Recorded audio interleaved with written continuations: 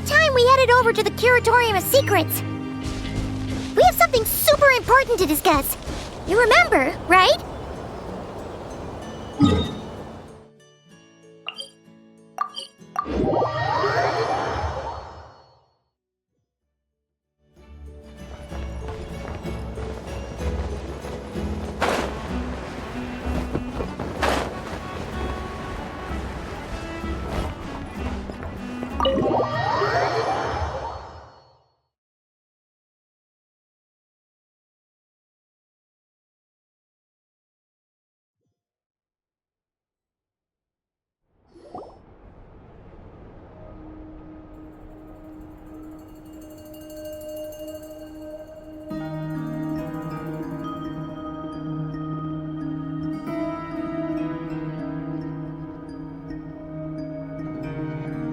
Looks like the gang's all here! Yep, all ready. How about you two? Green and good to go? Paimon's ready! Great, let's get rolling then. Great. Well, first things first. Wait. Someone's here. We heard your footsteps. Although... You've been here for a while now. I take it you followed the Traveler, but I don't sense any ill intent in you. Come on.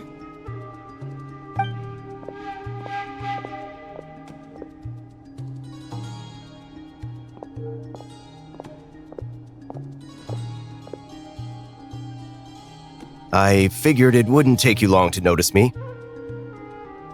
I come bearing news from my lady, the Knave. Dottore went through the motions of returning to Snezhnaya, but it was obviously a facade. However, he has not returned to the Kuvaki Experimental Design Bureau, nor has he made an appearance in Nasha Town. Well, in that case, he'll be in his lab way up north.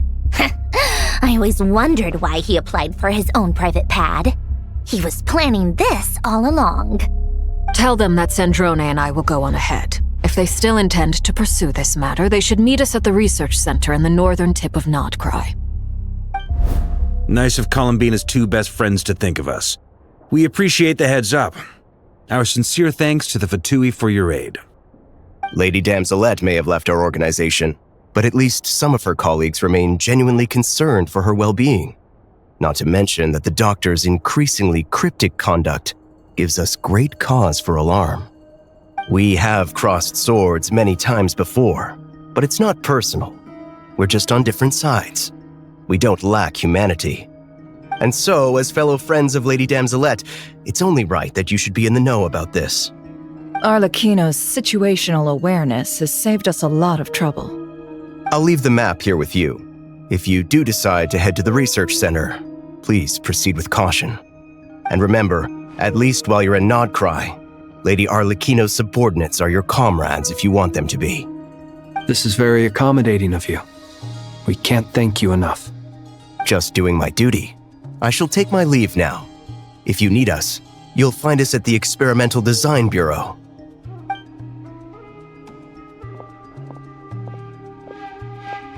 So, the doctors left the Experimental Design Bureau and headed to some research center up north.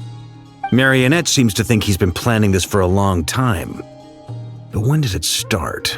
Before he even arrived in Nodcry? It seems his loyalty to the Tsaritsa is lip service at most. Behind the scenes, he may even be working against her. Whatever his motives, we know that he's decisive and incredibly ruthless. Facing him unprepared would be a recipe for disaster. At this stage, it's difficult to predict his next steps. I suggest we split into two groups. We need some people to stay behind and guard Nasha Town. Well, as much as I'd love to help, infiltrating research labs isn't really my area of expertise. But at least take Cool Your Jet's Ducky with you. It should be some help during the battle. And as for Miss Inefa, I suppose you will stay to protect Miss Aino? Detecting operational logic. Protect Aino. Priority. High. Just in case, Servarka, I think it would be best if you stayed behind as well. You can leave the research center to us. I mean, I would have said the Knight of Berea should probably be out on the front line, but okay, fine. Leave Nasha Town to me. Be careful out there, okay? If things get out of hand, fall back right away. Yehoda will be on hand to assist you. In my absence, she can handle any intel gathering work. You got it, boss. You guys make sure to get back here in one piece, all right? We will. Things are moving fast. We'd better head off soon if we hope to keep pace.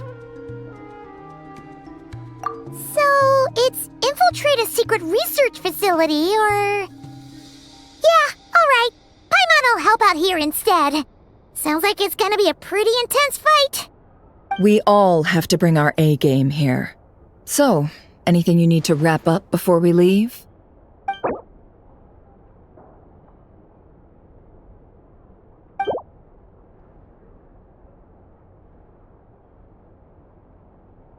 Okay. Well, we'll be good to go as soon as you're ready.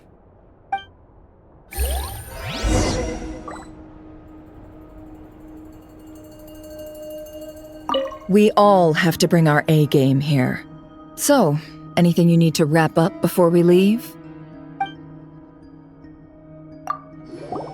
Then you'd better get going. Very well.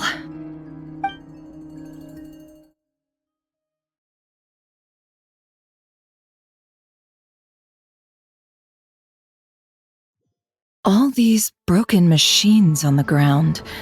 Someone got here before us. Could it be Arlecchino and Sandrone?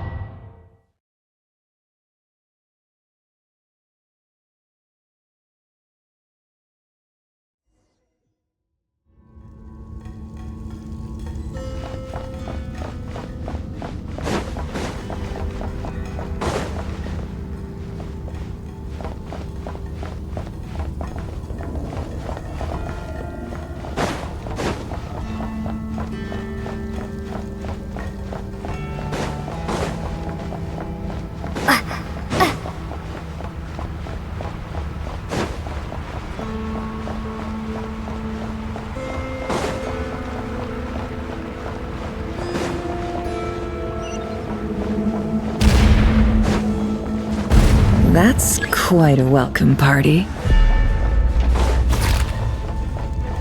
Bombs away! Go! Be silent. Observe. Night falls.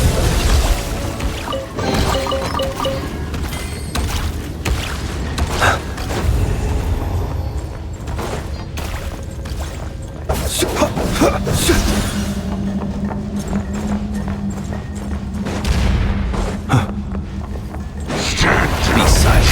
Observe. To dust. Close your eyes.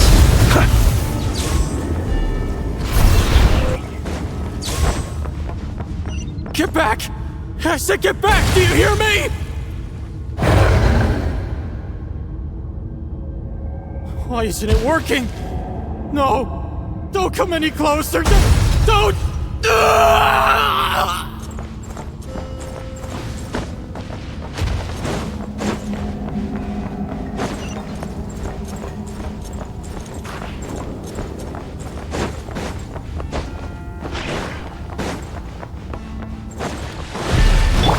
The deception ends here. By the frost moon of old. Observe. Be silent. Fear the dark. You poor souls. May your spirits find peace. Grab that key on the ground. We'll probably need it at some point.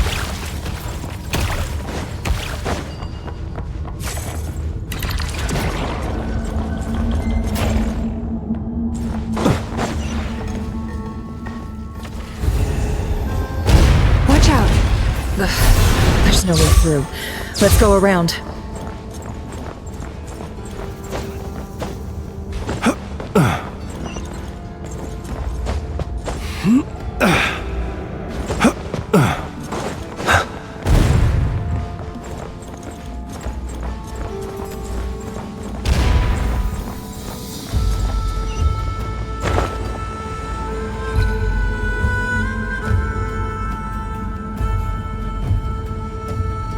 What the?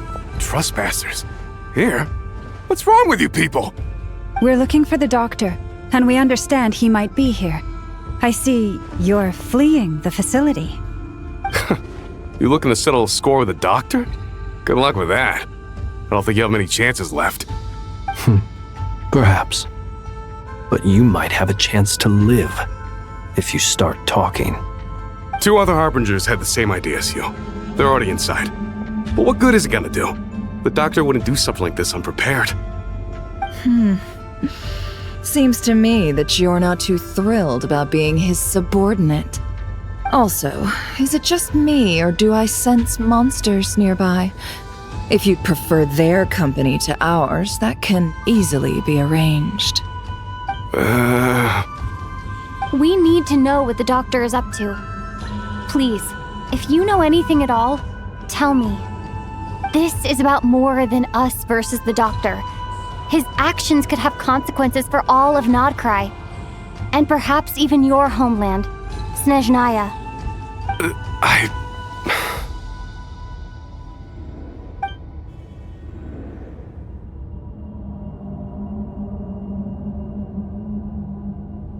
He's building something. Ambitious doesn't even begin to describe it. Feels like this could be the big one. God knows how long he's been planning it. A while back, he told us he'd be returning to Snezhnaya. We weren't expecting him back so soon. This time he brought some gemstones with him, or something. 2 of them. The moon marrow spheres. He stole them from their rightful owner, Columbina. Oh, Lady Damselette? Last I heard, she left the Fatui. Before she went, she told us she'd finished what Her Majesty asked of her, and wished to focus on some personal matters. I remember thinking that leaving us might not be the best choice. I mean, I always looked up to the captain the most, and... Back when this all started, the higher-ups dispatched 3 units to Nodcry to execute their plan. They were led by the Doctor, Marionette, and the Damselette, respectively. I was a part of the Damselette's unit to begin with. She never really interacted with us much. In fact, she seemed sort of detached from everything. Not because she was distracted, just felt like she was indifferent to the world around her. Like she had no stake in anything that happened. She always seemed like she was staring off into the distance. Almost as if she didn't see anything worth living for in the present, so she had to look further afield. That's right. She always used to stare up at the sky. The Doctor used to stand nearby and watch her. Apparently they got along well at first, but somewhere along the way, she grew wary of him, started avoiding him as much as possible. After she left, everyone in our unit merged with the Doctor's. He's similarly indifferent to the world, except when it comes to the moons. He seems to have big plans for them. Right now, obtaining the 3 moons is his #1 priority. He even said if he can only get his hands on 2 of them, he'll create a 3rd one himself. How would he create an artificial moon marrow? Maybe the knowledge he gained from the Hyperborean phantoms has something to do with it. Thank you for cooperating. We appreciate the level of detail. I get the sense that you'd serve under Columbina again if you had the chance. Would that be fair? No, she's no longer a Harbinger. As a member of the Fatui, my loyalty will always belong to the Tsaritsa. I'm only telling you all this because I don't completely trust the Doctor. His actions do not align with the goals that first brought us to Nodcry. I understand. We'll do everything within our power to stop him. The Knaves unit is based at the Kuvaki Experimental Design Bureau. Maybe you can seek refuge with them. Well, now we know what's going on here. Artificial moon marrow. He's likely well on the way to completing it. Dottore technological capabilities are far more advanced than I thought. I fear this could get ugly. Everyone, prepare yourselves.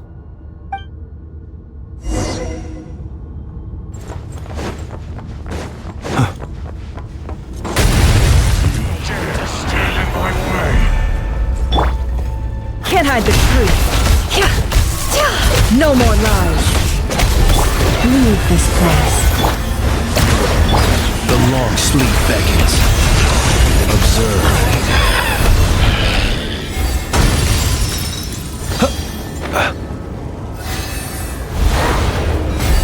Close your eyes. Wipe out! Go! For the everlasting forest.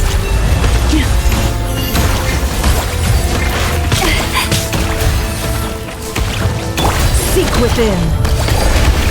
Can't hide the truth. It all adds up. Observe. Close your eyes. To dust.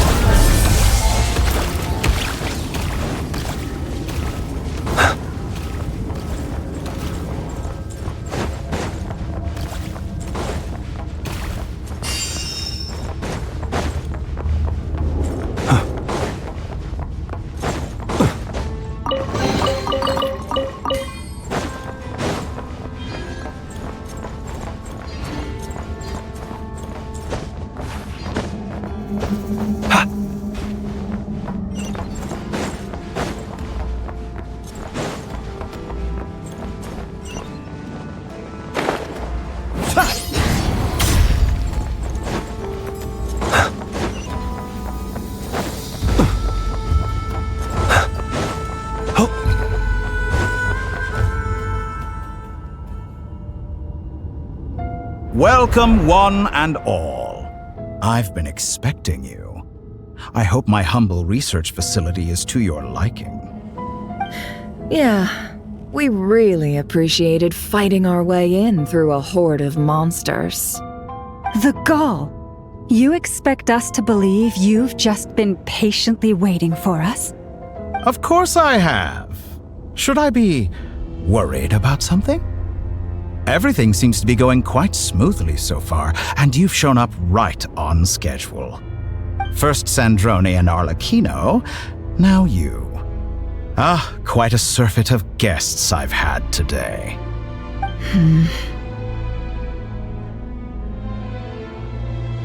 If you were looking for them, I should probably mention that Arlecchino disappeared as soon as she entered the facility.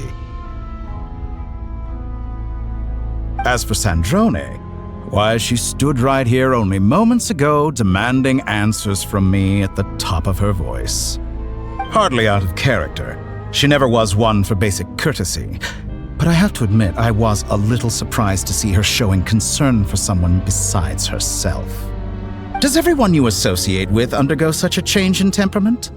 Speaking as a researcher, I have to say, it is not a change for the better. It threatens one's ability to remain objective. Well, since you ask... So you've got your hands on the moon marrow, and now you're claiming godhood. Don't you think that's a bit of a stretch, Dottore? I must protest what you are insinuating with that phrase, claiming godhood. I am not claiming anything. I am stating a fact. You're a researcher. I'm sure you appreciate the distinction between the two. Huh? Wait, you really think you're all that? You'll excuse me if I'm not being a polite little lady for you. We're colleagues. We both know what kind of person you are. By the same token, I knew you'd respond along those lines. You and I both understand that facts speak louder than words. To that end, I've had my people send you a small gift. It should go some way toward helping you understand my present position. What gift?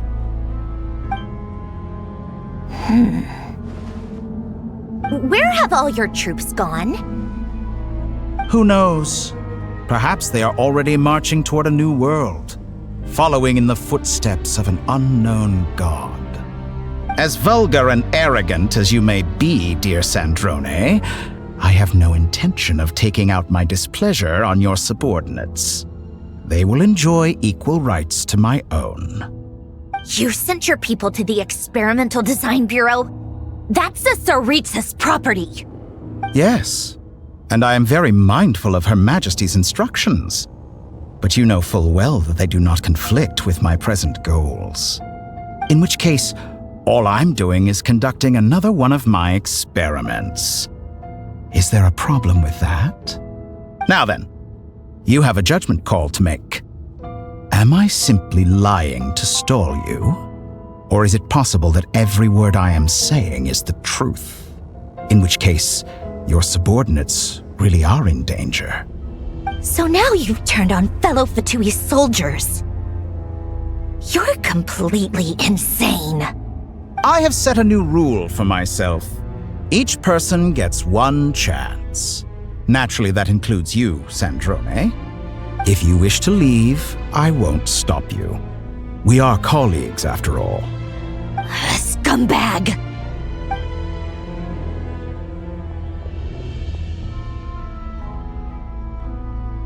Still, I hadn't counted on Sandrone sparing any thought for the people of this world. Shame. I always found her self-centeredness to be one of her few better qualities. How can she ever hope to achieve greatness when she's so obsessed with protecting her little design bureau? It's more than a little disingenuous to speak of achieving greatness while taking hostages. Or does honor no longer mean anything to you? Honor? I have the marrow of 2 moons in my possession and will soon complete the construction of a 3rd. I will be the god of a new world. And you speak to me of honor? How charmingly naive. Those are sacred relics. You do not deserve them. In my view, many in this world do not deserve to be alive. And yet I mercifully permit them to go on living, do I not? You'll come to regret your actions. Will I now? Let's see if you can make me.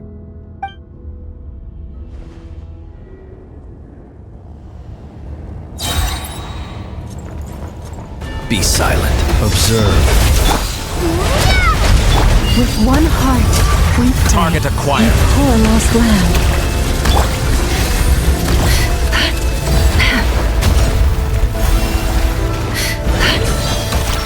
The mystery unravels. No more lies.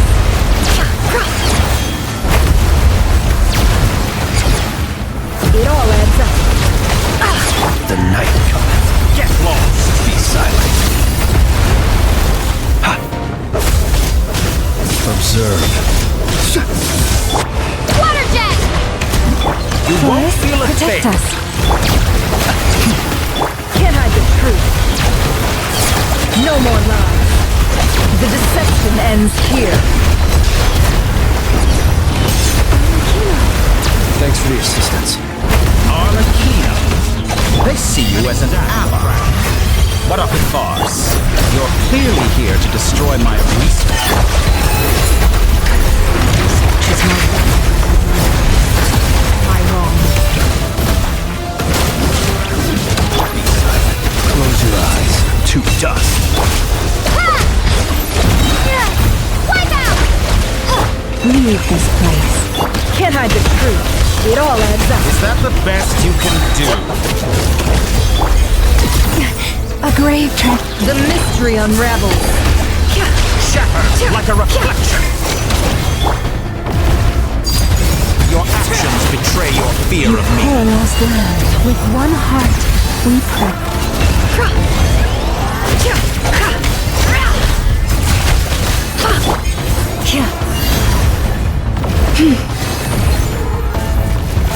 No more lies. Leave this place.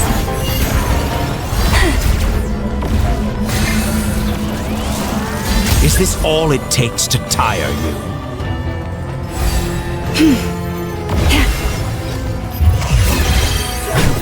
How's this?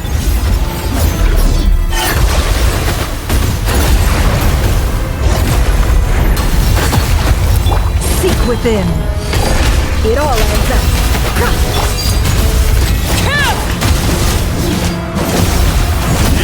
Witness my... Dottore is too powerful with the artificial moon marrow in his arsenal. Fighting him is futile. Quickly!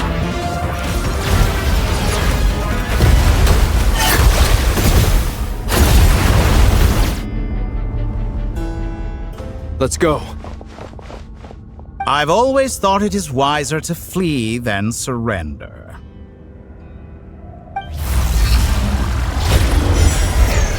Watch out!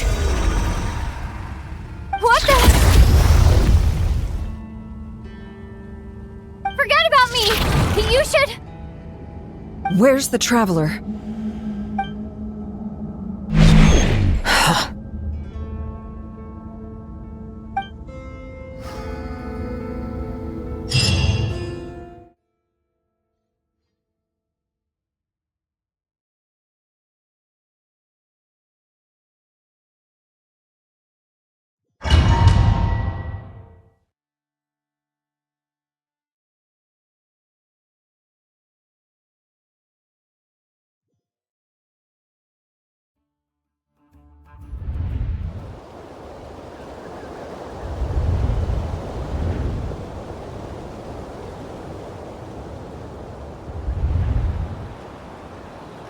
What just happened? Nasha Town? How did I get here? Strange. I remember being trapped by Dottore during the battle, and now, all of a sudden, I'm here. Something weird is going on. I guess I'll start by exploring the area. Traveler? What brings you here at this hour? Huh? What are you in the mood for today? A hot dog? Or something else? We've got some special discounts at the moment. Want to see the menu?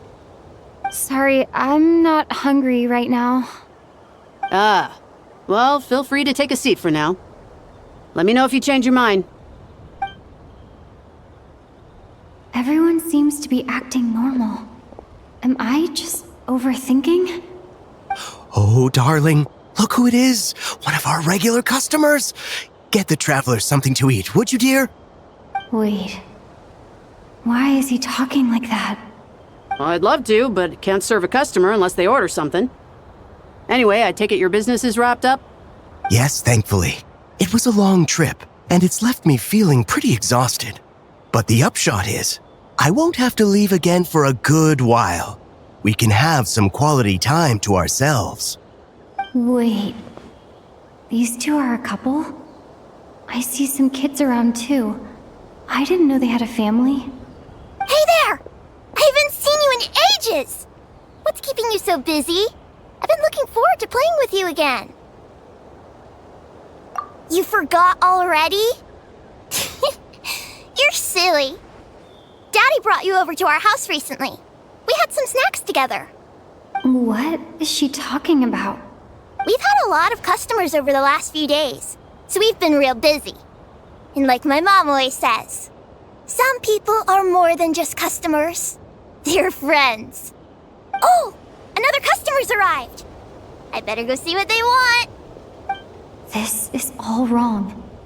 I never once heard the owner of this restaurant talk about their family. It certainly isn't a family-run business. And that child, I don't recognize her at all. Could this be a false memory? Very good. I knew you had it in you. Aren't you going to try the house special? When did he show up? No, none of this is real. You don't seem to like it here. That's fine. We can change venues.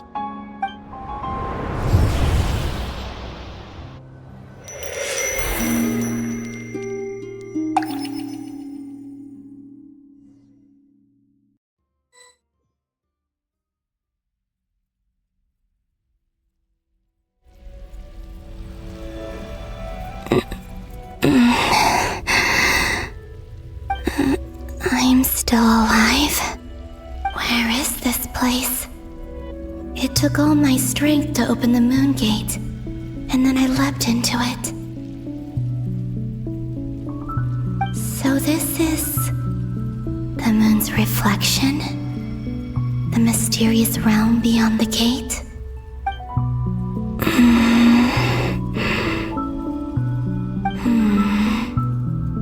I can't sense anything. I guess I could try opening the gate once more.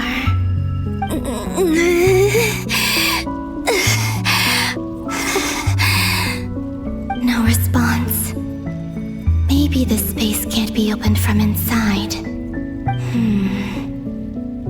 If this was the space that killed both Revier and his lover, then why am I unscathed?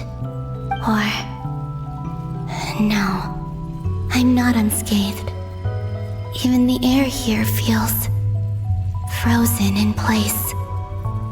There is nothing here with which I can restore my power. I should conserve my strength and proceed with caution.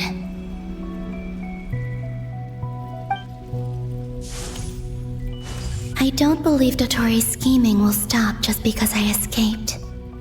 If there is any chance that I can get back to the others, any chance at all, I must return.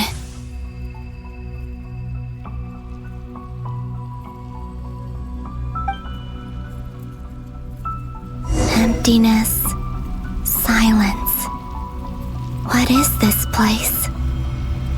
Or maybe the real question is, what is it for? What's this? Looks like it responds to my power.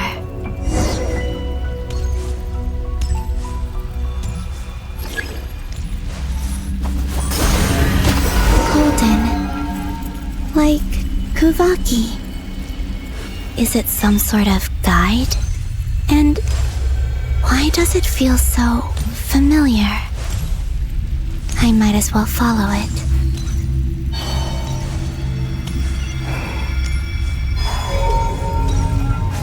Where does this lead?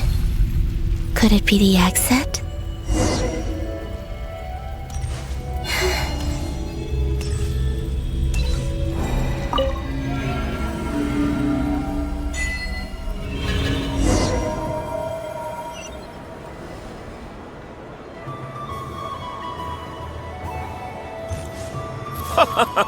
Welcome home, Moon Goddess.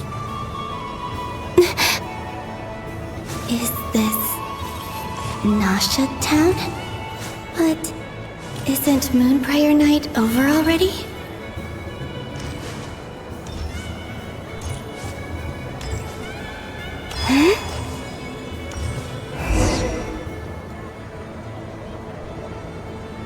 Goodbye for now, Columbina. I hope you have a wonderful night.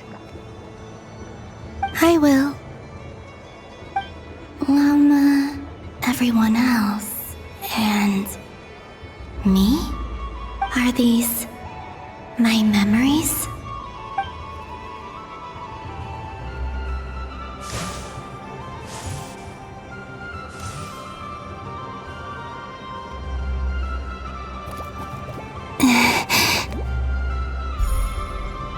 I can't touch them. It's as if we're separated by some impenetrable power.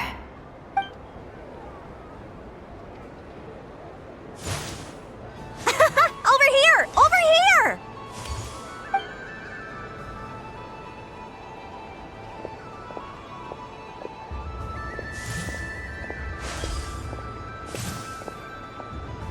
But the people in these memories pass right through me.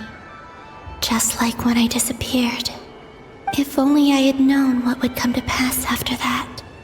Even so, I should still take a look around. Just being back here. It gives me the strength to keep going.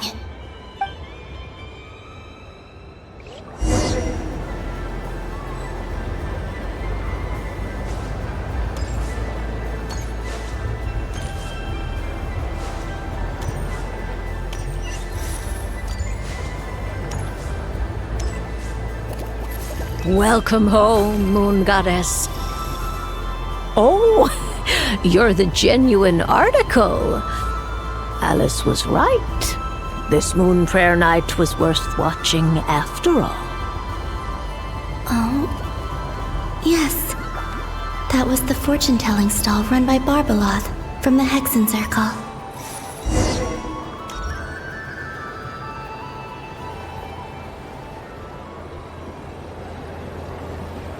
Please, draw the first lunar arcana. This represents destiny and is the foundation for the divination as a whole.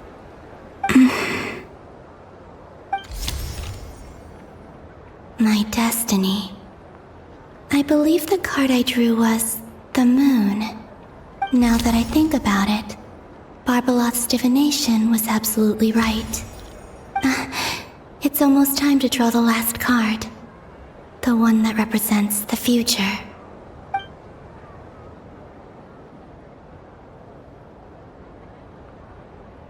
That was the card that popped out on its own.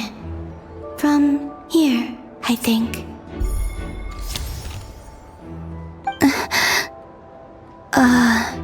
Kuvaki Pulse? What? Fascinating. I've never encountered this before in my role as a diviner. What's going on? Did that card leave the deck? Because of my influence? All I did was try to touch it, and then... Maybe this memory space is not untouchable after all. Are there weak points in the barrier? Or is it possible that there's more to this space than my memories alone? This card is death. I need to get to the bottom of this. I'll try touching something else.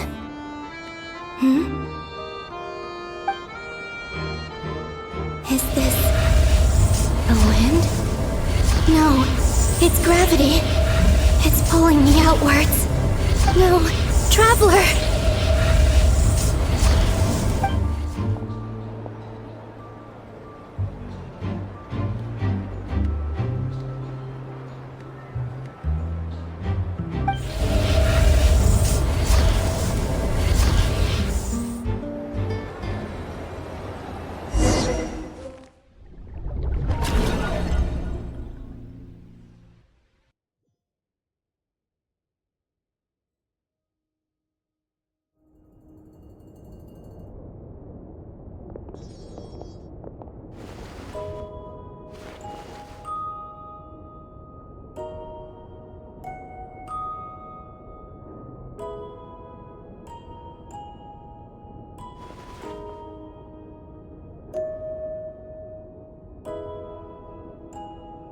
Haimon, listen to me. From the bottom of our hearts, we are so sorry. We completely understand how you must feel. The Traveler is trapped, and we all feel responsible for it. Don't say that! Haimon's not a little kid! You didn't leave her behind on purpose! There was nothing you could do!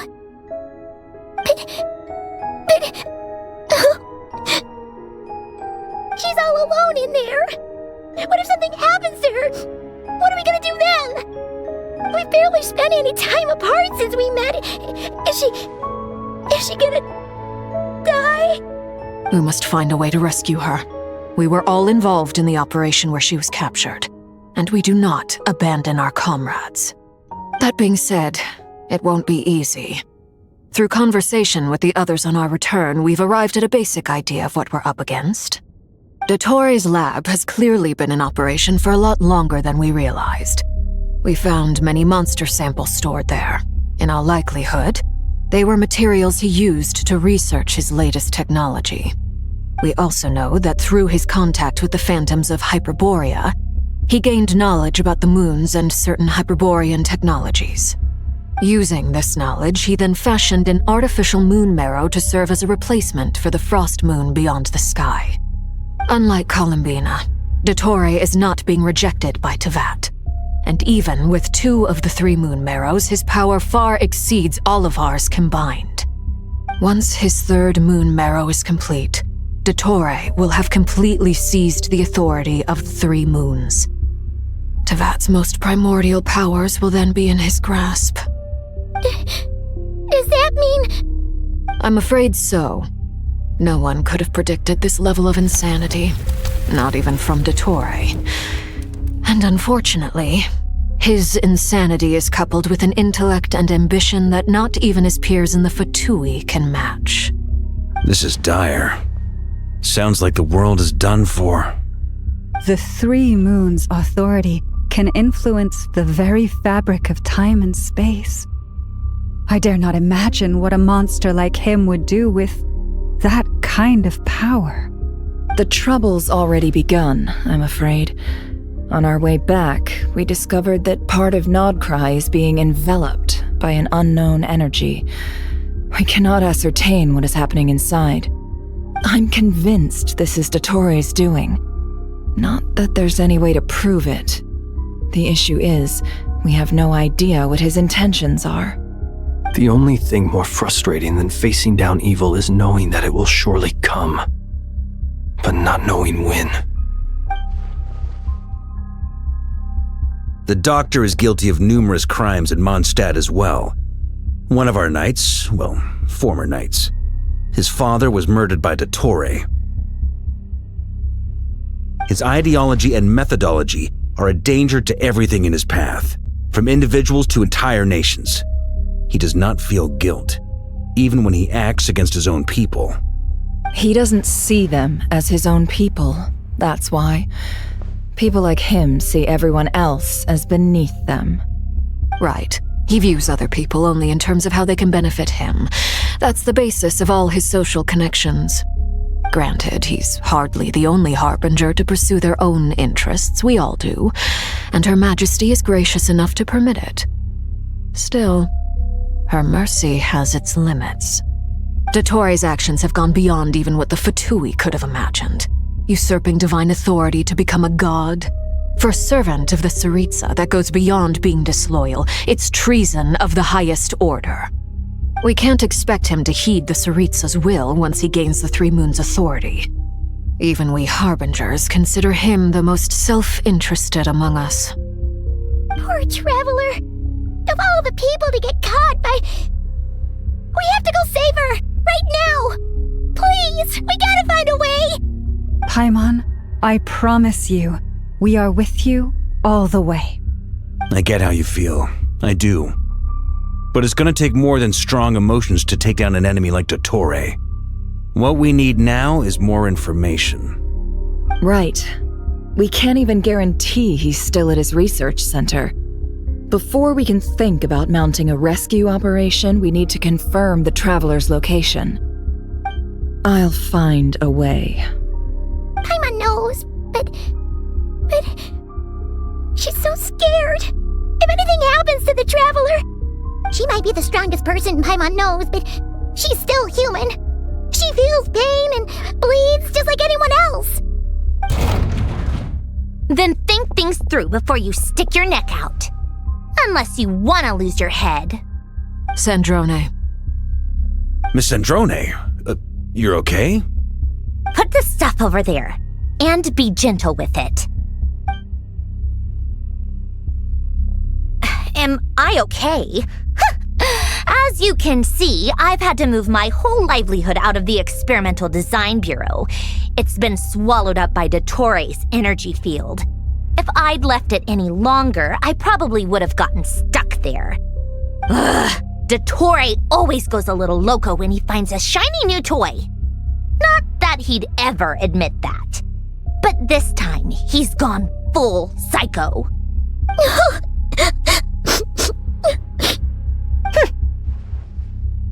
Just go ahead and cry already. Sorry. Paimon's not trying to make a scene. It's just... She can't... Oh, Paimon. Let it all out. There's no shame in it. When you're overwhelmed by fear and despair, crying can help get it out of your system. You'll feel better for it. Okay then, while the baby of the group is having a moment, How about the grown-ups get to work? Give me your hand. You've made a discovery?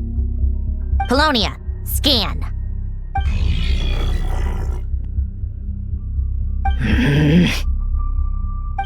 You, hand, now. Oh, I thought you'd never ask, my lady.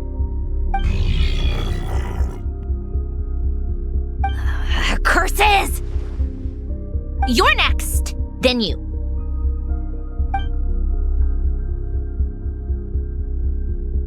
Dottore, you son of a... He's done something to us! Everyone who entered his research center has been implanted with some sort of curse. I don't feel anything unusual at the moment. Does that mean it hasn't activated yet? Is there a way to figure out its purpose and what might trigger it? My best guess is Dottore created it using the moon goddess's powers. 1 second, analyzing. Ugh! That friggin' maniac! So, what twisted game is he playing this time? The moment I analyzed the energy composition, some encrypted text appeared in my mind's eye. And when I deciphered it according to the Fatui standard encryption protocol, I got the following message. Feel free to run, or you will perish in nod cry. He's mocking us. Yep, he loves to toy with people. Only in this case, there might be more to it. But I didn't detect any murderous intent or malice either in the message or the curse's energy. As if this is him at his least malicious. Or perhaps all people are cowards in his eyes. Maybe he thinks the threat alone will be effective. What a despicable person. And he has the Traveler in his grasp. If I may, as unhinged as Dottore may be, he has always exercised great patience with the objects of his interest. I remember a comment he made when we first arrived in Nodcry. He said, "This world is, on the whole, an exceedingly dull place. But at least there are a few intriguing features, such as the gods, or the Traveler. Presumably, they interest him because they're unknown quantities. He wants to understand as much as he can about them." Agreed. The Traveler is Tevat's fourth descender. All Harbingers are aware of this. Since Dottore took such pains to capture the Traveler, he is unlikely to kill her right away. Okay, but we still have to do that rescue operation. Of course. I also think we need to read between the lines with Dottore's message. If he's encouraging us to run, that means we mustn't leave Nodcry under any circumstances. My guess is, his curse will only trigger if we leave.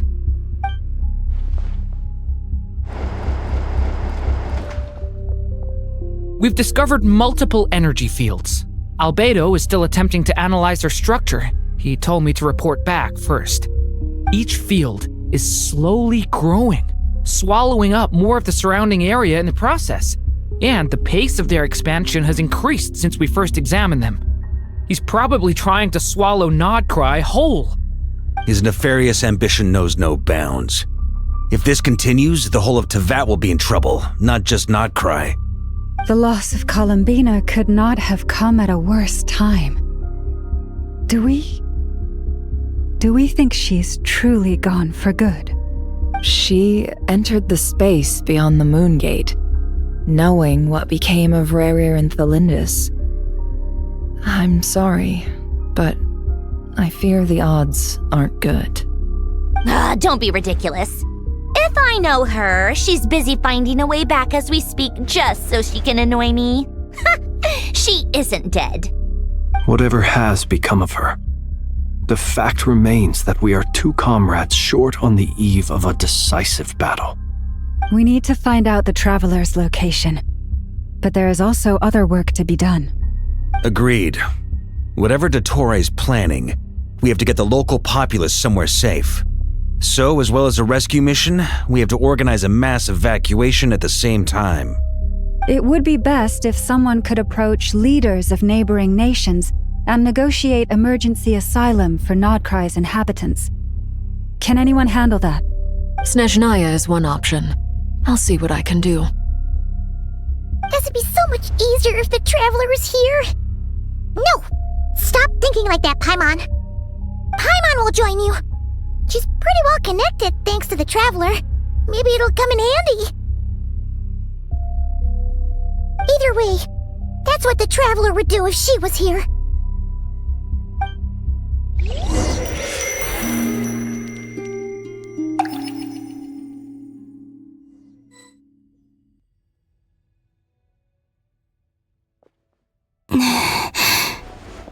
Back here again. That gravitational force that pulled me back. Is this where it came from? When I saw that memory of Moon Prayer Night, I think I influenced reality. Was it just a coincidence? Or if only I could have sent the others some kind of warning on Moon Prayer Night. Maybe we could have stopped Dottore. I feel so heavy. Does entering that space consume a lot of energy? Well, even so, I have to keep moving forward. Back to emptiness and silence again. I should try and find my way back inside that memory.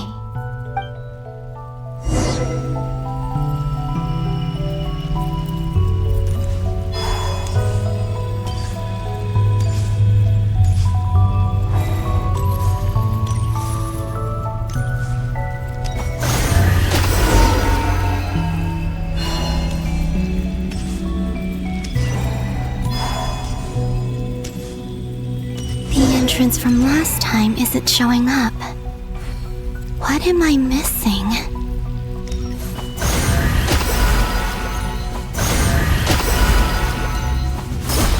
Looks like I need to gather these scattered fragments.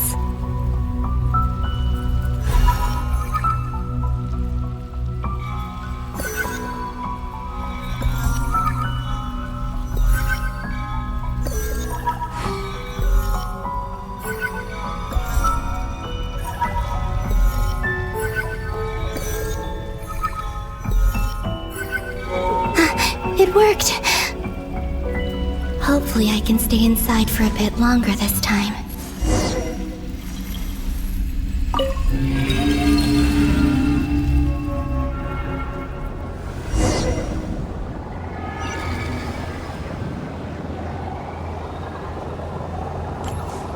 Ad Astra Abyssosque. Welcome to the Adventurers Guild. What? This doesn't look like Moon Prayer Night.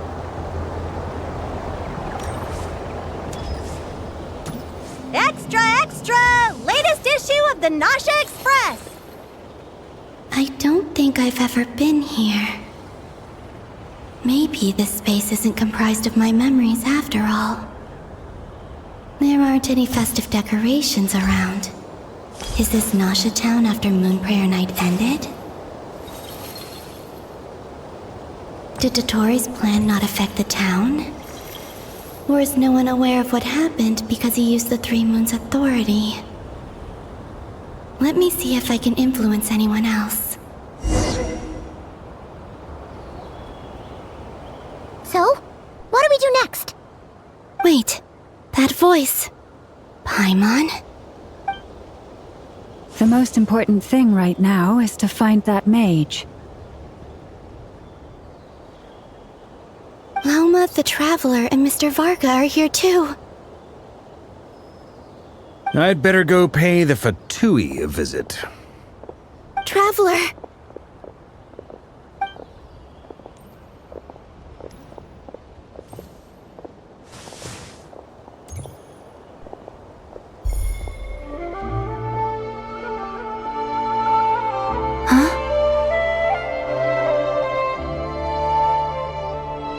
Columbina? I made contact. It's me, Columbina.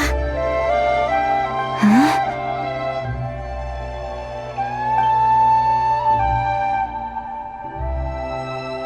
Traveler?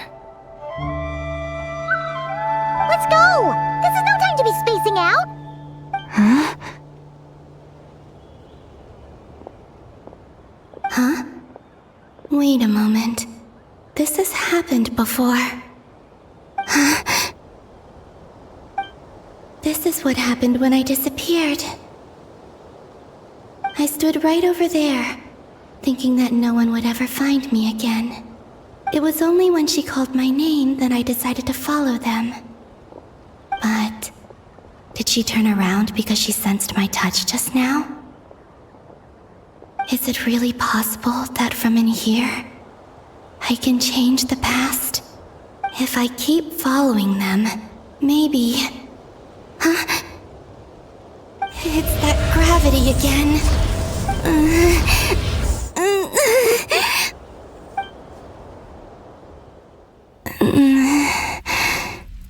Every time I influence reality within that space, this force intervenes and pulls me back. It's as if it's trying to stop me from leaving.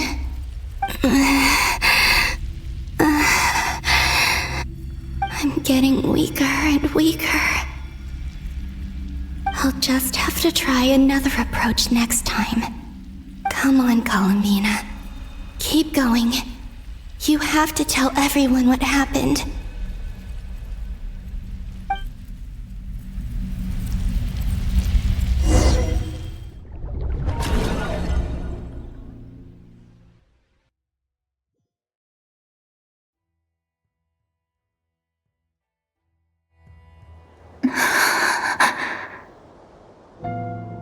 Suddenly, I've been plunged into darkness, alone. It feels strange, as if something has grabbed hold of me. Is Dottore now powerful enough to interfere with space itself? Look at you, standing so still in total silence. I almost didn't recognize you. Hello there, traveler. He seems to be in a good mood. Wait, what's that behind him? Ah, so you noticed. This is the completed trilune. 2 primordial moon marrows and 1 artificial specimen. You are wary of it. Good. Maintain that reverence. You performed well in that recent battle. Brave and reckless as always. Courage is the sign of a true hero, and impulsiveness is the hallmark of those who strive to advance. I say this not to belittle you. Most creatures are far more timid by comparison. 3 moon marrows. Does that mean the artificial one is now complete too? Well spotted. What do you think? For a replica I built myself, I dare say it looks the part. Dottore, are you planting illusions in my mind? I have no interest in fooling your eyes.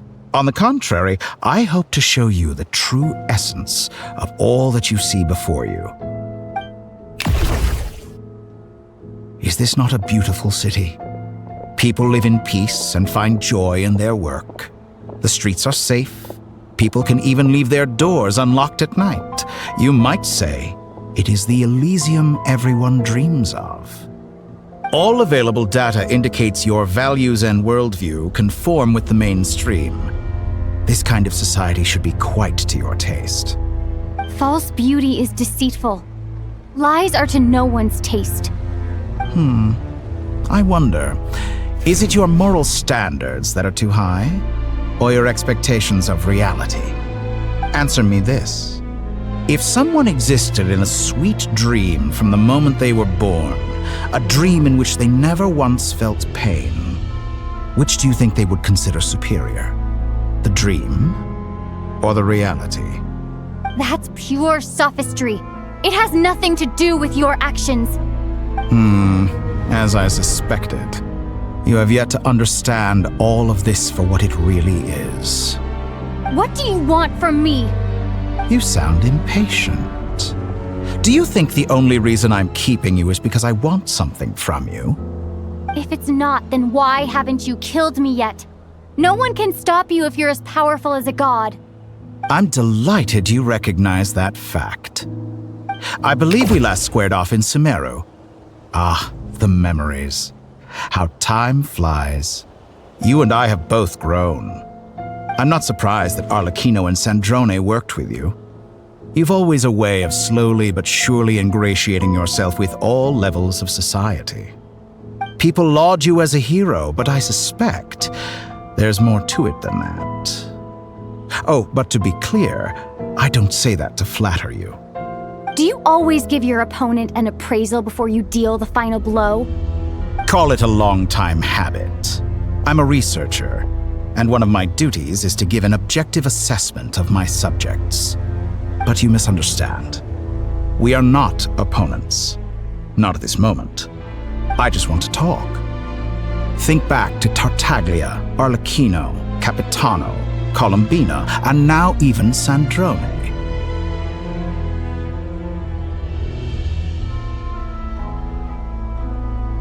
You've worked with each of them in the past. I believe you can work with me as well. What makes you so sure? Well, why not? Should the good associate only with the good and the bad befriend only the bad? I like to think we could have a more mature relationship than that. Surely you don't think all your relationships are grounded in friendship or shared ideals? People come together because it benefits them to do so. If you think of the people you admire, you must surely admit that they have provided some benefit to you. Morality, ambition, dreams. People have plenty of words to embellish the nature of their relationships. But once you break free from those ethical frameworks, you will see that the only thing connecting the two of you is mutual benefit. And that is what I'd like to talk to you about. We're finally getting into it. He's probably been planning to kidnap me for a long time now. But for what exactly? He has the authority of all three moons. I won't be able to gain the upper hand in a fight. Best if I pretend that I'm willing to negotiate for now. You say you're a god, but you also speak of mutual benefit. What could a god want that the three moons cannot provide? Excellent question. But before I answer, I would ask you the same thing. Gaining Colombina's allegiance was a rare and extraordinary feat. But the Moon Marrows are now in my hands, and I have the edge over her. For this artificial moon is not being rejected by Tevat. Her identity and lineage may have been a thing of glory in the old world, but they were also shackles that prevented her from ever integrating into Tevat. I, on the other hand, you may view me as a thief, but I have overcome that limitation. So what is it that the three moons cannot grant you? What stops you from negotiating with me to get what you want? I don't make deals with lying psychopaths. That's quite an accusation. Are you expecting me to get angry with you? Well, this is one aspect in which my personal growth has served me well. In the past, my less mature self might have been disappointed, perhaps even angry, over a small setback like this. Like when you and Lesser Lord Kusanali joined forces to oppose me, for example. But things are different now. Just as the rich do not quibble with the poor, I no longer find myself perturbed by these trivial affairs. Human relationships end with conflicts of emotions and interests. But relations between humans and gods are different. And ours is even more unique. I have ascended to the highest heights and laid claim to unprecedented horizons. And you were no ordinary person to begin with.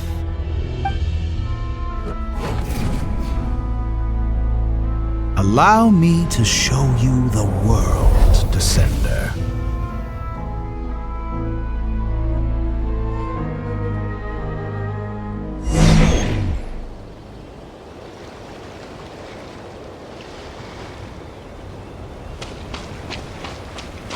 Stand, walk, jump, sit, and lie down. These are the most common of behaviors.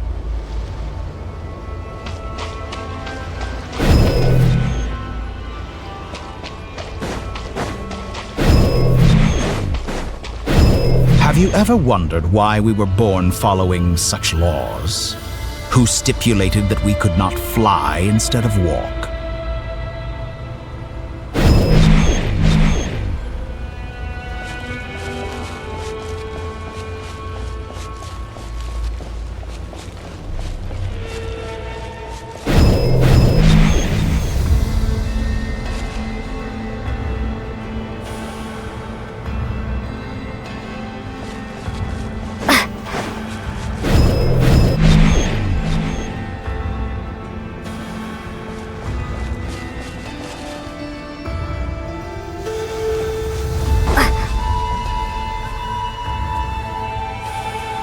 Someone of your talent and experience must surely know of the 4 great rulers who serve the heavenly principles. They govern life, death, time, and space. One wounded by a blade will die from blood loss or infection, and one who falls into a lake will drown in agony. The elderly wallow in solitude, and the solitary age faster. Eventually, new life is born, only to embark on the same path of suffering. These 4 divisions anchor the world and shackle those who live in it. But they themselves transcend its boundaries, squandering the power bestowed by the heavens. All who live yearn for equality, but unless the gods prostrate themselves and profess that they are mere servants of the living, equality can never exist. Who makes the rules we must live by? Who has the right to restrict us? The limits of the body can be rejected.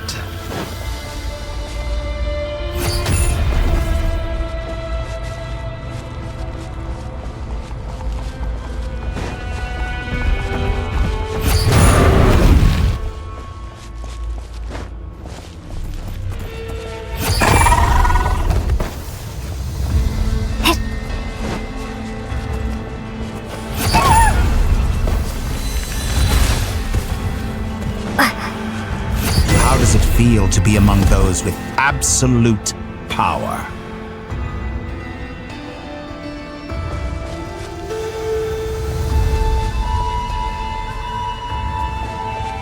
You cannot conceive the extent to which your flesh hinders your mind and spirit.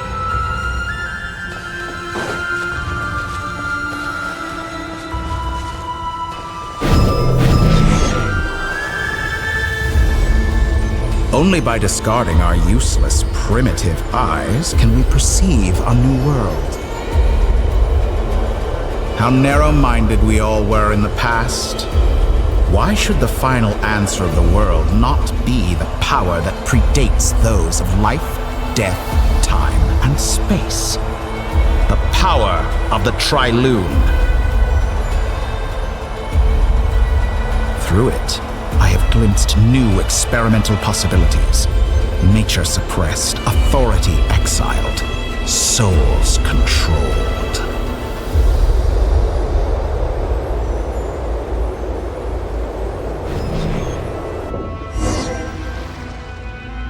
You know, I heard recently that a group of critics reviewed countless stories and drew an interesting conclusion. They found that it is more often than not the villains who strive tirelessly to push the boundaries of progress. In fact, long before this, someone voiced a similar idea in an academia editorial. I felt a great affinity with this perspective. I have never been afraid to step up and play the role of the villain. Fanatics are trampled down for their transgressions, and those who transcend are rebuked for their audacity. And so, the majority of creatures are too timid to follow my lead. But all sacrifices made during my experiments have been worthwhile, as you can now see. I can offer you something new, something unique, precisely because I am a villain. Think about it. We are eternally bound through mutual interest. Can you truly say you would never turn to malice if it could give you the life you dream of? After all, what value do perfection and purity really have? They are fragile and feeble things, utterly tedious. I say, better to be governed by a flawed humanity than a gnosis. The true seeker of knowledge is the villain who undergoes countless tribulations in pursuit of their goal. I'm sure many people have told you that you're different. Because I'm a descender? Exactly. Very clever. But what has that got to do with you? I do not conceal my wicked deeds, my selfish desires, or my greed. A true researcher must act as I do if they are to understand and speak of the truth.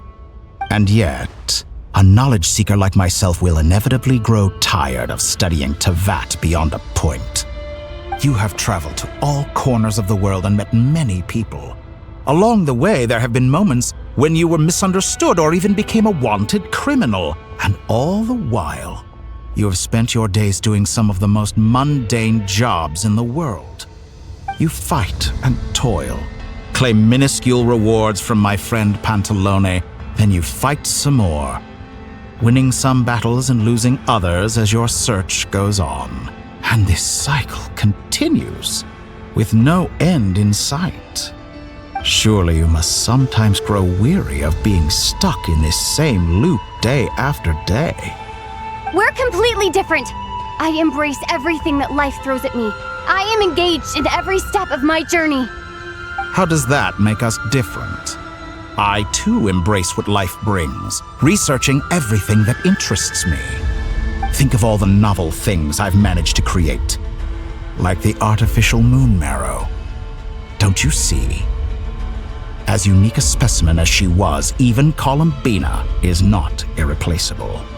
Take that back! She's gone because of your actions! I didn't say that to anger you. Though admittedly, I don't see what there is to be angry about. Anything Columbina could do for you, I can do better. I know what your ultimate goal is. You wish to walk the path your brother walked and seek answers from him at the end of that journey, don't you? Someone like you could never understand what it feels like to care about another person the way I care about him. Perhaps not. But that doesn't mean I can't help. I could find your brother right now, bring him before you, and make him give you the answers you seek. Don't be so presumptuous. You'll never begin to understand the situation between us. Oh, no. This is no presumption. I'm only offering what I know is possible with the power of the Trilune. But it seems like you would sooner continue with your journey through this world. Why? Do you truly desire this journey? Or is it simply a necessary process from which you cannot escape? Think of all the time and energy you have spent, everything you've had to endure just to make it this far. Is this really what you want? Or has your hand been forced by the promise of that final answer? Yes, you have made many friends. But do they ever spare a thought for the void in your heart and what it yearns for? What you want is not friends. It is family. But do they know this? I, on the other hand, am far more considerate. Join my experiment, and in return, I will bring your meaningless journey and all its struggles to an end. This is a malicious attempt to manipulate me. But at the same time, he's stating some very human truths. Of course, he's right about my predicament. How can I deny it? I have faced ungrateful strangers, never-ending troubles, an endless quest for answers. I want to see him. After everything I've been through, words can't describe how much I miss him, how much I want to be reunited with him. Wherever you are right now, do you miss me too?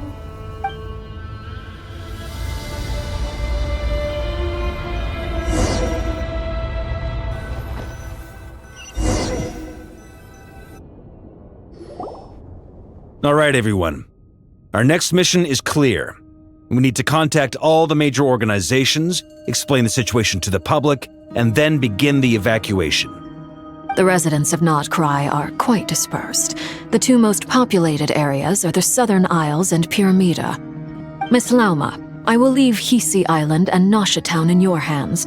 I will liaise with the Fatui and Pyramida. Agreed. We will reach out to Natlan and Snezhnaya.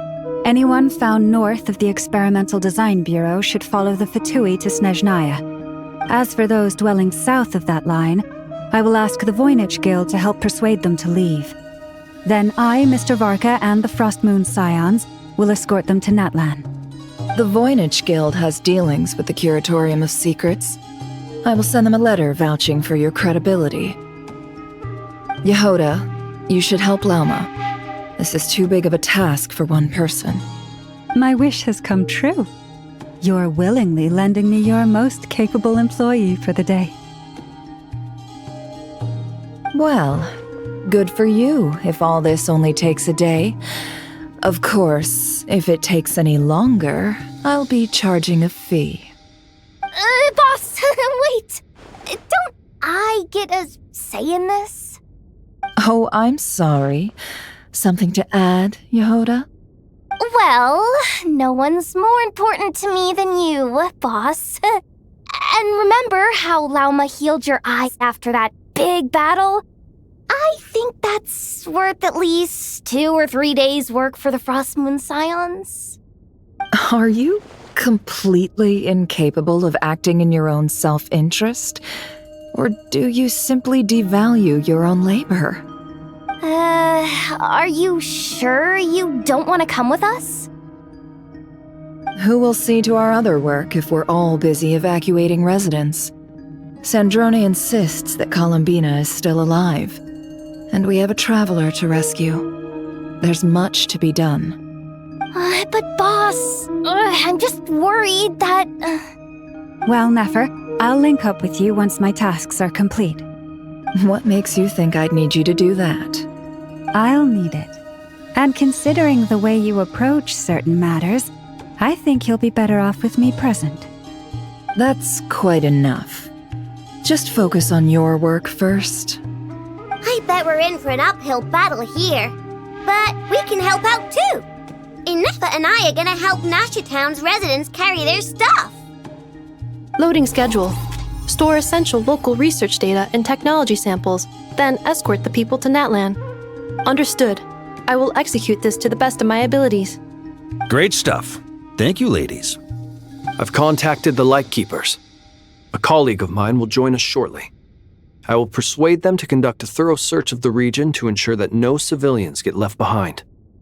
As for me, I guess I'll be making an early return to Sumeru.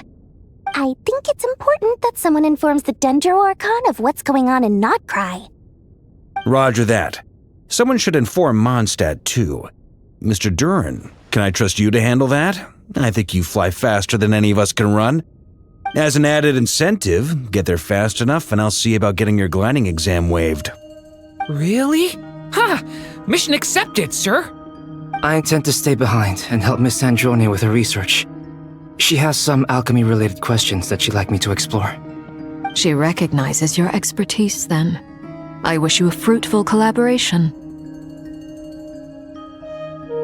Thank you. In truth, I was surprised to hear her express an interest in subject matter outside of machines. I believe she has been investigating some Fontanian technology recently. She made a point of bringing the relevant materials with her when she left the Experimental Design Bureau. She's sorting through everything in her room as we speak. I should mention that we have one other friend who isn't present. He hasn't made his position in all of this clear. But if we know anything about him, he's likely investigating on his own. Paimon's been very quiet today. But I know how close she and the Traveler are with the Natlanese. She should come with us to the border. Okay. Paimon will do her best. Make sure to heed Sandrone's warning. Many of us have been cursed by Dottore. As such, under no circumstances should anyone cross national borders. Remain within Nodcry. That aside, personally I have faith in Columbina.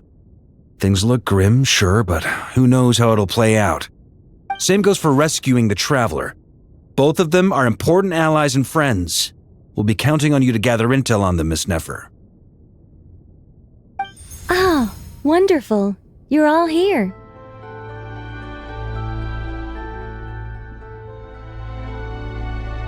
That voice again! Nicole? Whoa, that was loud! And it came out of nowhere. So mysterious. Sorry, this is the only way I can speak to you all right now. Please accept my apology. Anyway, time is short. I'll cut to the chase. We're still facing quite a catastrophe here at the world's borders. Alice has roped in every Hexencircle member she can get a hold of. Except for me. She told me I had to come and help you all out as a matter of urgency. I quote, "You love talking, don't you? Well, now it's finally your time to shine. Take these. Make sure the whole party gets one each.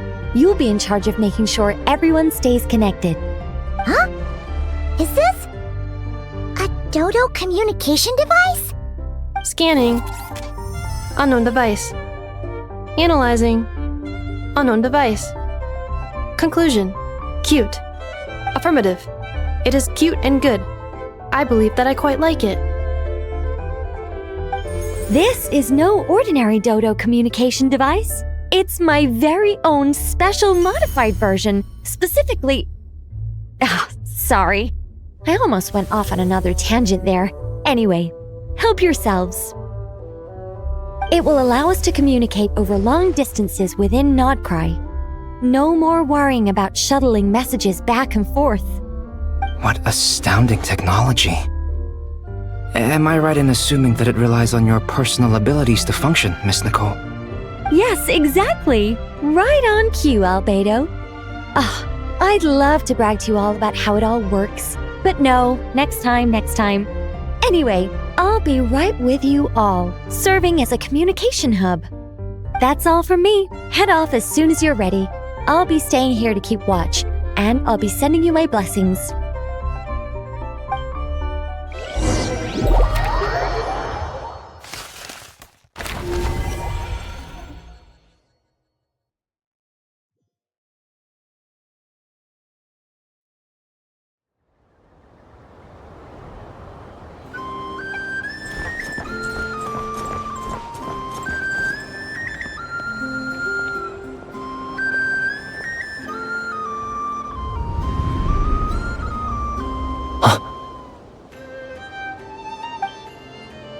Sir Flint.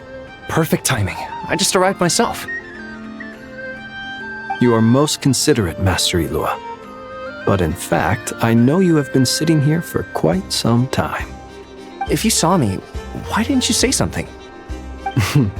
I was curious to see how long you could sit still for. Also, shouldn't you have managed to sense me approaching? That would be a first. You always seem to appear out of thin air without making a peep. Also, how many times do I have to tell you not to address me as master? I don't qualify. I beg to differ. Why should a young man so well versed in social graces as yourself not be worthy of that title? Please, Lord Flint's... Sir Flint's. I'm begging you, don't flatter me into complacency like you do with everyone else. You understand me better than most. My newest acquaintances tell me I love complimenting others. What do you think? I think they don't understand why you do it. You just love puffing people up till they're a big, happy ball of hot air that floats away into the sky. In all sincerity, I can only hope that they bring good tidings when they come back down to Earth. Is the situation that bad? We just held a strategy meeting. Let me fill you in.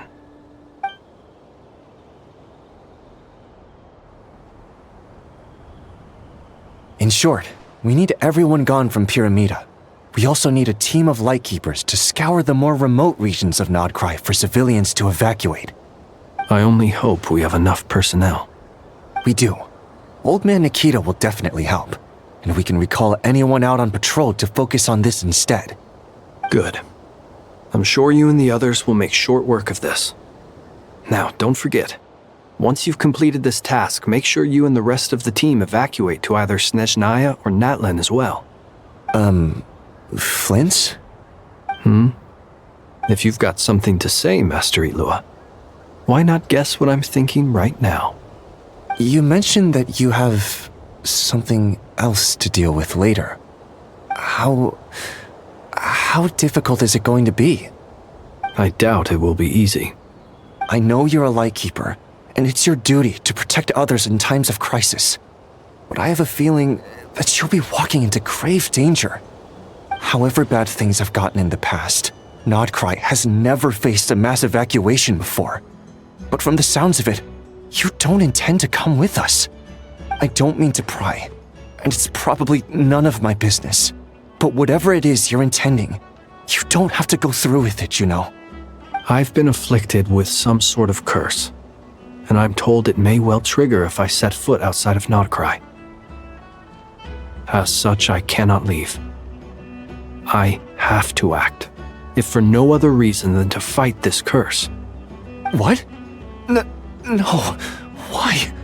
Why would anyone want to curse you? There are plenty of people out there willing to trample over others in pursuit of their own goals.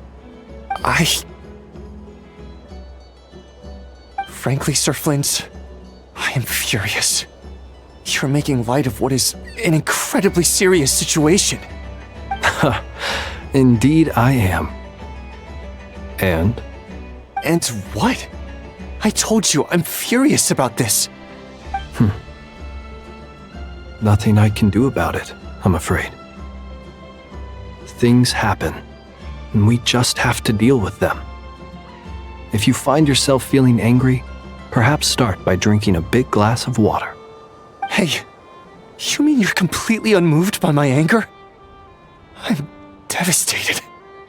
Then allow me to express my sincerest regret. Come by the lighthouse sometime. We'll catch ourselves a few fish, have a little barbecue, play some cards, and bask in the sun. Maybe I need to spell this out. Lean in a little, Flint. Oh my, this doesn't bode well. Word is that you were caught up in a real horror show recently. People were amazed that you returned safe and sound. They've been debating whether you're even human. I've returned safe and sound from plenty of crises. When you say people, do you mean other people, or do you just mean you? Fine. I'll be frank. You're not human, are you? Heavens. Now that's a horrifying thought. You know what? Forget it. We'll revisit this once it's all over. A sound plan. Albeit a little ominous sounding. Just promise me you'll come back in one piece, all right? For you, Master Ilua. How could I refuse? Also, please pass my regards on to our colleagues. Tell them, thank you all for your assistance. Please put safety first as you proceed with the operation.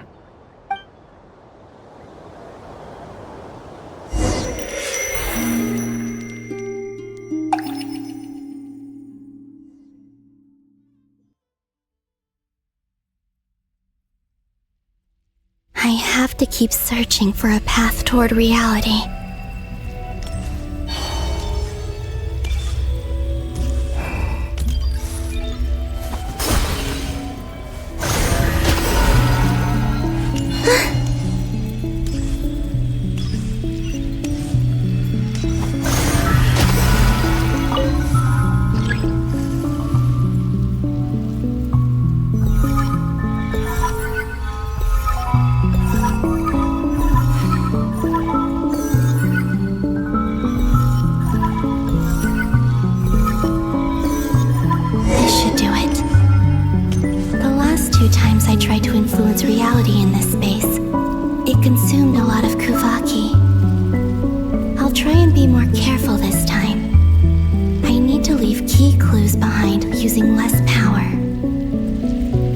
hope everyone still remembers what I said on Moon Prayer Night.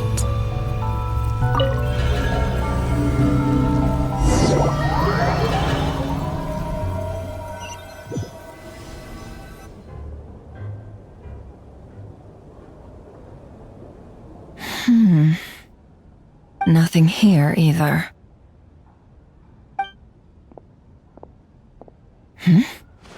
Flints? Ah, Miss Nefer. What are you doing here? Unless... I just spoke with Itlua about arrangements for the search and came for a walk nearby. As for you, why would...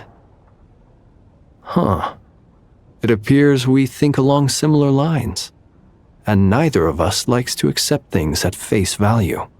As well as figuring out how to gather intel on the Traveler, I wanted to confirm some of my own suspicions. Also, we'll need to bring a lot of force to bear against Ettore, even if we're only looking to rescue the Traveler. We can't leave anything to chance. You don't think Columbina perished either, do you? I'm merely considering the possibility that she survived, just as you are. How much can we really know about a deity like her anyway? Do you remember what she said on Moon Prayer Night? About using moonlight to send messages to us? Of course. I think that's why we're both here. Where have you checked so far? I've been focusing on the outdoors. Anywhere the moonlight shines. I checked most of Nasha Town, but didn't find anything. I checked the Curatorium of Secrets, and a few rooms where I thought I might find some leads. But no luck here either. The only places I haven't looked yet are the rooms in the flagship. But process of elimination isn't the only thing that brought me here. Oh, really? What's your other reason? After all that build-up, our mystery ally never showed up even once!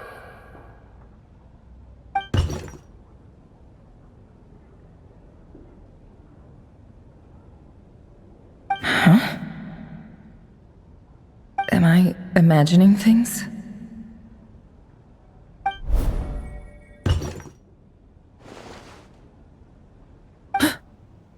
Come on, let's see what's going on.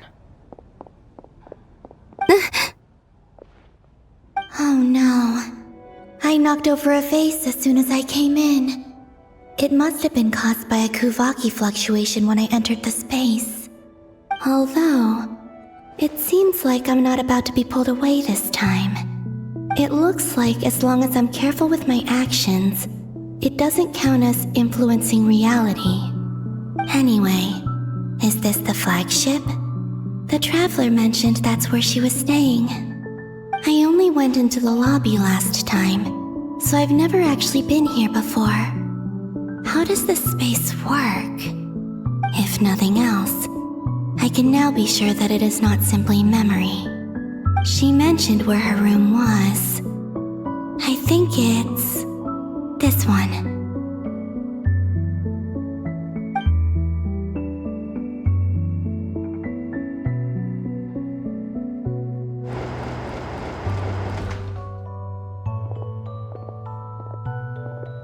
The door is closed. But if this is anything like when I disappeared, then maybe...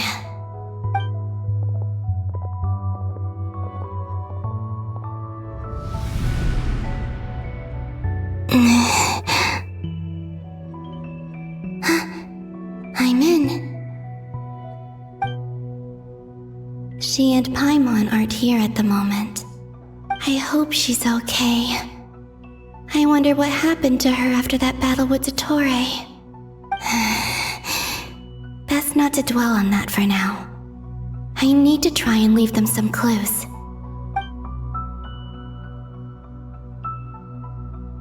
Please, Traveler. I really hope you find this.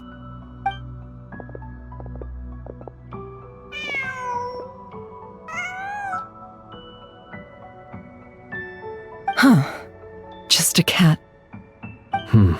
Nothing else here strikes me as noteworthy. Didn't you stay here for a couple of nights once? Before Rarir showed himself, yes. It's also where the Traveler and I first met.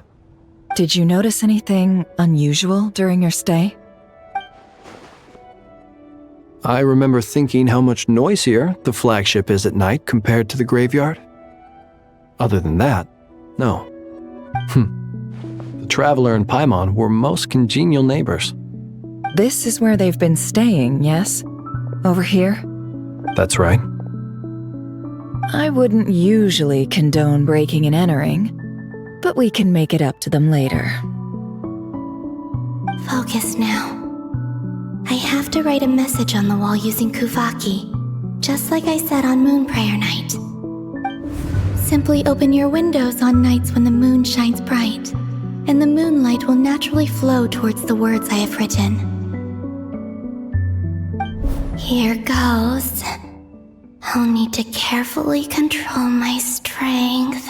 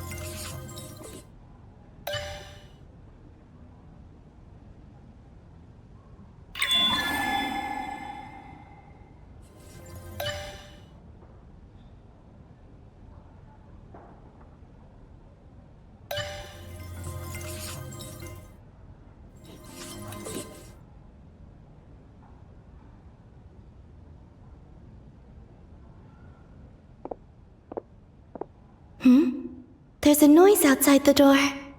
Is she back?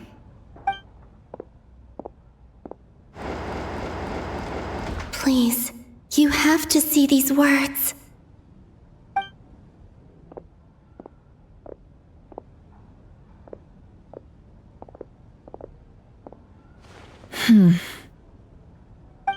Well, do you sense anything?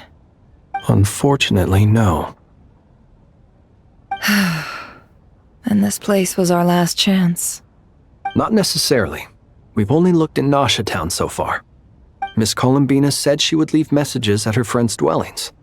It's still worth checking where Miss Lauma lives and where I live. Let's try and make some time to look into those then. Wait. What are you waiting for? Oh, Paimon might have overeaten slightly. What's that look for? This is a victory feast. It's normal to eat a little more than usual. The Traveler and Paimon. It's really you. But why are they talking about a victory feast? Huh. You worried Paimon's sick while you were out there fighting Rare. So this is your chance to make it up to her, alright? Wait. So this is the night after the battle against Rare. How did I end up here? That's quite a long time ago now. Wait. Time. That's it. Every time I've entered reality within this space, it's been at an earlier point in time. Every one of those points has been before I fell into the moon's reflection. And everything I've done to affect reality really did happen in the past. Does this mean that within the moon's reflection, time flows backwards? Starting from the moment I fell in? Not long till Moon Prayer Night now. It's gonna be even livelier than tonight. Although, it's gonna be sad saying goodbye to the damselette. She seems like a really nice person. Paimon. No, I can't. Even if I make contact, they probably won't understand what's going on. And in any case, I'll likely get pulled away again if I do. Instead, I have to find a way to get them to notice what I've written using the moonlight. Wait, Even I hadn't thought of doing that before Moon Prayer Night. They'd never conceive of that possibility. Is there truly no other way? Don't lose heart. We'll find a way somehow. Huh? Oh, you say that, but the Frost Moon is beyond the fall sky. If we wanted to go visit her, how would we make it through to the other side? We might not have all the answers now, but I'm sure we'll find a way one day. Huh. Guess someone's gotta be the optimist.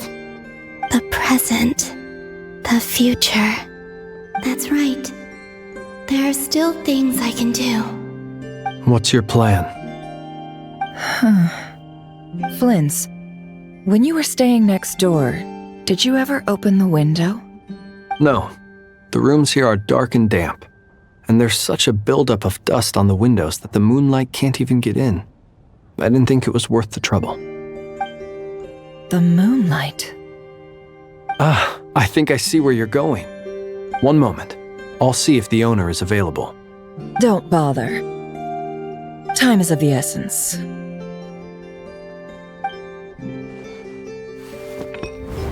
Time. Even if no one sees what I've written at this moment, maybe someone will remember what I said after Moon Prayer Night. I need to write down as much information as I can. And maybe one day...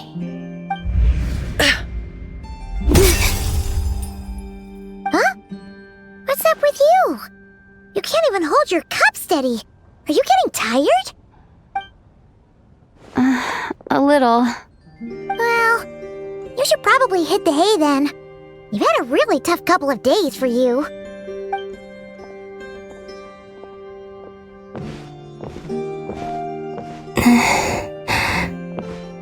You truly have. You helped defeat Rerir, helped me reclaim my name, and you helped the others organize Moon Prayer Night. Wherever you are right now, I'm sure you're still fighting against the injustices of fate. This is all I can leave for them. How I wish I could stay here. But it's time for me to go. I hope to see you again in the next time, and if the opportunity presents itself. I will surely return to your side. Huh.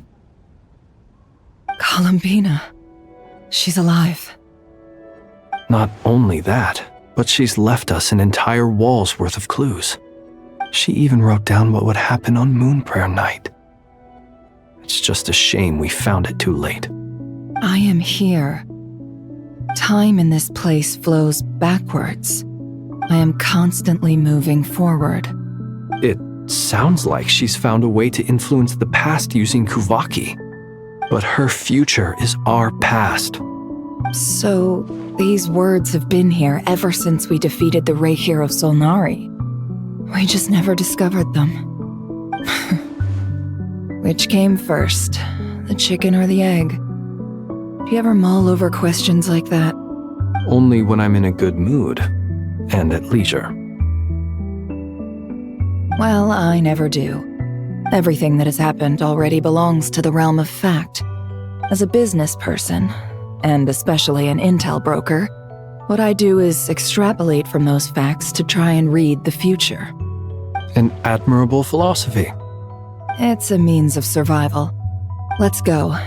We have a wall's worth of clues to share with the others.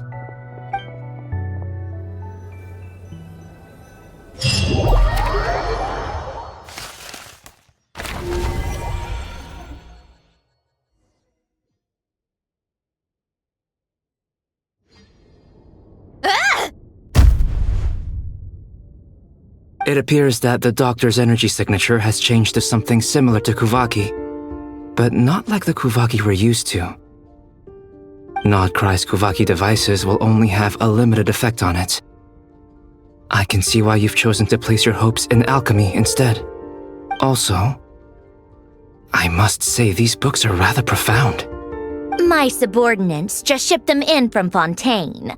Some of them are from the Narcissenkreuz Ordo, Some are incident reports from Petrichor, and then there's a few test reports for these junk machines. Additionally, after some further scanning, I've discovered something extremely annoying. What's that? Tevat's skies contain multiple moons. A long time ago, when I did my first scan, I detected 3, just as the legends say. But when I checked again just now, I detected 4 moons. So there's one extra? Yeah. Originally, I thought that if I could still find 3 moons, that would at least mean Columbina's still alive.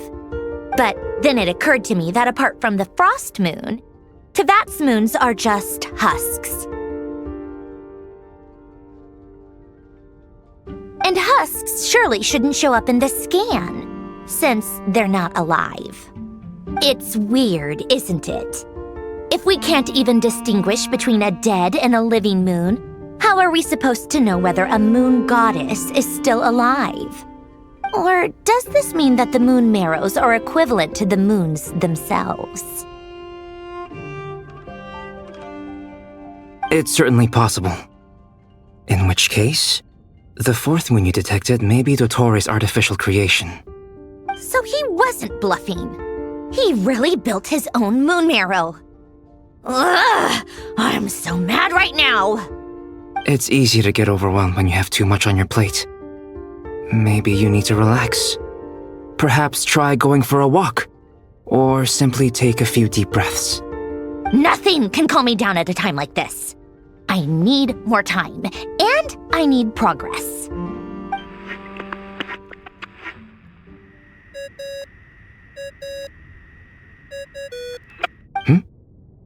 It's Mr. Flynn's. I really hate that ringing tone. Ugh. First the 4 orthants of the Narcissenkreuz, then moon marrows. Now what? Oh, sorry if we're disturbing you. Might I ask what's troubling you? What do you want? We're busy. Are you still at the Curatorium of Secrets? Yeah. Look, everyone else is still out, so there's no hurry. Plus, I'm busy, so I would appreciate if you gave me some space. Even though we have crucial intel to share? Fine, I'm listening. Do you intend to share it via the Dodo communication device? Ordinarily, I would, but this is a unique situation. I think it's best that we discuss it in person. See you at the Curatorium.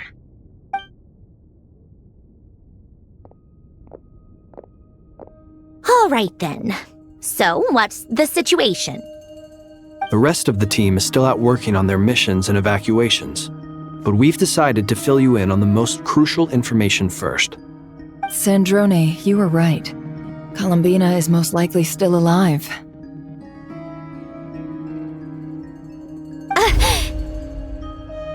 That's the best news we've received in a while, by a long way.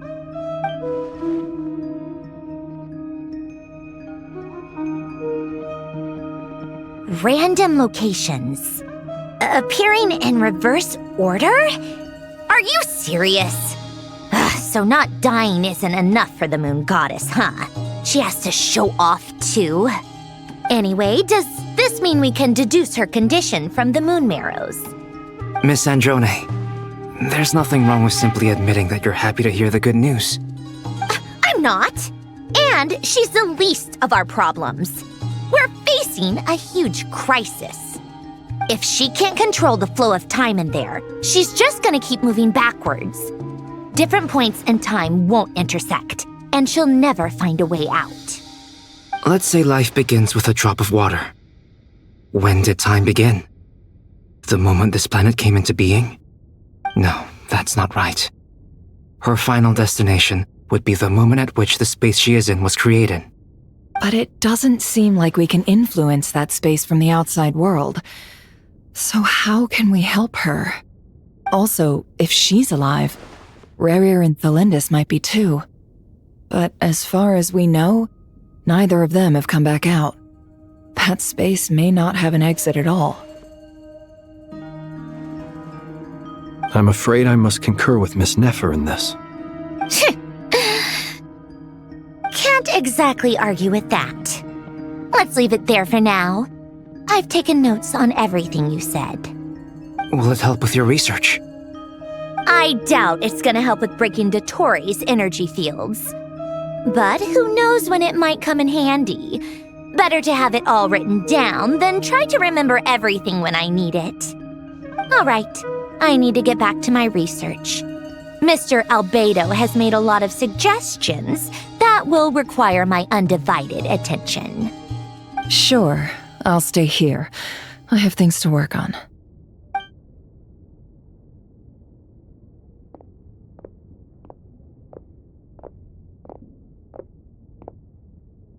Paimon, are you there? Oh, right. She went with Varka to Natlan, didn't she? Good thing we've moved her and the Traveler's luggage in here. Speaking of the Traveler, where could they be? There's a note from Paimon. Paimon here! Not in at the moment, but if anyone needs to borrow her stuff or the Travelers, go ahead and help yourself. Paimon won't be mad. Also, Traveler, if you get back before Paimon, make sure to get some rest. Paimon misses you a lot, but put your health first, alright? How sweet. Well, since you offered, Paimon, don't mind if I do.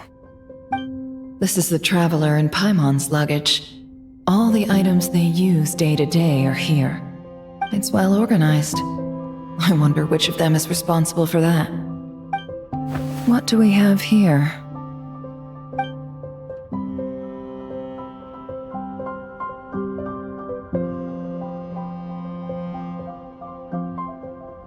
The camera captured a special moment that can only occur between people who are close to one another.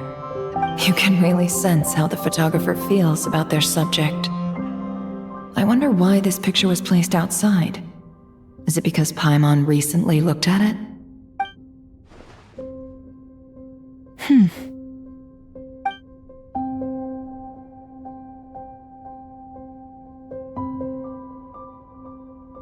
This must belong to the Traveler. Perfect. I'll use this. Hang in there. We'll find you.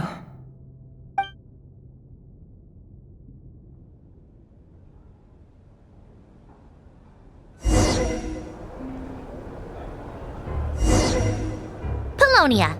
Search keyword world formula and bring me all relevant books.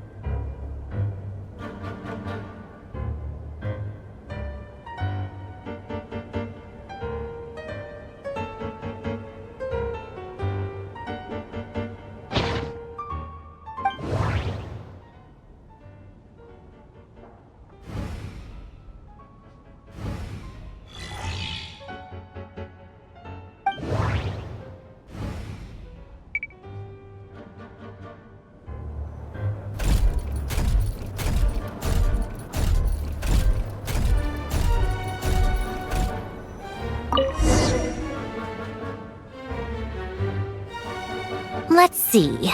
This one is on Tonki's sermon dictation concerning the apocalypse. I believe that the correct term for this is Fortuna. This was an ancient Romorian technology, a wisdom unparalleled. I never imagined that Romorian ideas would be so similar to the diagram I have named, the World Formula. This is strong evidence that human civilization should gradually shed possibilities as it continues to explore and evolve. The end of humankind may well be upon us right now. The sparks of civilization shall run out unless we consider introducing variables from outside the system. Variables. Surely that can only mean one thing. Descenders? Dottore likely captured the Traveler because of her descender status, but the Three Moons' authority comes from the world itself. Why would Dottore need anything beyond that? Where does this variable factor in? The world formula calculates the fate of an entire world. Introducing a variable would therefore give us...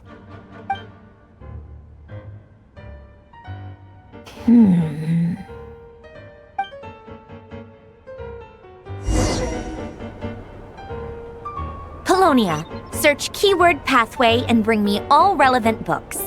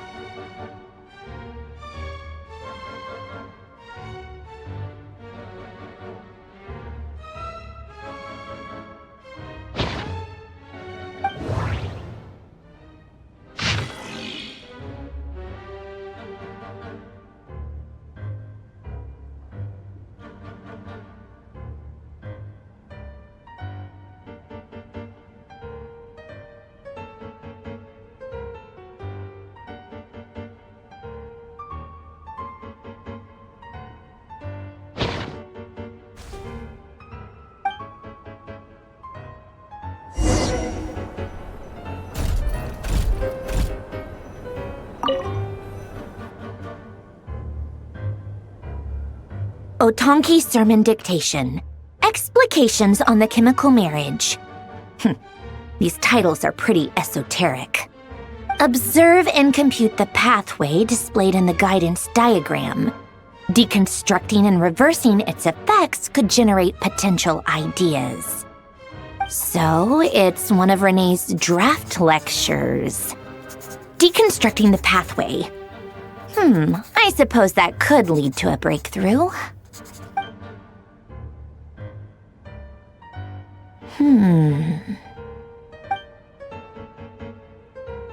This is so long. This guy sure loves showing off his knowledge.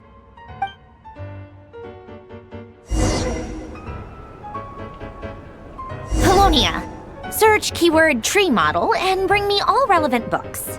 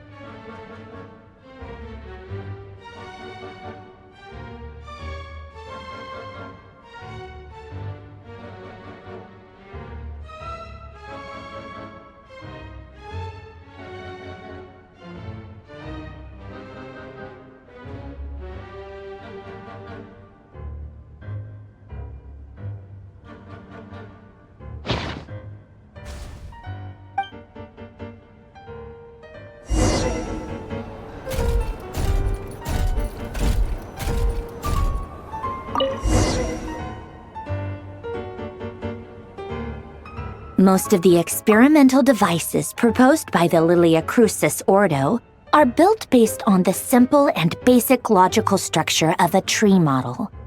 Lilia Crucis. Guess they were trying to cover up the name of the Nautitzenkois Ordo?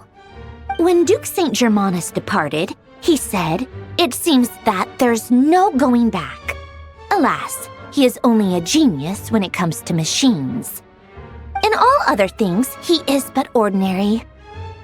Excuse me? I'm sorry. That's just ridiculous. What kind of book is this? Great Detective Herlock, the Alchemist and the Clockwork Saint? Isn't this a novel? Come on. Still, the author swears that they knew Renee well. Whatever.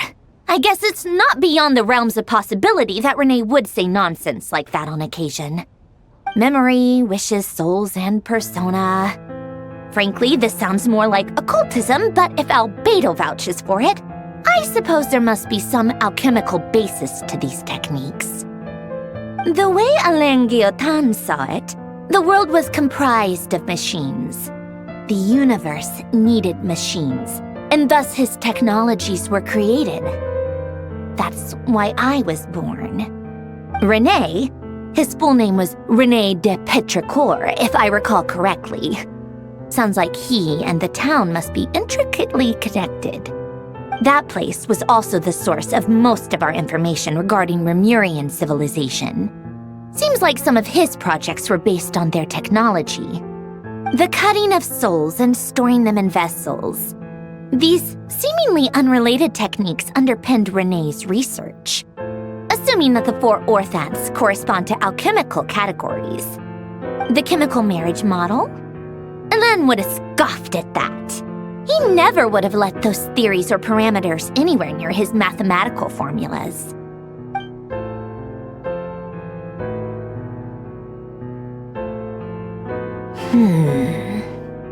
What was Alain's view on Renee? I know he mentioned the name, albeit very rarely.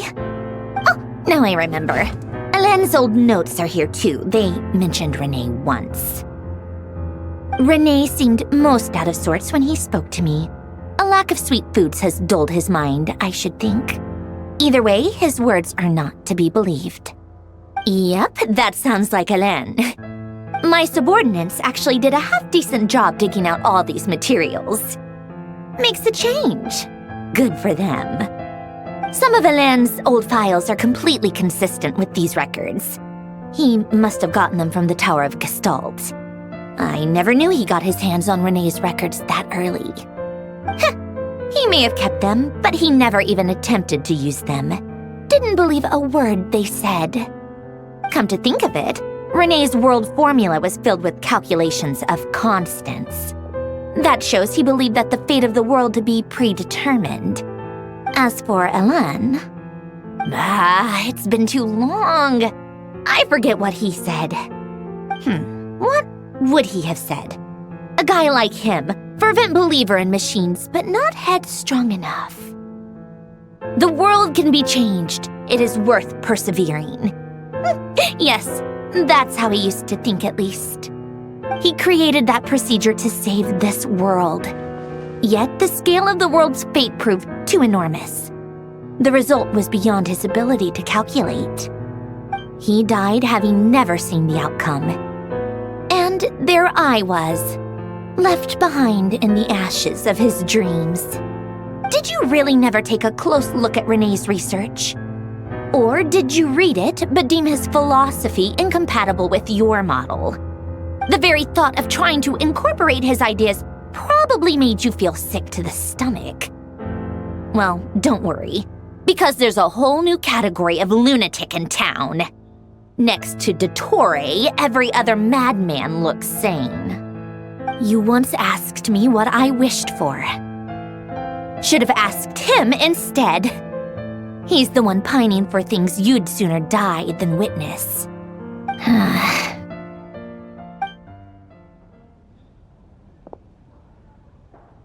Even the tiniest variable can make big waves in the present.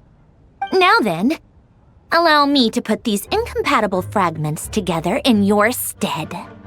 First, establish and verify the existence of the Great Circle. Absolute nihil on one end, absolute reality on the other. Now, search between these two extremes.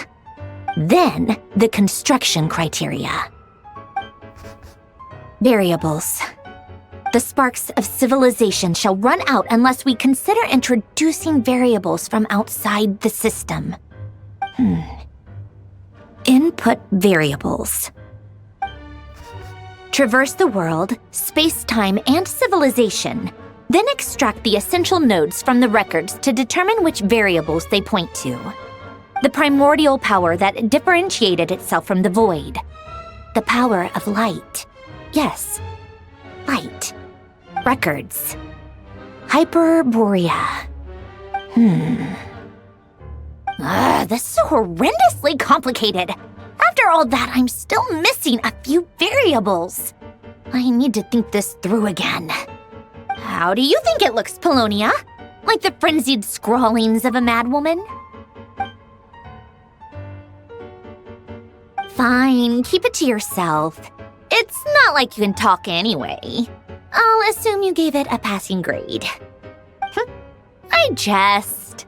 But true madness does often start with trying to save the world. What would Arlecchino and Columbina think if they saw this incomprehensible hen scratch? They'd probably have me institutionalized. So would Rosaline. She's been dead for a while now. When I close my eyes and think back, I can still see her face. And that enormous dress she used to wear. Such a bizarre choice. What possessed her? Oh, and the clack-clack of those heels used to drive me insane. No one's asking me, obviously, but I hope you all know that I never wanted to save the world. I'm not crazy. I don't have delusional ambitions, and that's a clinical fact. The world needs a solution, but I don't need the world's validation. It's the world begging me for answers, not the other way around.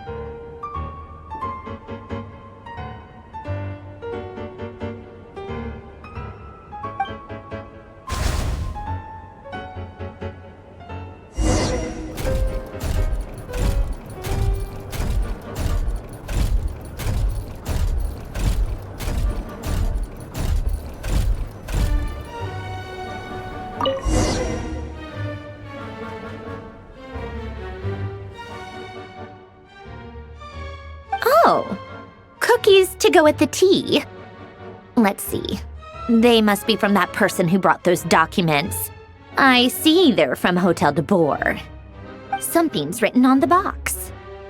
We are proud to present this homage to the Fortress of Meropede's fun-filled mill collection system. Fortune cookies. Have a lucky start to your day. Sounds like a dumb gimmick to me. Be early to bed and early to rise.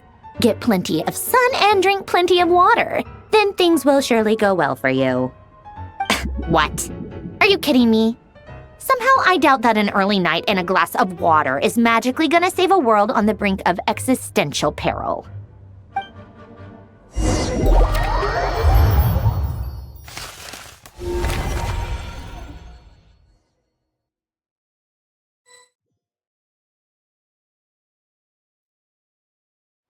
Lady Arlecchino, word has reached us that Lady Marionette's troops are all in position. They are ready to act as soon as the order is given. Excellent. The only thing is, they are fewer in number than we expected, It looks like many of them must have lost their lives at the hand of the monsters released by the Doctor. Can't be helped. Allow them to join our ranks and keep in contact. As you wish.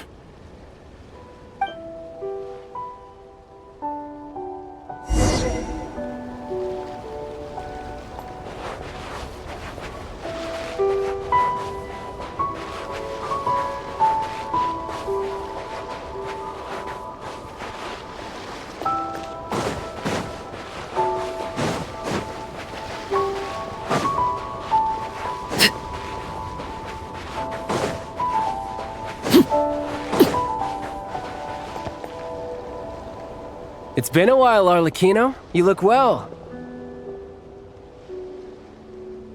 Did Dottore really have to build his lab right on the sole path between Snezhnaya and Nodcry? Had to go on a huge detour to stay out of its line of sight. Sounds like an arduous journey. I assume you've brought word from Her Majesty? Of course, all part of the job. Firstly, the Tsaritsa has authorized Fatui Internal Affairs to review Dottore's case. They will reach a formal verdict on whether he has turned traitor and whether he poses a threat to Snezhnaya. While they're working on that, I've been ordered to come and receive the refugees from Nodcry. They are nearby. My team will escort you to them shortly. Great. Aside from that, Her Majesty has a message for you and Sandrone personally. Huh? Where is Sandrone? She stayed behind to work since I was making the trip anyway. It seemed sensible to have one person on standby at base while the other came out to meet you. All right, guess that's just how she rolls. In that case, tell her that the Tsaritsa's decree this time is pretty awesome sounding. I think she'll like this one. Still, I wonder what... Wait, what's that? Did one of our troops turn into a monster? Take him out.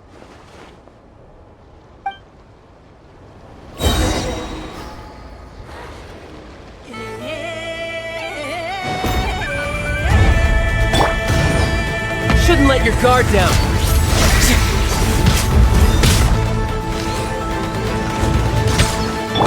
Lay to bear.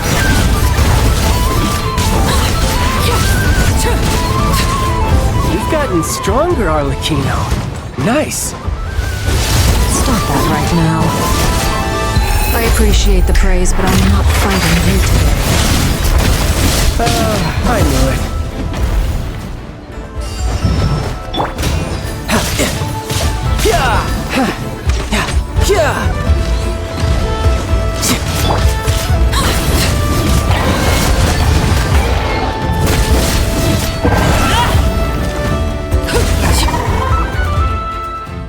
I can't believe it. He was a living, breathing human one moment, and the next... Another fine piece of work by our dear colleague, I'm afraid. What in the world has been going on in Nodcry? A lot. But long story short, Dottore stole 2 moon marrows that should have belonged to Columbina, then built a 3rd moon marrow of his own to concentrate the Trilunar Authority in his hands. What? What do you mean he built a moon marrow? People build roads and houses, not moon marrows. What's his next DIY project? He's gonna build a god? You could stand to be less surprised. We are harbingers. The work we are engaged in makes the creation of gods seem mundane by comparison. I tell everyone who asks that you once crossed swords with Rex Lapis while serving as a key supporter for Rosaline's plan. But right now, you're acting like a common adventurer. Thanks for speaking up for me. Those 2 really took me for a ride back then. Then again, surely no common adventurer would manage to get tangled up with them the way I did. That's gotta count in my favor, right? It almost sounds like you wish to repeat the experience. I might have to lower my opinion of you. No. I'll stop talking. Please, go on. Dottore is currently still experimenting with his newfound power in ways that continue to corrode the outside world. As for the human mutation, I believe this is simply a consequence of his experiments, and not a strategic move. That radiant beast was once a subordinate of Sandrone's. I suspect he was only allowed to live so that he could become an experimental subject. Also, those of us who fought Dottore have been afflicted with a curse. As such, I cannot leave Nodcry. This is so much worse than I thought. No wonder Her Majesty's decree is so extreme. While these exceptional circumstances persist, the Harbingers are hereby authorized to use unilateral executive powers. Should Dottore pose a threat, Arlecchino and Sandrone are permitted to eliminate him. My thanks to Her Majesty. I will pass these good tidings on to Sandrone. Her Majesty has also declared that she will refrain from launching an attack on the now evacuated Nodcry due to the presence of unretrieved research material. A wise decision. By the way, how's my old partner doing? I'm assuming they're with you? Partner? You mean the Traveler? I'm afraid I have bad news. She was captured after our failed assault on Dottore's lab. Her whereabouts are currently unknown. What? Why? Since when does Dottore have a bone to pick with her? That is indeed the question. I'm not sure he does. He must have some other goal in mind. This won't do. I have to rescue her. You can't. We have no idea where the Traveler is. What am I supposed to do then? Stand here twiddling my thumbs? Sandrone is working on it. The best thing you can do right now is complete your mission. Fine. I guess I'll leave this to you then. One last thing. Tell the Rooster to get the message out to the gods and citizens of every nation in Tevat. Beware, an uncontrollable pollution is spreading forth from Nodcry. The source of that pollution is a madman drunk on the success of his experiments. The Fatui and our allies will endeavor to contain the threat. However, if Nodcry falls, things are likely to escalate. Considering Dottore is one of our own, all Fatui stationed in Nodcry consider it our duty to stay and fight him to the bitter end. Whatever the cost. Hey, don't be too pessimistic. If it comes to it, I'm sure Her Majesty won't stand by and do nothing. I hope you're right.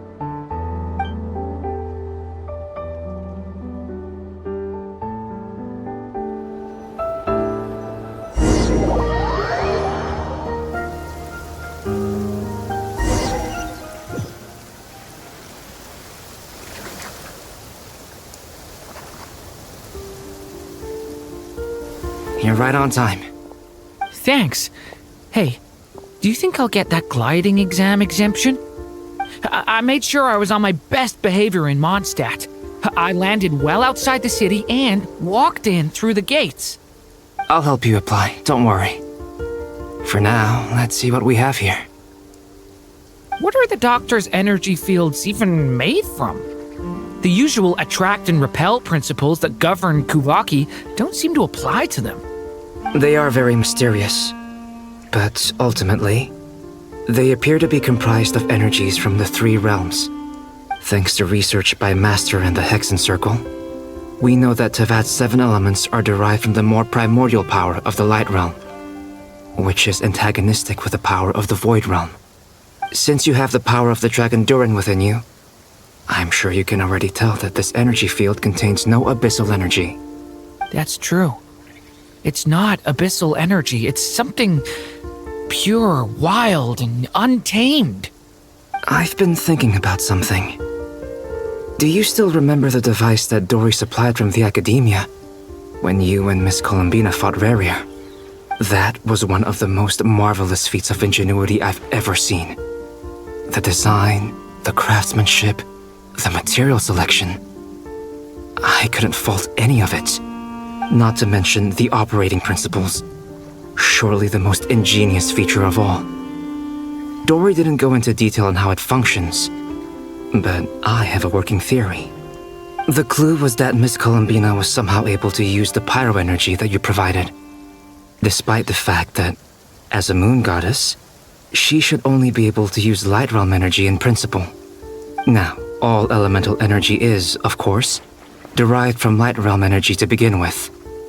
Hence, I suspect that the device works by restoring elemental energy to its original state.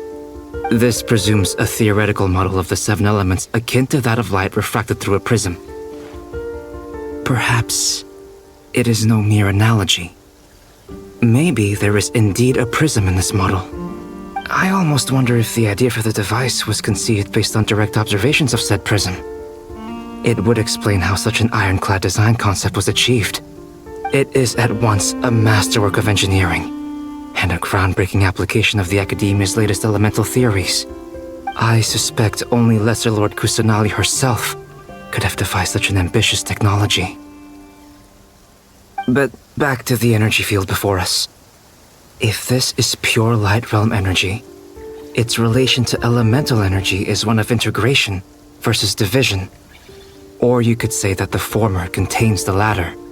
Could this mean that elemental energy can dilute the power of the light realm? Should we give it a try? We should.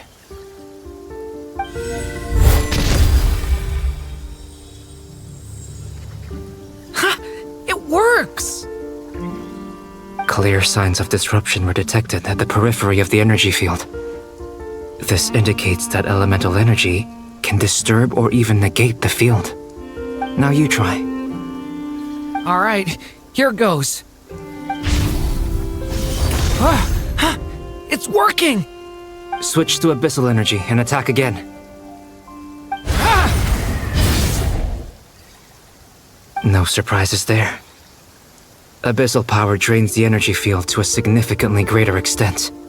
I now feel confident in asserting that the energy field is indeed pure light realm energy, and that elemental energy can dilute it. But the energy field is huge! How much elemental energy will it take to neutralize it? We don't have to neutralize it completely. We can try other approaches. That's all for theory. Would you like to continue watching? So you knew I was here? Huh? When did you get here? A while ago.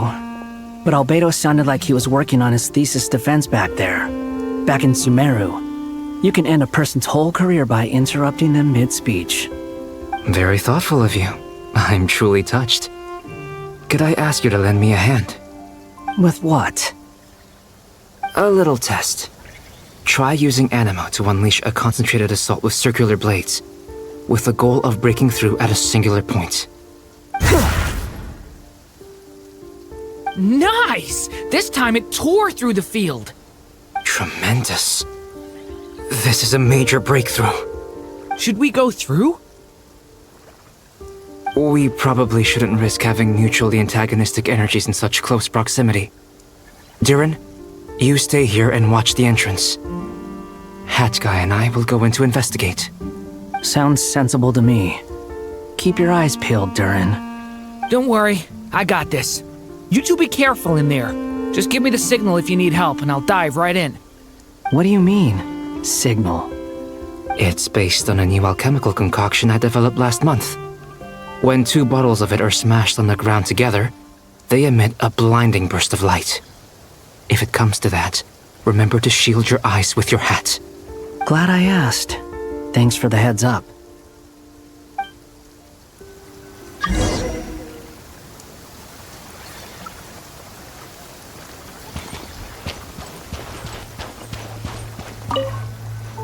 Like I thought. Beyond a certain distance, we can't see the opening where we came in. Maybe that's to prevent people from escaping. Sounds like Dottore style to me. Not much has changed. Things are basically the same here as they were before the energy field appeared.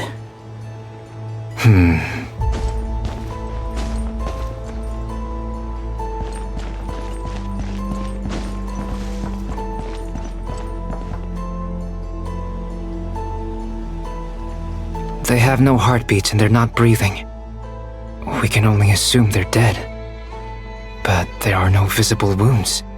Also, there's an animal squatting next to each body. It's watching us. That's not an animal's gaze.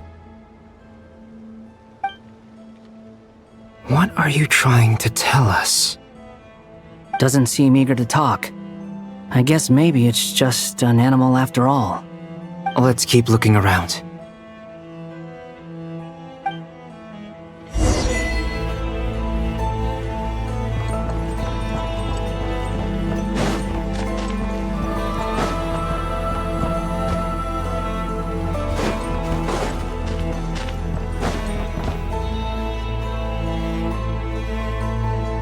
Same situation everywhere. Not a living soul in sight. Just countless bodies with animals standing watch over them. Well, I think we can safely rule out the possibility that they're all pets. Is skirting around the topic your way of showing consideration for other people's feelings? Just being cautious. I don't doubt that you can handle the truth.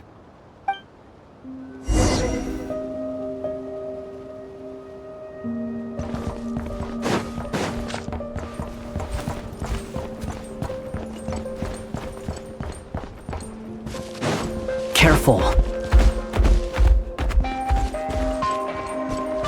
Please. Help us. Please. Over there. I hear a voice.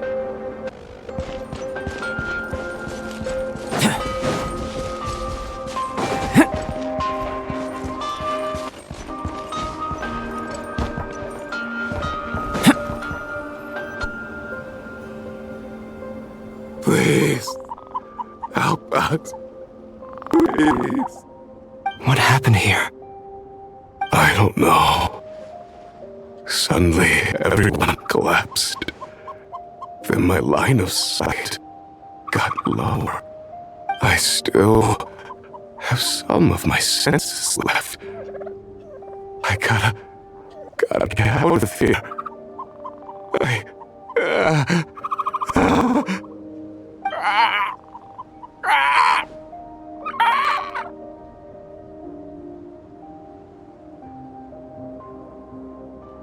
It looks like there's a huge experiment going on inside this energy field. Maybe each energy field is its own giant experiment. Vile. He's swapping human minds with those of animals. Even without the other circumstances, this would be an extremely radical experiment. Those people may have lost their sense of selves, but they are not fully animals either. If they were, they would have left. But instead, their instincts are driving them to remain by their dead bodies. We should go.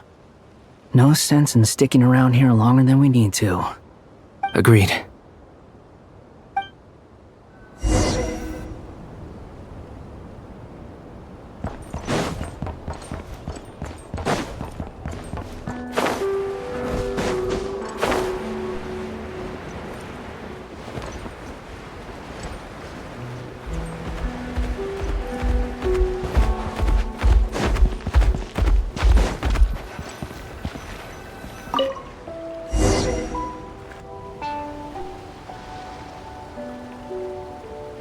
You're back! Everything okay? We saw some things that take a strong stomach. Otherwise, we're fine. We should share our findings with the others.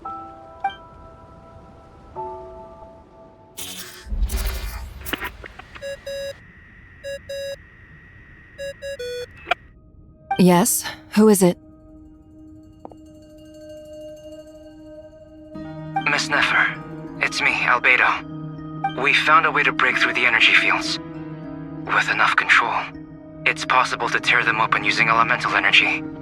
Also, we managed to take a look inside. Dottore is carrying out his cruel experiments on an immense scale. Any residents who have failed to evacuate in time will likely meet a grisly end.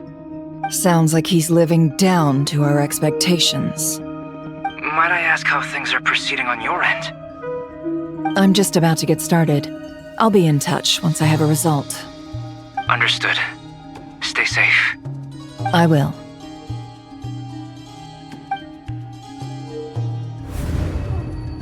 Well, Nefer, I'll link up with you once my tasks are complete. What makes you think I'd need you to do that? I'll need it. And considering the way you approach certain matters, I think you'll be better off with me present.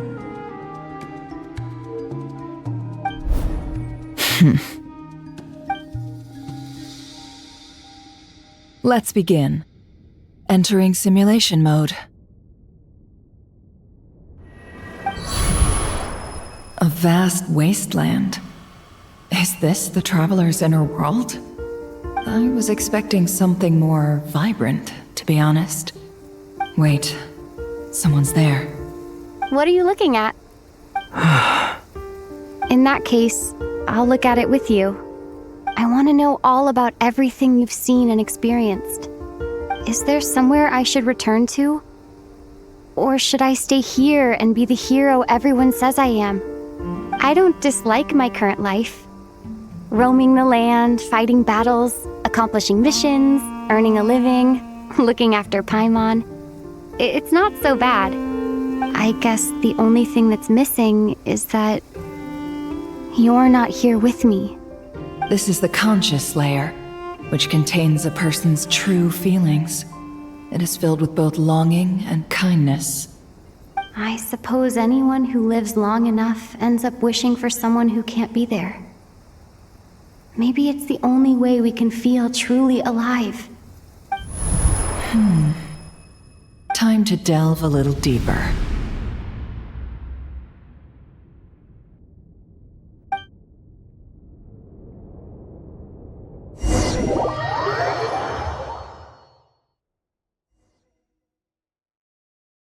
Nasha Town is hardly the optimal choice for a place to live, but it has character and a reasonable population density. What are you trying to say? Oh, don't be nervous. I was just thinking where might make a good starting point for your journey. Perhaps I should send you further afield. Conria, perhaps. Conria ceased to exist long ago. Once again, you fail to understand the possibilities that the Tri-Lune creates. Anything that has existed in the past, I can now recreate. You simply do not wish to see that happen. That might be because you miss your sibling and fear getting answers that you are not ready to learn. But this is not for me to judge. If we are to collaborate, we need to maintain an amicable relationship. In a moment, you will be able to... Oh no. What are you...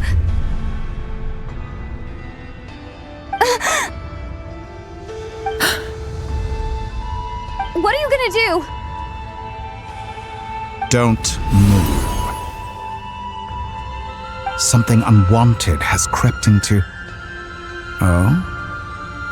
Gone as quickly as it came.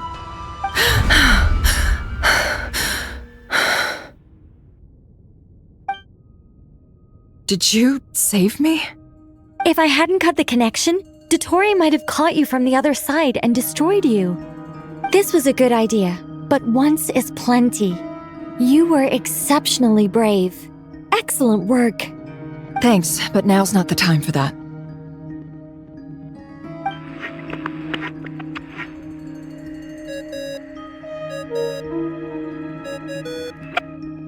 Albedo speaking. I think I know where she is. What is this endless darkness? I can't see anything, even though my eyes are wide open. But why? What happened? Ah, sorry about that. I take it you didn't notice. Just now, a friend of yours took a little peek into your mind.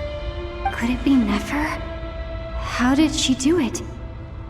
Did she use something as a medium to connect to me? Do you think she's aware of your current circumstances?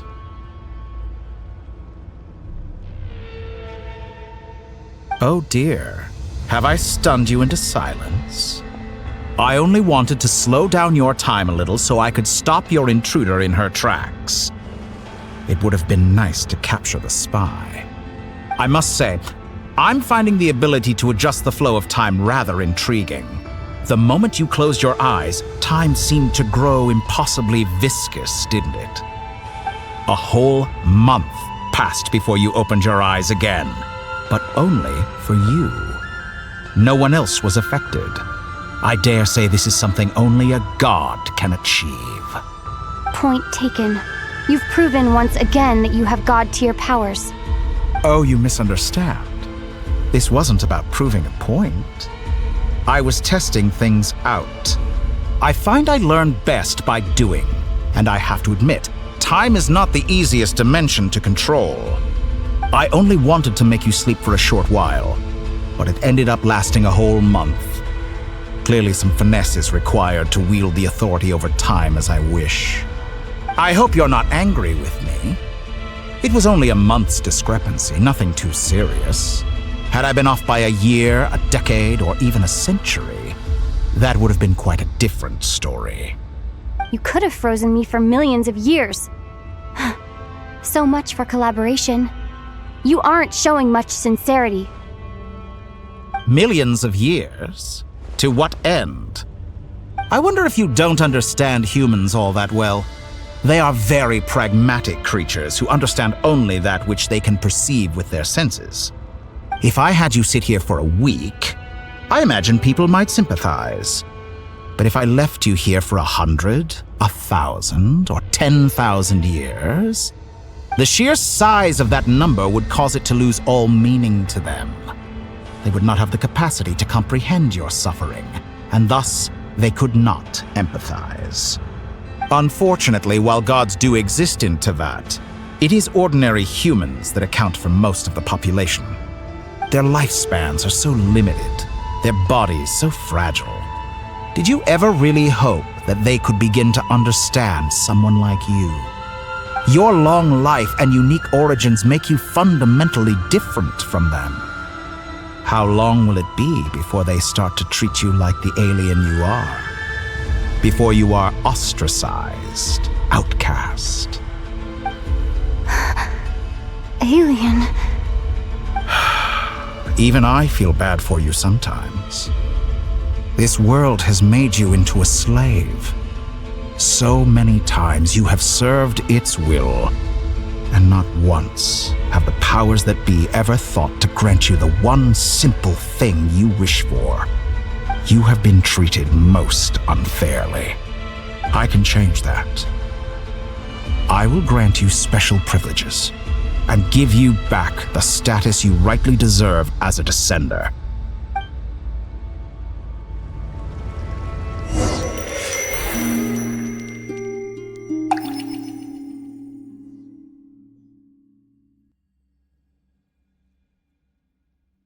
I've entered the past 3 times at this point, but I still have so many questions. For instance, beyond each point being further back in time than the last, what determines the specific locations at which I can make entry? So far, the common thread linking all 3 scenarios is that the traveler has been present. But it's more than that. I know I sensed something familiar around her. What was it? I'll keep this question in mind as I carry on.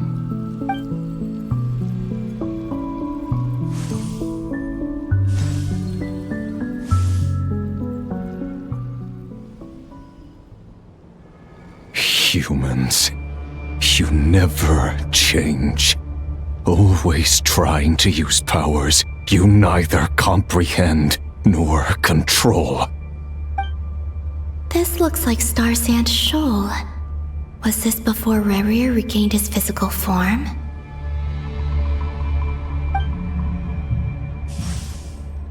You've messed with the cannon again, huh? Sorry, but this round's not gonna go your way. The cannon. That's right. I was at Silver Moon Hall and I sensed an abnormal Kuvaki fluctuation coming from Nasha Town. And right after that, came an ominous power emanating from Star Sand Shoal. My body was once torn into countless pieces and hurled into the swirling chaos of time itself. But even so, my life and will were not extinguished. I wonder if I could try to prevent his resurrection. But how would I do it? What can I do, here and now? Traveler! Behind you! Look at that light!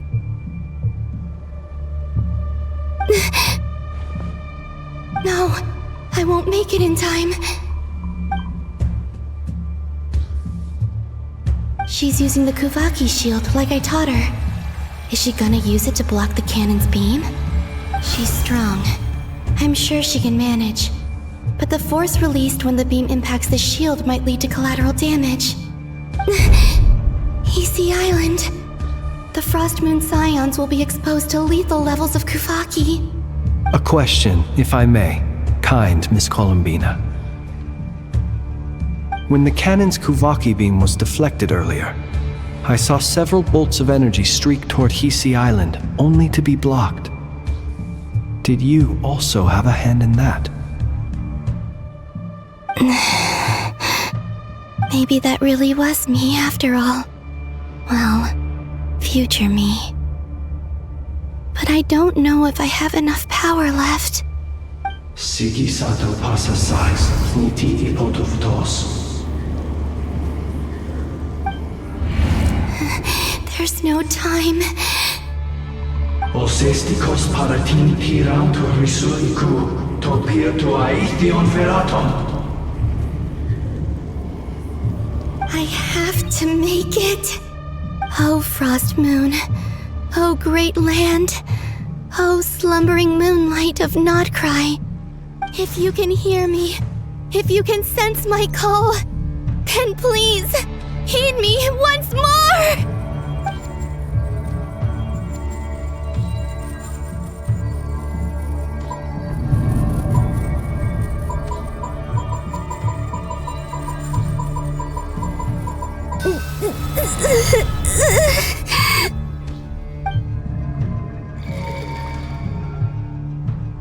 Did it work?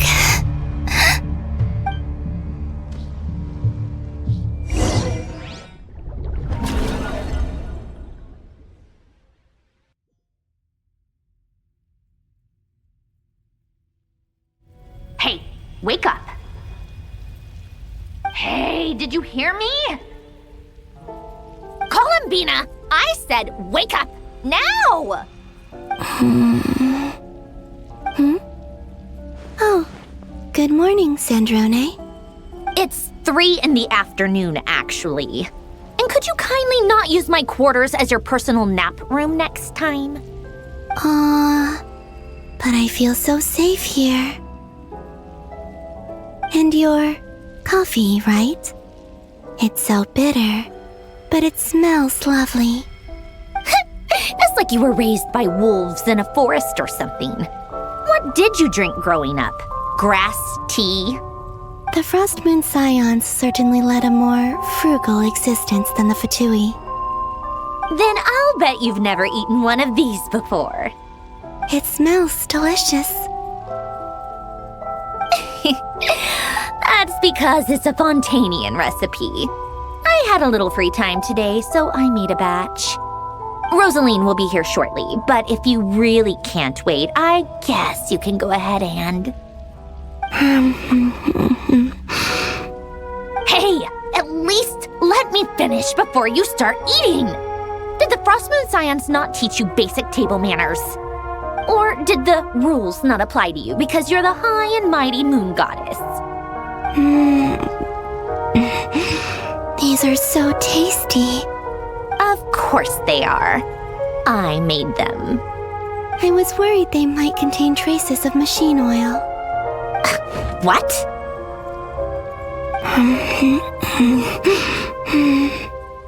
You know, there's something I've always wanted to ask you. Why did you leave your old home and join the Fatui? I mean, I'm sure their food was awful. But there's gotta be more to it than that. Well, life there didn't go quite how I imagined. What were you expecting? You're a god. Your followers are gonna make some demands of you, right? Surely you can just answer a few prayers here and there in return for the free food and drink. How bad can it be? Well, would you help other people just for free food and drink? The doctor told me that you were created by a great mechanic, Lord something Fisher. The Lord Artificer. Ugh, some people can't keep their mouths shut. Oh, Lord Artificer. And didn't he have something to do with the, narcissist? Narcissenkreuz Ordo. Yes, that was it. Narcissenkreuz Ordo. So, would you try to fulfill their wishes? You must be joking. I wouldn't go even if they paid me. I don't even know them. Exactly. Well, I felt the same way. I did not know the people who made demands of me. Huh. What do you know? We're on the same page for once. In his later years, Alain did ask me if there was anything I wanted to do. If I had any wishes of my own. Well, I don't. And I'm not in any mood to fulfill someone else's either. Who's Alain? He was the... You know what? Never mind. You're not gonna remember. Anyway, the point I'm trying to make is, neither of us is the self-sacrificing type. Let me ask you this. What sort of place would you like to live in, if you could choose? A place where people don't ask me for things I cannot give them. Where they don't worship me, or fear me, but just want to chat with me like a normal person. I'd also like the freedom to come and go as I please. And ideally, it would be somewhere with the smell of coffee and snacks. Not to burst your bubble, but no such place exists in the world. Now, take your snacks and scram!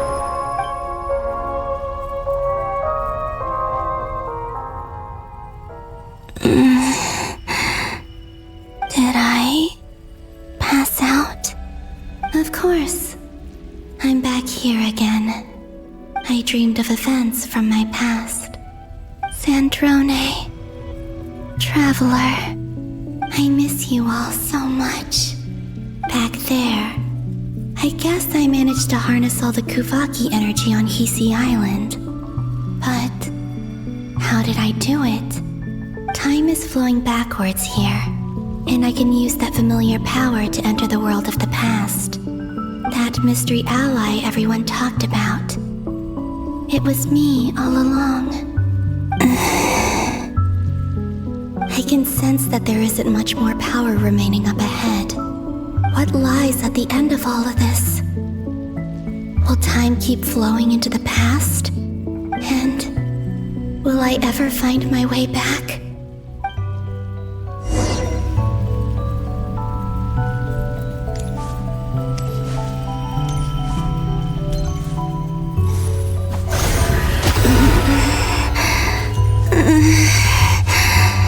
It's getting harder and harder to use my power.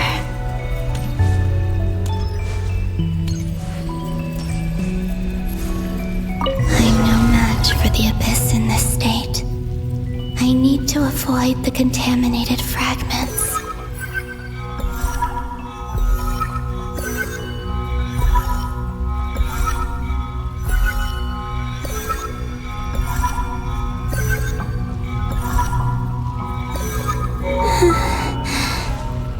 Time to go.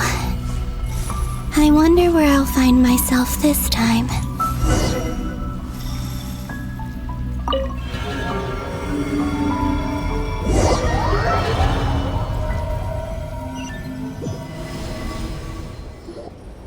The Final Night Cemetery.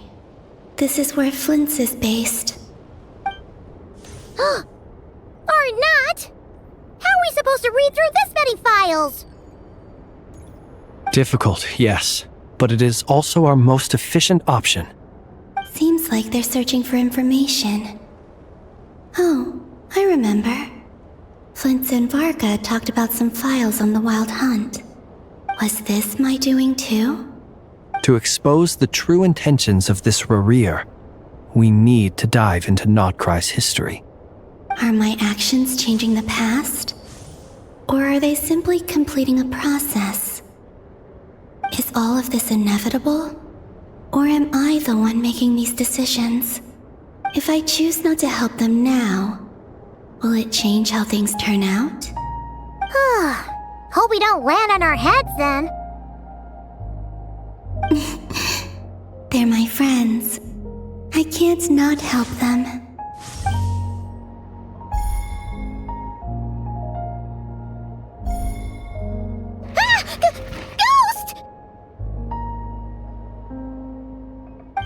the other one was... here. Hey! Another file's moving!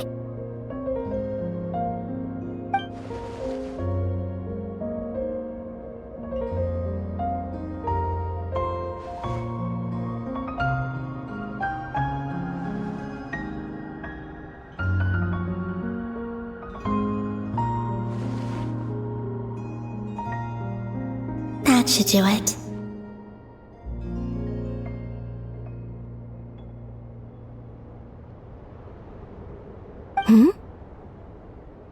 Luanatar? You can sense my presence? Wait!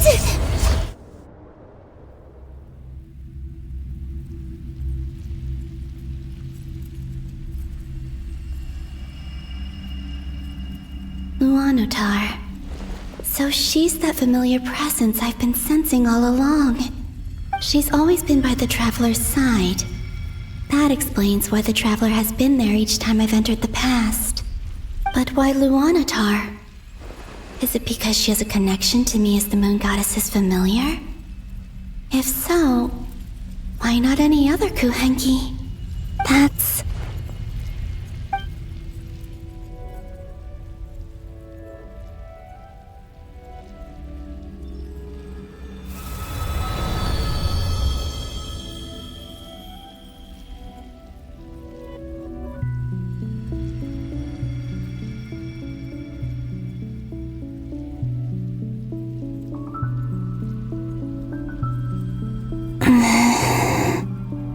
I cannot sense any power up ahead. Just a void, stretching out into infinity. This is likely my final chance to enter the past. It's now or never. I have to find a way back.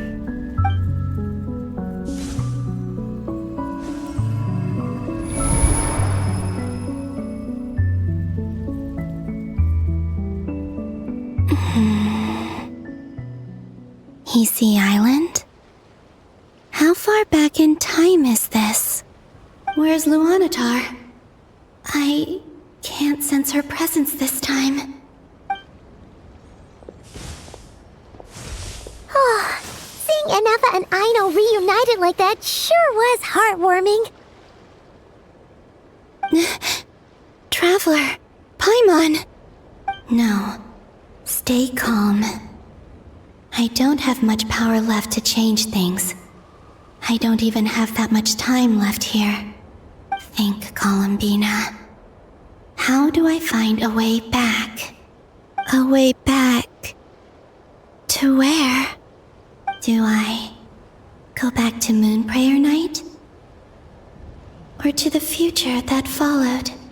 And if I return in my current state, what will become of me then? Dotori's actions that day proved that he'd been planning that for a long time. He had already seized the power of 2 moon marrows before capturing me. Even if I managed to get back, how can I fight against him when he wields the Tri-Lune Authority?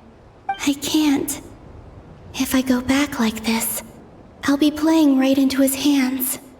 I have to find some way of rivaling the power he has usurped. Wait. Time flowing backwards. The Tri-Lune Authority. Does that mean... I think I know what the final destination of this lunar reflection might be. I know what I must do. Speaking of homes, we must already be close to where the Frost Moon Scions live. The vibe here feels different, just like the scenery. But how do I communicate my plan to my friends? Should I write it down here? No, someone else will see it. I need something with a close connection to me. Something I can use as a medium to tell them what's happened to me in here. Now it makes sense.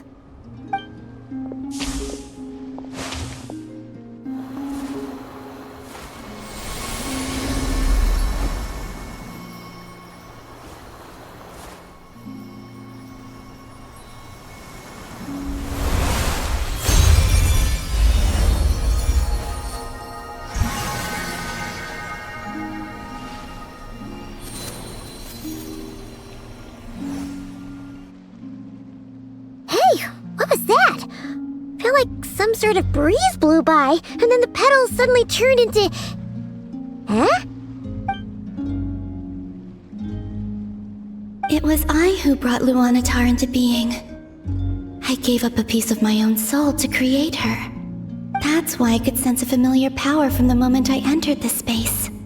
It also explains why she's been present in every past location that I've entered.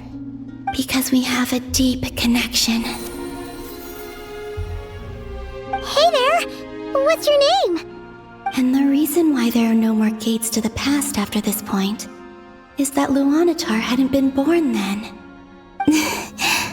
No wonder I sensed the trace of a blessing when we first met. But I still didn't recognize the soul hidden within you. Back then, I was just a little lost dove. I had yet to become Columbina Hyposelenia. Go on now.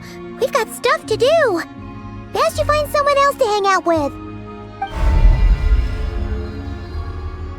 Hey, you scared it off. I'll be counting on you. Remember to stay by the traveler's side, guide her, and help her in my stead. Oh, and bring her to the garden where the moon prayer blossoms grow. There's a little lost dove there who will need her help.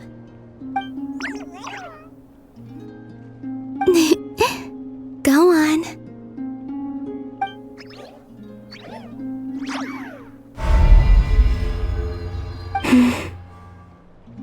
You too. Go and live your story. As for mine must go in a different direction.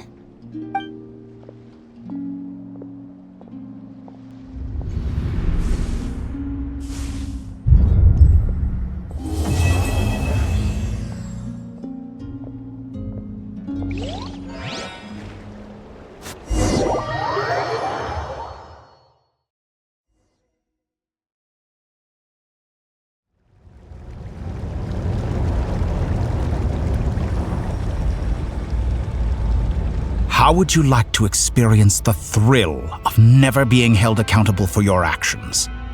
You could crush people like ants without consequence, or tear off their heads or limbs as you please. Believe me, such a life is but one small step away. What point is he trying to make? Freedom? But the freedom to kill? To do evil and get away with it? Why would you offer me that? The creation of a world is the ultimate scientific experiment. I have taken my research to the highest level, where I shall be not just a god, but also a servant to many sacred spirits. I shall heed the truth and perform holy deeds. A god's laboratory is the perfect playground, but it needs the right occupant to explore its full potential. Mortals are found everywhere one looks. Not so with Descenders.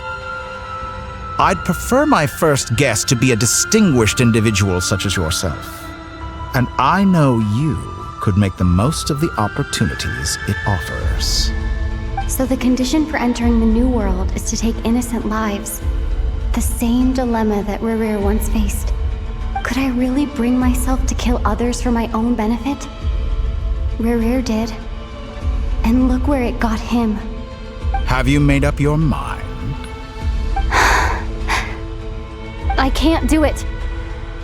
Your playground is no place for me. You're putting your hopes in the wrong person.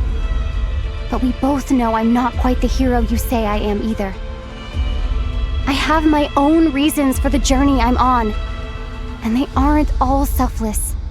You've grown a lot since we last met. But there are still things you are unwilling to compromise on. This will only hinder you. Why don't I lower my requirements a little as a gesture of goodwill? I'll give you a little time to learn to be a less noble soul. That'll make things much easier for you. I really doubt I could live that sort of life. And yet you already sound less defiant than a moment ago. The benefits appeal to you because you can read the signs of the times. Why don't we return to my research facility? Your last visit was so rushed. There is much that I have yet to show you.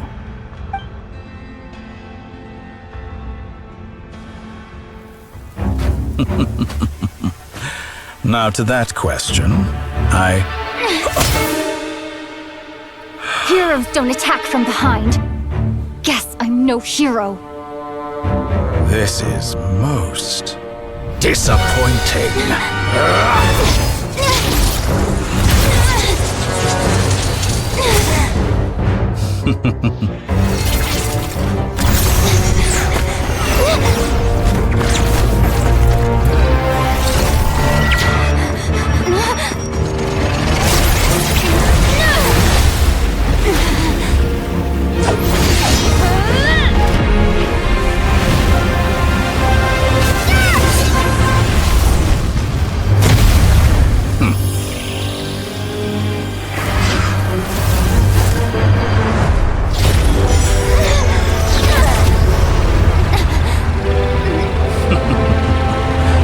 Now then.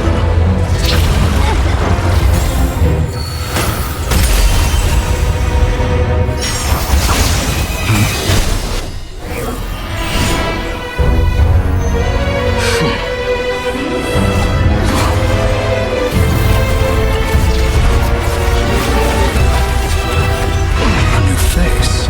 Interesting.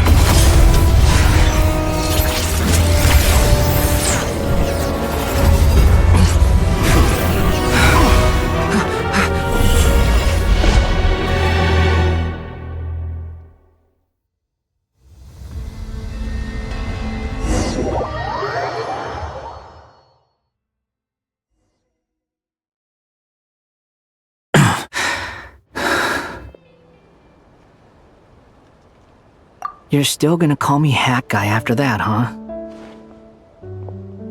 I didn't see anyone else in there who needed saving.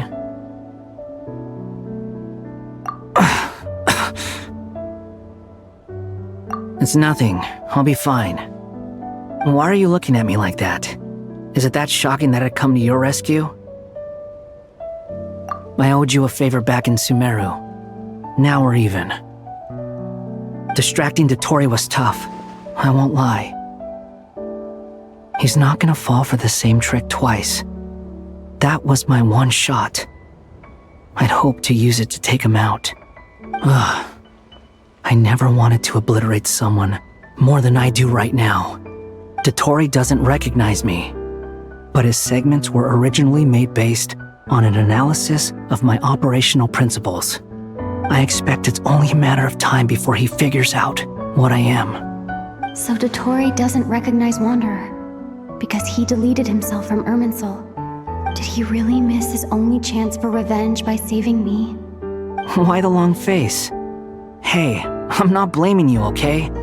And I'm not complaining either. Rescuing you and killing Dotori are equally important goals. Everyone would be pretty stuck without you. It's best you live to fight another day. How are you holding up? Are you alright? Hat Guy said to put safety first, so we agreed to run as far away as we could after leaving the energy field and only meet up once it was safe. You don't look injured. It seems that Dotori didn't do anything to you. Alright. Rescue operation complete. Let's head back. There's a lot more work to be done before this is over.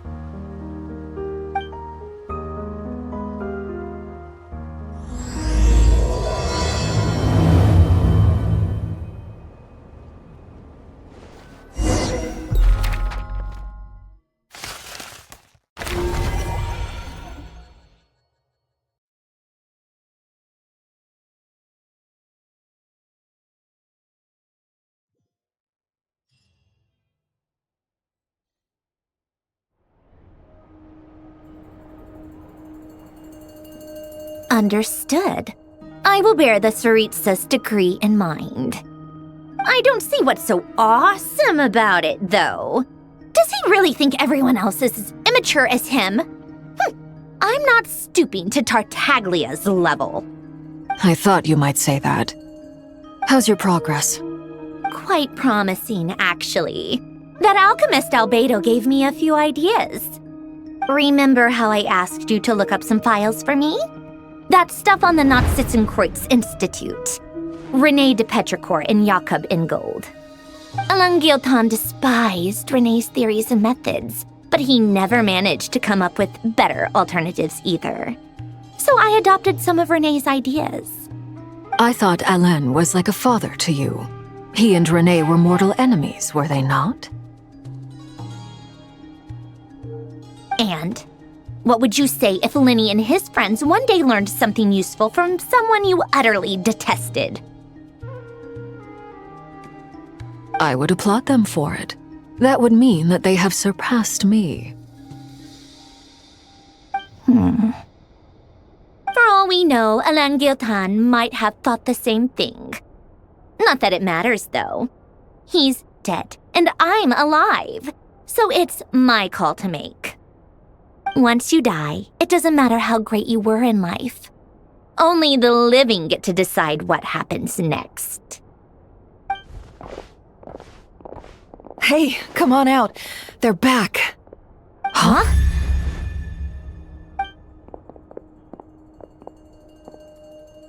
You're back?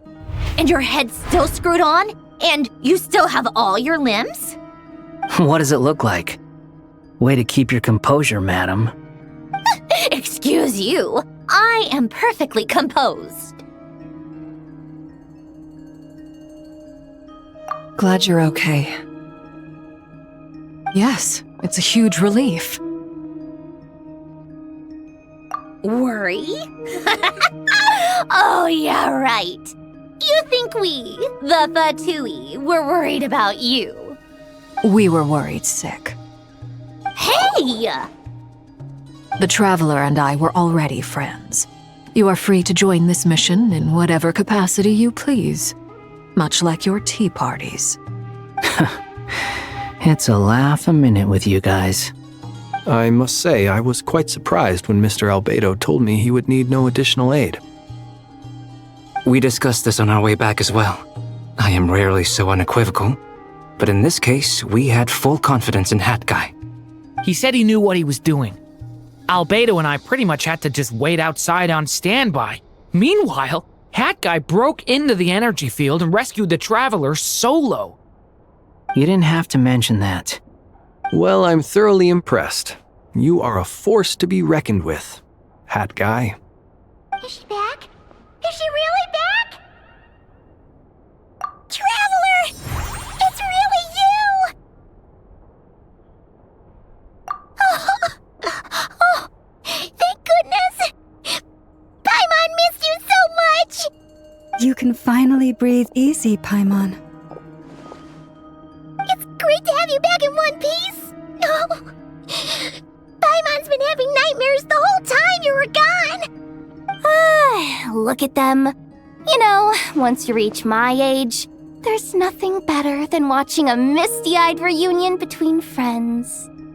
It's nothing. Same goes when you get to my age, too. I bet Ino and Anefa would be tearing up as well if they were here.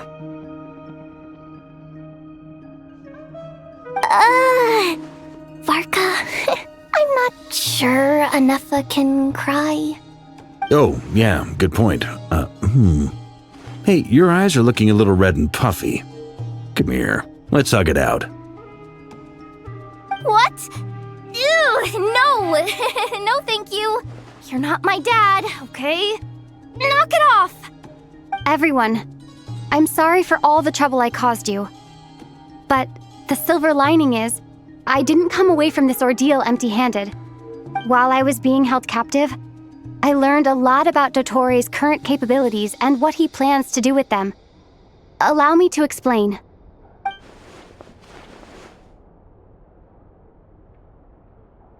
The three moon goddesses were even more powerful than we imagined.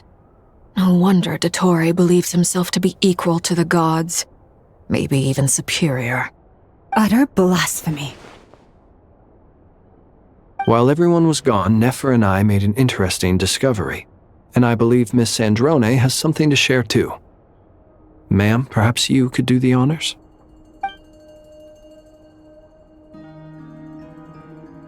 Called it. Getting rid of a pesky troublemaker like her is like trying to clean up after a crumbly cake. It always comes back to haunt you. Our next step is to find a way to bring her back. A place where time flows backwards, with no destination in sight. Surely it must have been created for a specific purpose.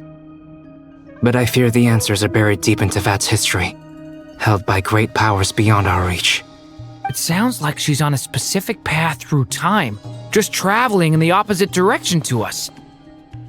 The question is, where does that path lead? Or will it keep going to infinity?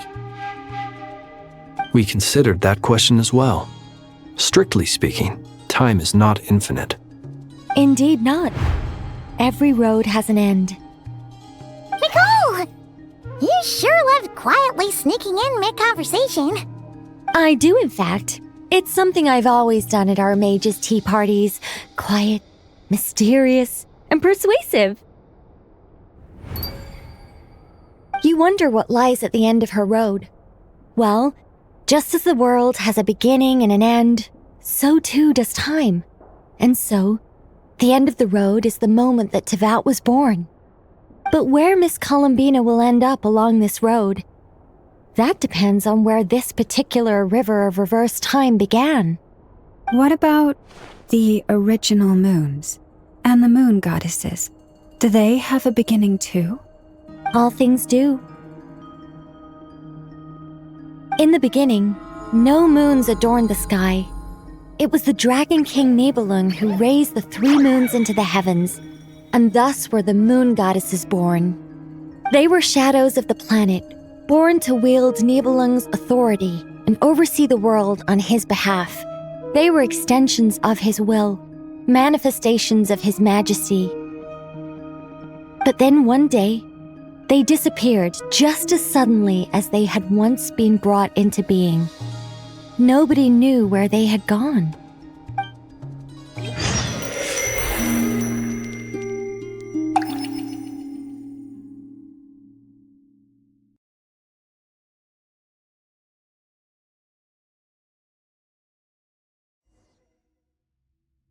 Like I thought, no more paths back to reality have emerged since. But how can I be sure that I'm going the right way without scenes from reality to keep me on track? I can't even be sure of how long I've been walking for.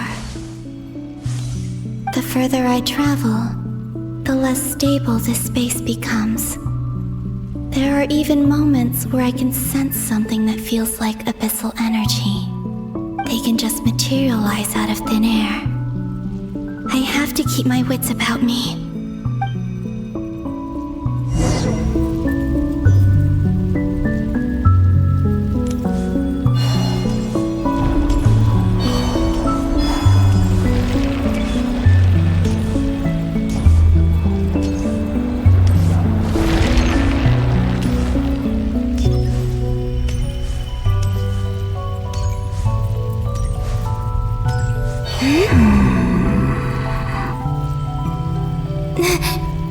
Is that the Ray here of Solnari? I can't believe he survived. How did he do it?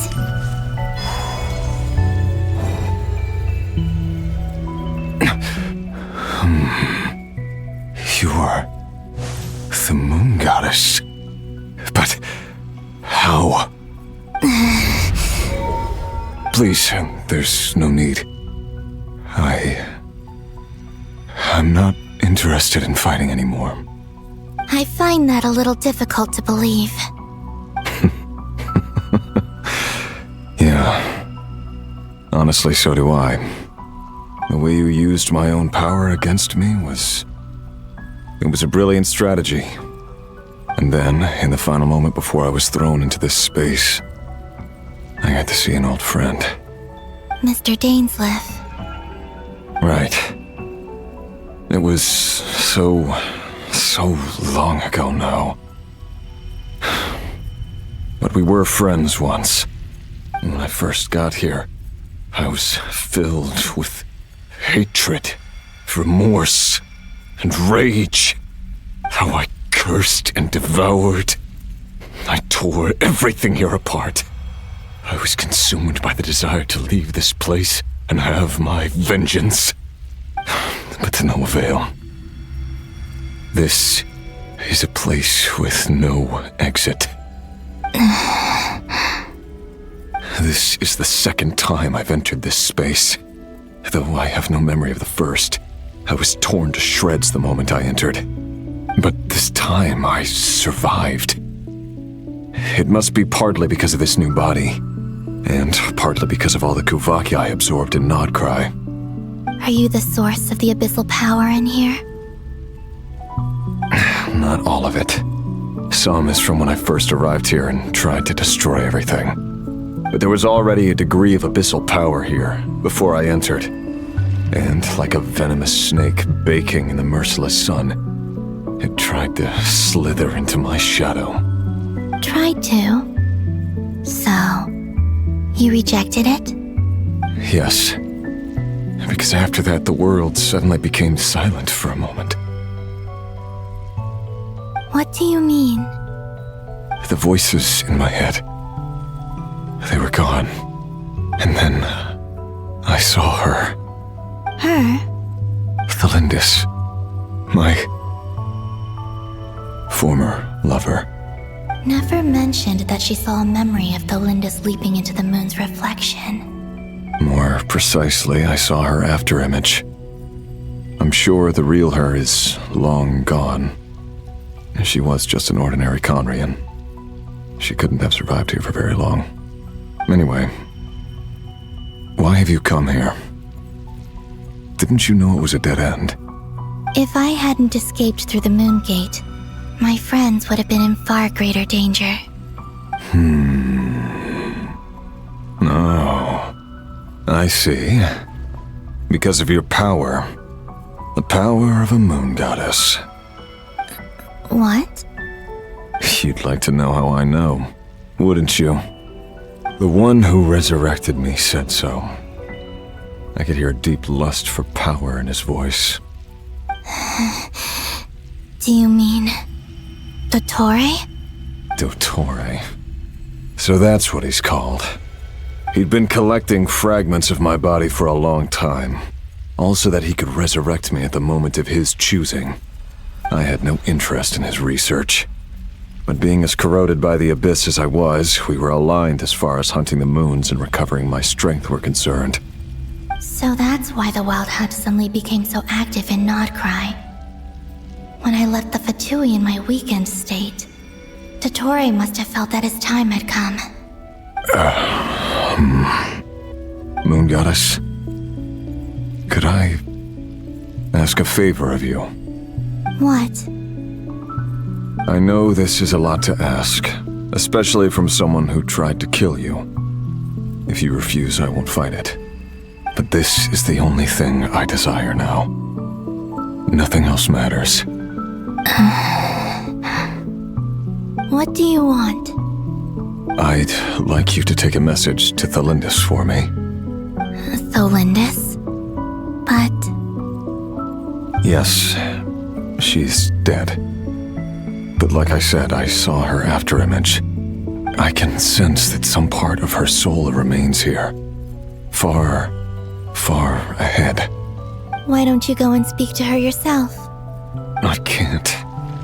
I don't know why, but I can't move freely in this space as you can. All I can see is a glimpse of her, walking away. Just like the moment when I last saw her in life. In return, I will clear these abyssal obstacles for you. No, not in return. I'll clear them for you. Whether you want to help me or not. It feels like something I ought to do. Why?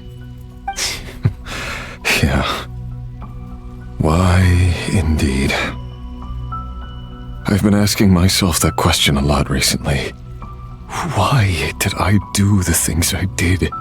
I'm tired of it all. Tired of the person I became. People used me. And then I turned around and started using others. I hurt a lot of people. I think I grew tired of it long ago. But I wouldn't admit it to myself. And ultimately, that's how I ended up here. What do you wish to tell her? All of it. My past. My mistakes. Everything that happened after we were separated. Is it okay if I give her the abridged version? Yeah, I'm sure there's plenty you can skip over.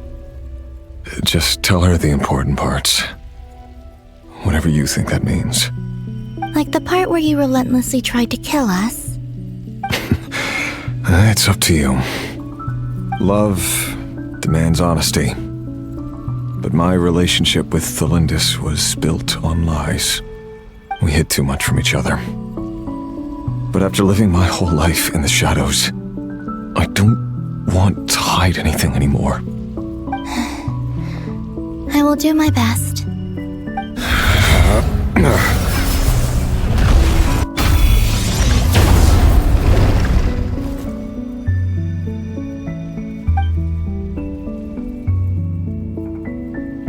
There. The abyss will no longer stand in your way.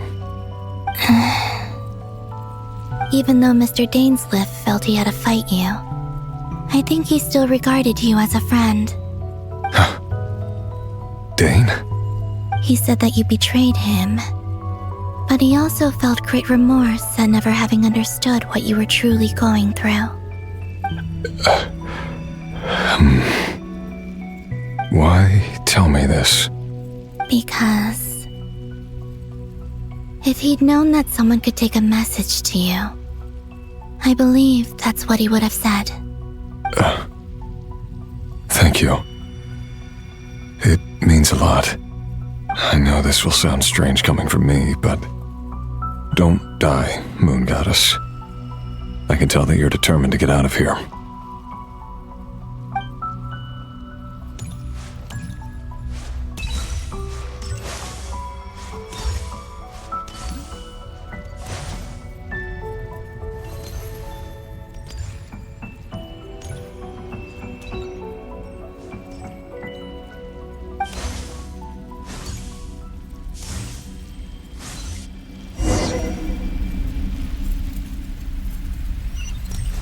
He kept his word.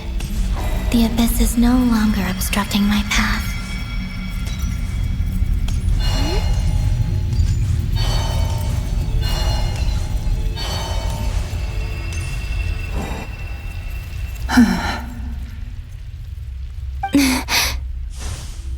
Is that Thelindis? She wasn't far off at all. And yet, they can never meet. Hello, Miss Thelindis. Who are you? How do you know my name?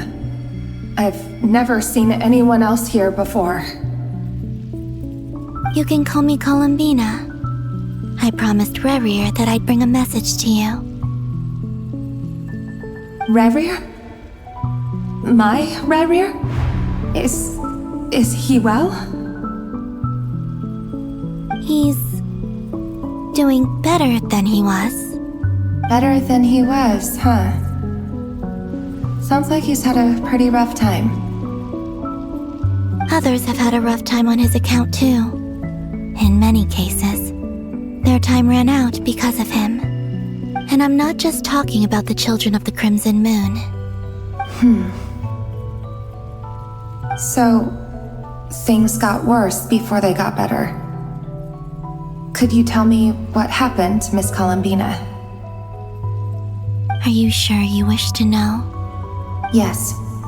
This is my opportunity to learn the truth. No matter how hard it is to hear, I have to know. I admire your courage.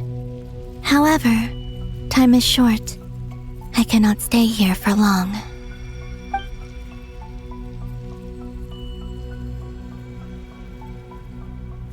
Rerir had seeds of hatred in his heart, and many people nursed them for their own ends. On some level, everything he did was to try and find a way to see you again. But in the end, he came to regret his mistakes. He wanted to apologize for hiding his past from you. Beyond that, he did not say specifically what it was he wished to convey to you, but I'm sure that you've always been on his mind. You are what has kept him going over all these years.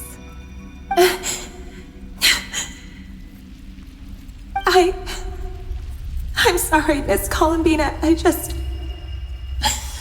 is so upsetting. I'm not sure how to put my feelings into words. It's all right. I understand. Well, that's everything from me. So, I guess I'll be... Wait. One moment. Time flows backwards here. The road ahead only leads further and further into the past. I know. I intend to reach the end of that road. Without a moon marrow, without the 3 moons' power, you won't make it far. Wait, unless... Are you one of the moon goddesses? You could say that. I see. I often think to myself, if life is like a train ride, why haven't I reached the terminus? Where am I even going? And it's not just me, it's this whole place. Wherever it is, it seems like it's existed forever. It's such a mystery. Where is it going? I must seem so ridiculous. I can't answer these basic questions, and yet I jumped right in here without hesitating, only to be torn apart the moment I entered by powerful energy currents. Only my soul remains now. Thinking back, I was suddenly overcome with fear and terror in that moment. Perhaps I too became bewitched by the abyss. I may have been the leverage it needed to control Rerir. I used to be a researcher at the Universitas Magistrorum in Conria, researching the iridescent moon's marrow. Eventually, I came to the conclusion that time in here flows in reverse. Rerir was one of the Venster King's retainers. With me, he was in an impossible position. It plagued him constantly. I wanted to help him escape his lot in life. I wanted him to be happy, so I thought I'd use this place to return to the past. At the time, I thought I could just go back to the day that the Venster King first found the prince. It was only after meeting the prince that the Venster King started going too far with his research into the abyss. That was the day all of our woes began. I thought I could stop the king from ever meeting him and solve everything. I couldn't kill the Venster King himself, so I had to find another way to save Rerir. That's why I wanted to go back, to kill the person who had brought new possibilities to our realm. I'm sure it was a futile endeavor, but the abyss probably enhances the basest human desires. So I naively hoped I could change everything. But I was simply too weak, like a speck of dust against the whole universe. Look at me. I didn't even survive the journey here. Not physically, at least. I know I'm never getting out of here, but you're different. You can make it, and I want to help you. I owe you that much. How do you plan to help me? Have you noticed the golden energy that exists here? Based on my past research and my observations since coming here, I believe they carry you forward faster. I can share what I've learned and help you understand the pattern in which this energy appears.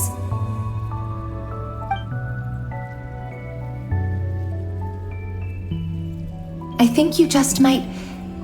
Now, I know you will be able to change the past.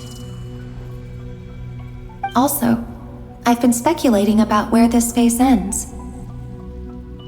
The documentation was scanned, but from what I know of the legends about the moons, the oldest ones seem to begin with Nibelung, king of dragonkind. I have no way of verifying any of it by this point, but if it's true, you might be able to reach that era if you keep walking. Understood. Thank you, Miss Thelindis. I'm the one who should be thanking you. If you hadn't entered this realm of everlasting death, what use would my deductions be? Thanks to you, they have some meaning. About Rayrir, I'm so sorry. For everything. It wasn't your fault. That's not true. Because we both feared bringing trouble upon each other, neither of us ever told the truth. And that dishonesty sealed our fates. But enough about that. I wish you a safe journey, Miss Columbina.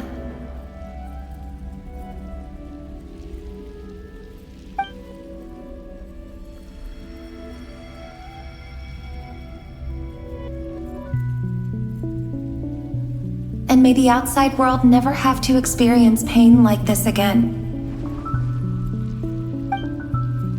Rayrir, you're there, aren't you? I cannot see you, because you exist in the future.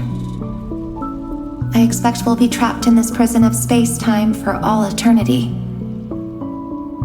But please, gaze upon the past, and then sit for a while. Let's find a place to sit down together, just like we did when we first met.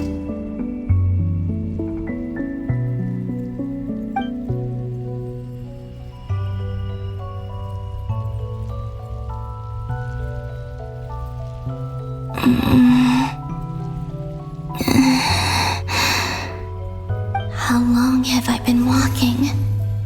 How much further till I reach the end? Is there even an end to be found? Everything's getting blurry.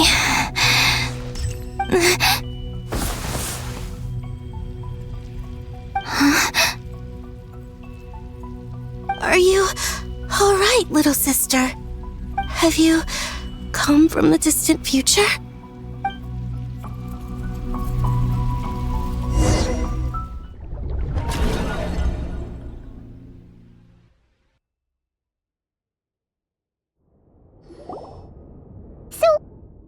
Exactly did the moons just disappear?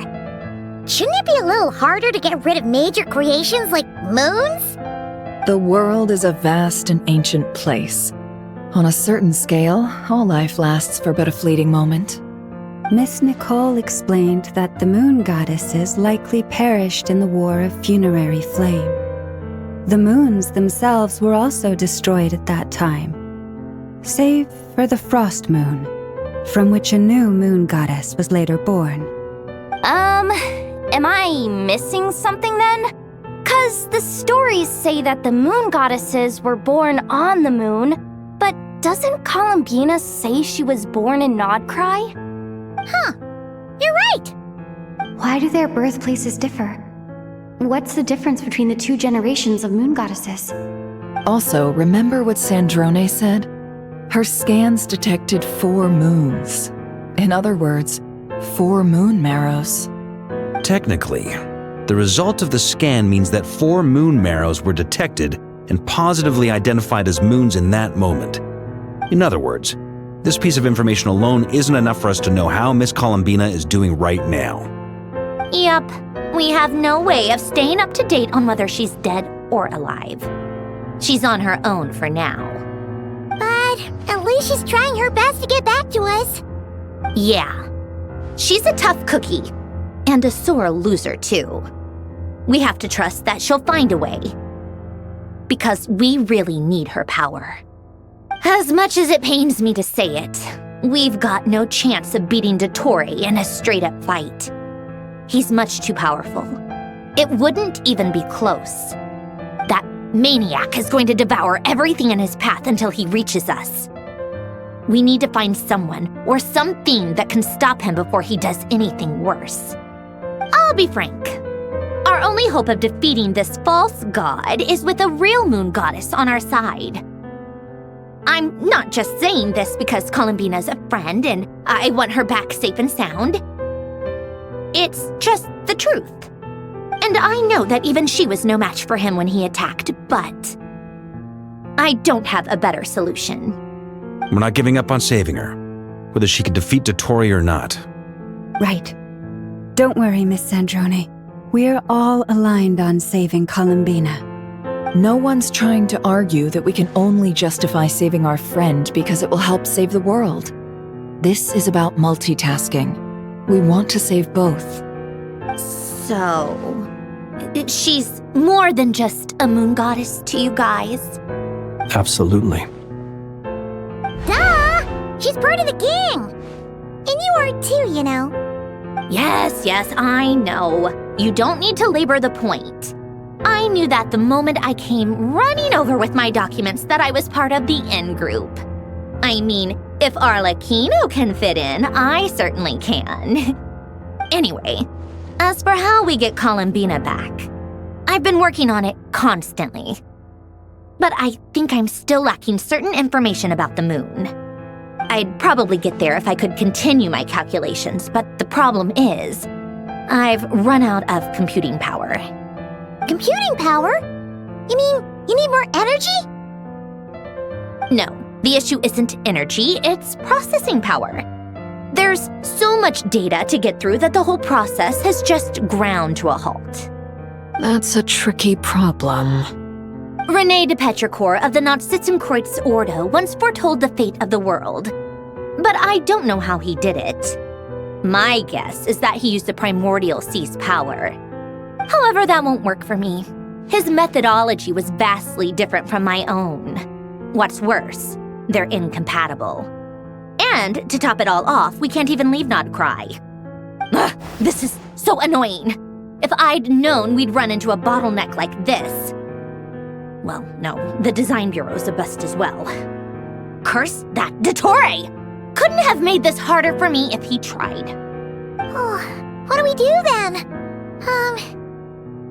How about we grab a bite to eat and take a break? Maybe something will come to mind after you've cleared your head. You don't get it, do you? I'm trying to calculate the fate of an entire world here. And I need accurate results, not vague prophecies. Where the heck am I gonna find the computing power for that? Ahem.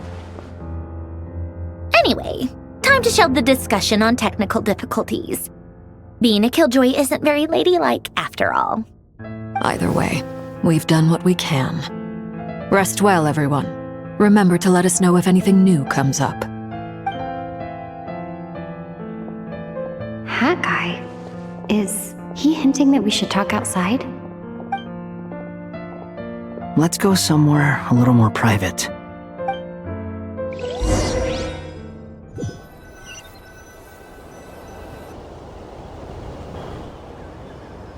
You know that Dory went back to Sumeru, right? Yeah, she mentioned she was planning to head back. Things aren't looking good for Nodcry. She's gone to spread the word so that Sumeru has a chance to prepare for the worst. From what I know of Dottore, there are two possible reasons why he hasn't made a move yet. One is that he's still working through some kinks in his new powers. The other is, he wants to see how we're going to react. He'll easily devour everything eventually, so I guess he's in no rush to make it happen. The first false god he made was me. Now it's his turn. Even though my records were erased from Irminsul, Dottore's ideas haven't changed one bit. He once told me that becoming a god was like turning yourself into a hungry wolf or giant serpent to devour the moon. Clearly, he began studying the moon goddess's powers long before he even tried making a god. He's always wanted to get his greedy hands on divine authority one way or another. And in the end, he devoured the moon where I failed. In the desert of Sumeru, there is a chessboard built by King Deshret, also known as Al-Ahmar. I don't know if it was a real game, or if he was just trying to challenge his servants and citizens in some way. But creating games and setting rules, gods do that as a matter of course. That's the kind of power Dottore craves. Now he has the Trilunar Authority. His power is leagues beyond the common people. I don't think there's any point in other nations rushing to the front line. They're better off focusing on defense and hoping they can fend off any threats that spill out from Nodcry. Either way, Dori will inform Lesser Lord Kusanali, and she will contact the other gods in turn. The Seven will have some recourse available. If nothing else, their protection should keep the rest of the world from descending into chaos as quickly as Nodcry has. So on the bright side, even if Nodcry is doomed, your friends in other nations won't be in any immediate peril. That's good to know. But I'm not ready to give up on Nodcry yet. There's a word for people who refuse to let anything go. It's called being greedy. Maybe it sounds greedy to you, and probably naive too. But whatever you call it, that's what gives me the determination to keep fighting.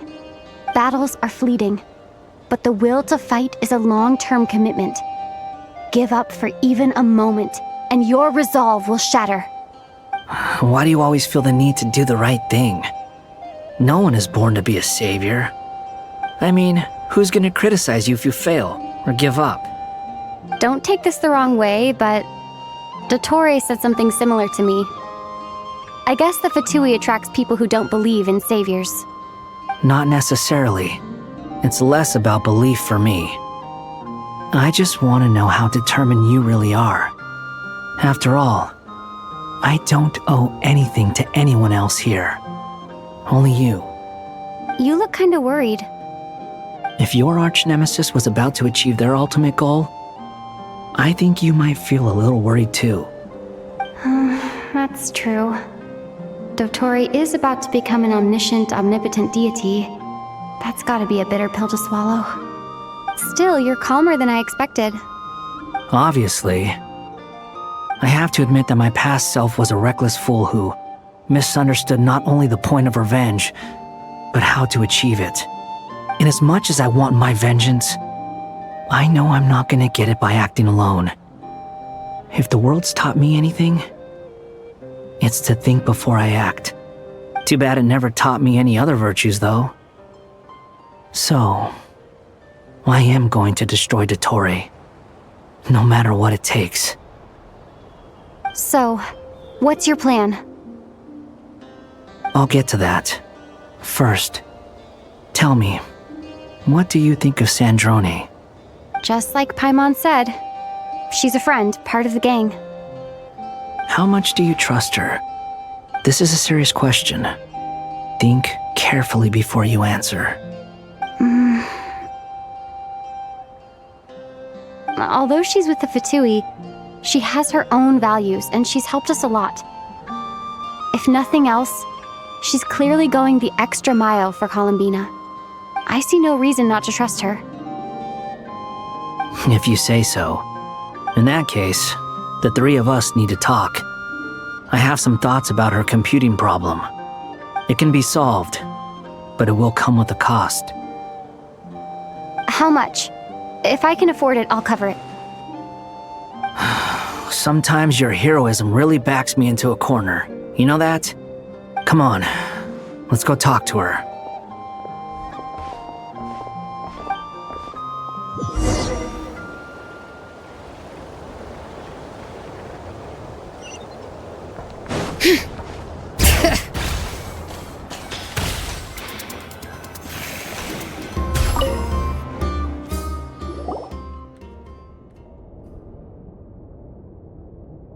Miss Androne, Traveler.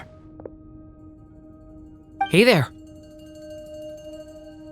Paimon's here too! She was just helping them sort through their things. How did your chat go? That was fast. The call only just ended.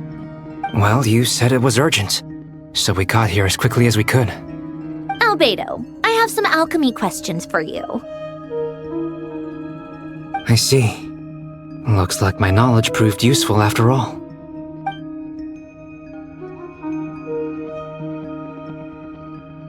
If I might ask, what is the end goal for the modified formula you'll be using? I needed to predict the future of the entire world. But I've run into some teething issues since trying to implement Renee's theory of the 4 Orthants. I see. I'll have a look at it. Still, computing power is the real issue here. How do you plan to solve it? About that, it's been sorted. Oh, with the Traveler's help? Actually, you're not wrong. She found the person with the solution. Was it Hat Guy? Yeah, it was him. Wow! Go Hat Guy! Seems like all that time studying at the academia is paying off big time. But where is he? Wasn't he the one who asked Albedo and I to come here? Come with me.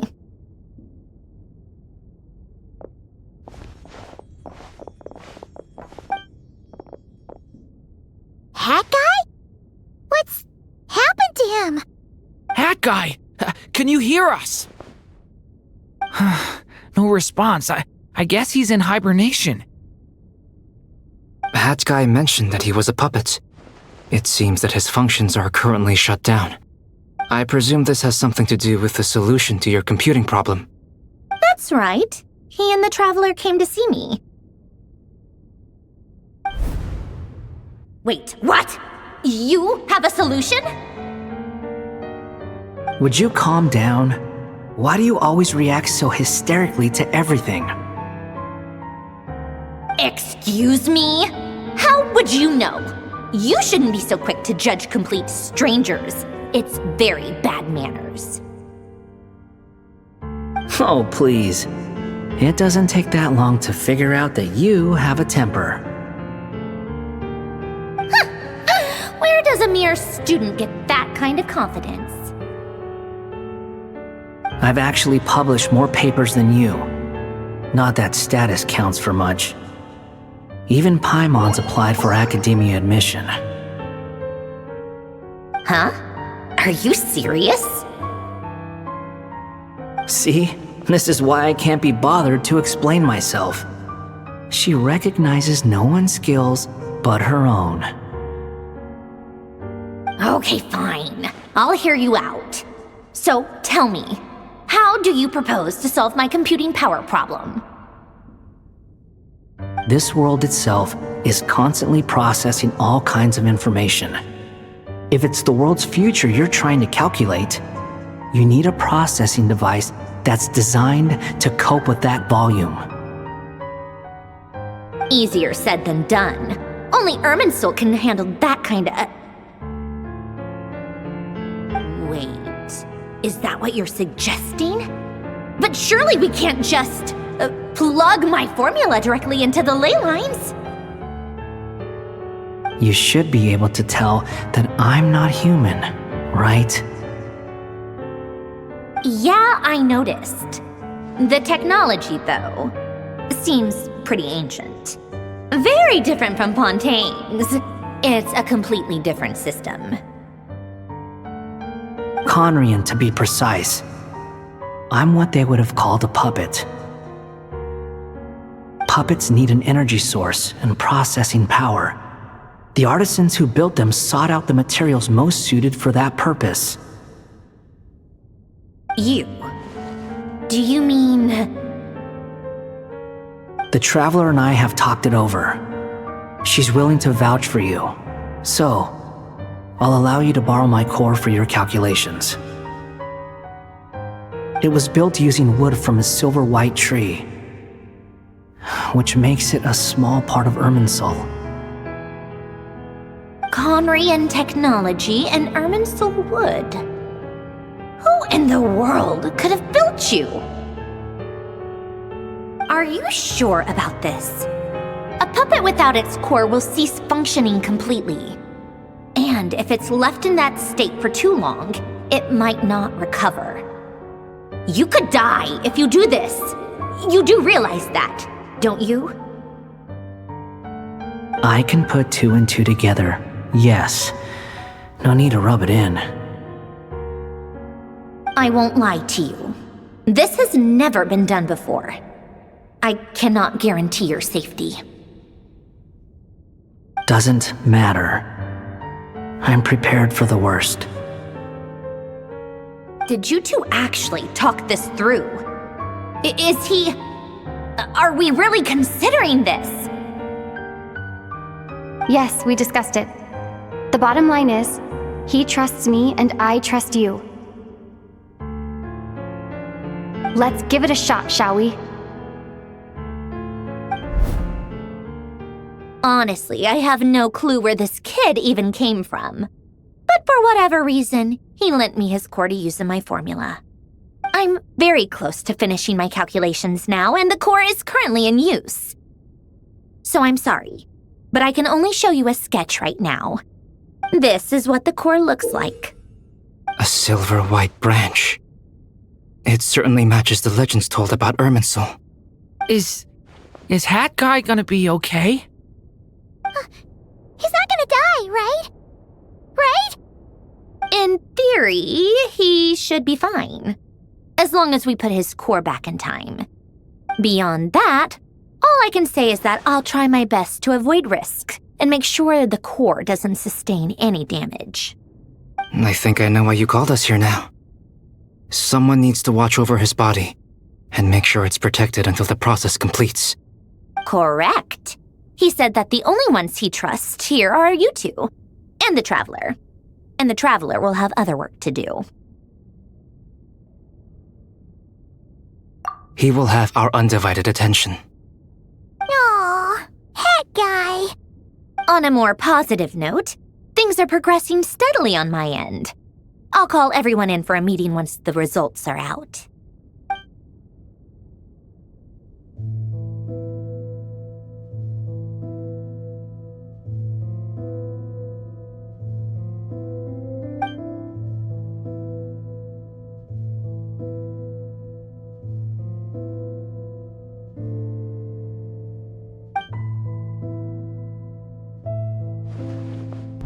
The worst case scenario with the core removal is either a system reset or a total loss of function. But I'm not afraid. A quiet death should have been my fate long ago. A core is completely different from a heart. It's like another vital organ entirely. I never believed it could be a true replacement for what I sought. But in the end, it turns out the core was more useful to me. Pretty funny when you think about it. It's like the punchline of my entire life. Do you think there's any difference between a puppet and a human? If not, then this would just be another samsara. I have already experienced both a past life and a next life. Part of me wonders whether I'm only capable of making this decision because I've become a real human. What's with that expression? Isn't this a good thing? Sandrone will succeed, won't she? She has to. She will. We all have to persevere until this is over. That's right. And I'll protect you all until a moment of victory arrives.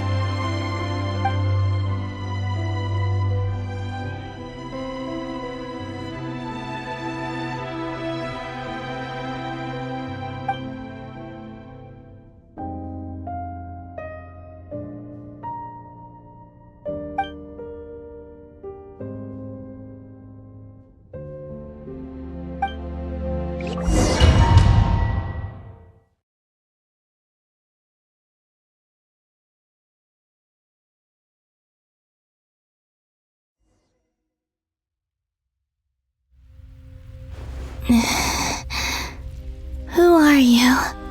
Call me Sonnet. You have the same power as Canon. Sonnet. So, you're the goddess of the iridescent moon? Oh, goodness. You recognize me? Well then, what's your name? Columbina. Columbina Hyposelenia. Hyposelenia? What a lovely name. Did you choose it yourself? It was a joint effort between me and my friends. Friends? You mean your friends in the heavens? Huh? Oh, sorry. You must be exhausted. I apologize.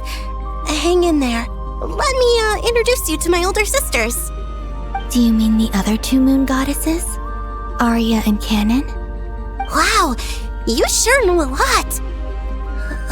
Hey, does that mean that our story goes on into the future? Oh, I guess that wasn't the best question to ask. It's alright. We were prepared for that possibility. You could say we were too prepared. I can't even remember how long my sisters and I have been here by this point. When did you get here? How long has it been? I can't say for sure, but it feels like it's been forever. I see. Are you feeling alright? You look a little unwell. I can hold out a while longer.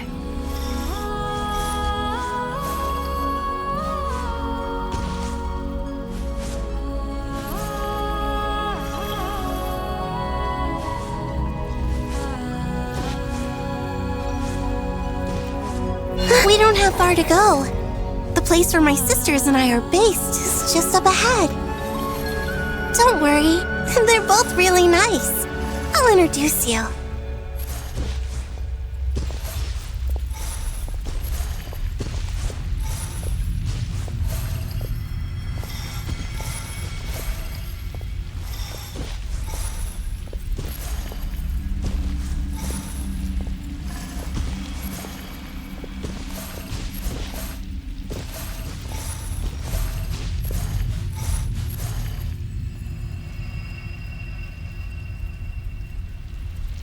Sisters! I'm back!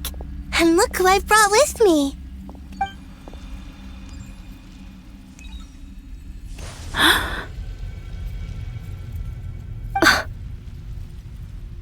It's our lovely little sister, born in the far future. The pleasure is all mine.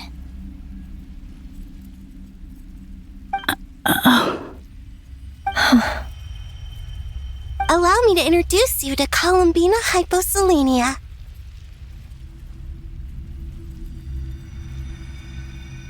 This is Arya, the goddess of the eternal moon. And this is Canon, goddess of the frost moon. Canon, don't you think Hyposelenia's power is similar to yours? Hello, Columbina. I apologize for our startled reaction just now. And please, forgive our little sister if she's been annoying you. She tends to talk a lot. It's fine. You seem shy. Don't worry, Columbina Hyposelenia.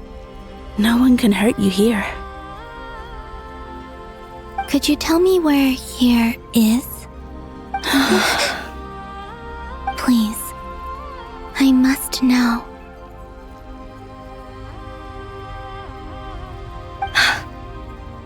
My dear sister, this is where Tevat's original ruler, the Dragon King Nibelung, imprisoned the moon goddesses.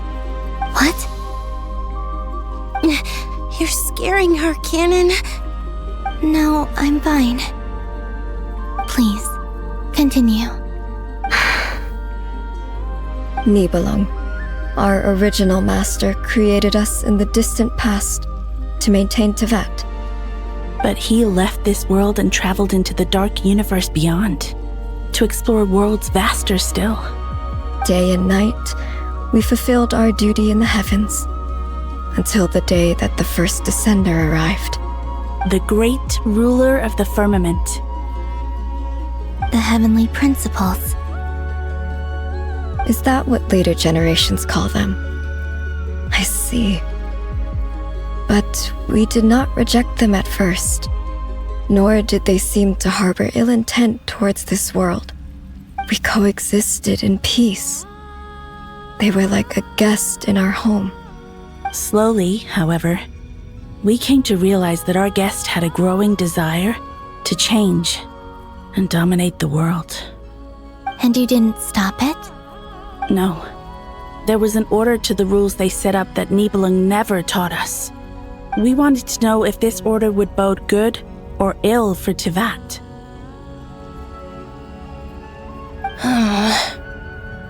All right. Canon and I wanted to know. Sonnet was against it from the outset. Later, we discovered that this great ruler of the firmament bore an almost paranoid hostility toward the desire of certain life forms to seek power. Or perhaps they feared them. They would even cast down celestial nails as manifestations of their power, to punish the civilizations of the world below. Only this was far beyond mere punishment. Right. Their rules brought order, but the price people paid for merely testing the limits of those rules was far too great. I did everything in my power to help the punished escape catastrophe, but still, too many lives were lost. The ancestors of the Frost Moon Scions were some of the ones you helped.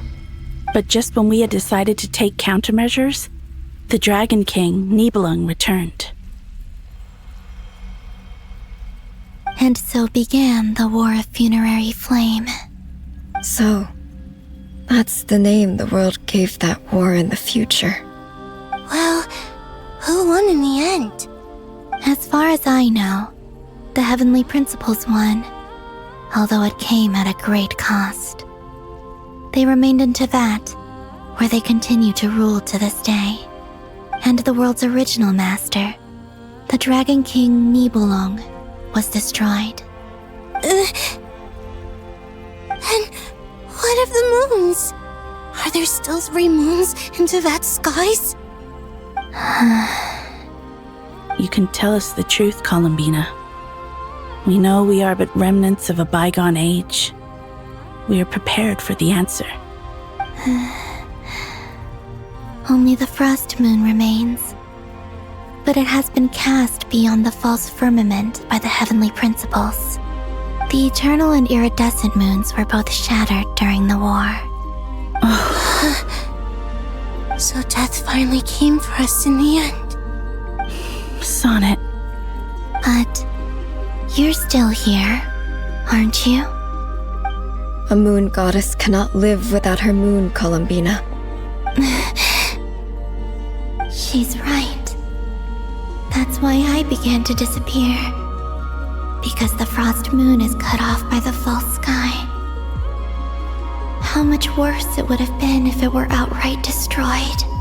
Our souls may endure within this lunar palace, but if our moons are destroyed, then we shall disappear the moment we depart from it.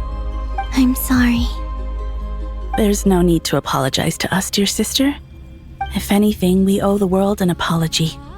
If only we'd decided to act sooner, rather than arguing amongst ourselves. all the more reason not to spend this time in regret and repentance. Instead, we should focus our efforts on how we might help our future sister. Sorry? Don't you see, Columbina, your story is not yet over.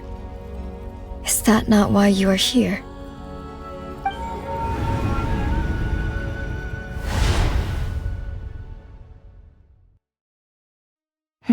It's done. Initiate numerological array. Continue running primary process. Calculate the world's fate through extrapolation, and identify nodes of potential change. Secondary process, scan for moons. Still 4. The number of moon marrows hasn't changed. Wait, let me think. Is it possible that there's something I've been misunderstanding about the moons all along? Variables. Variables in the world. I know where potential variables within the world come from. So what about the moons? Are there any variables there? Like their life or death, for instance. What if being alive or dead makes no difference to a moon? But that's so strange. Even immortal gods can die. Why would the moons alone be? Wait! I've got it! If alive or dead is considered a variable, we might have had this wrong the whole time. No one ever said that a moon marrow equals a living moon. We just made that assumption ourselves. Initiate secondary process. Scan again. This time filtering out interfering perimeter, moon marrow. I don't care if they're natural or artificial. Get them out of my search results! Why? It says 3 moons still exist in Teyvat, even after excluding the moon marrows. But we know for a fact that 2 of them are dead. Redo the scan.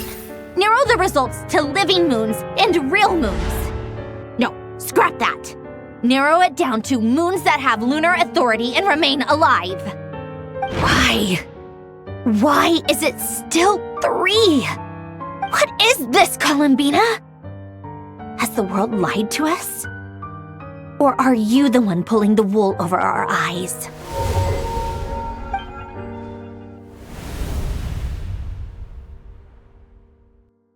So, you think that the moon's reflection might be where Nibelung imprisoned the 3 moon sisters?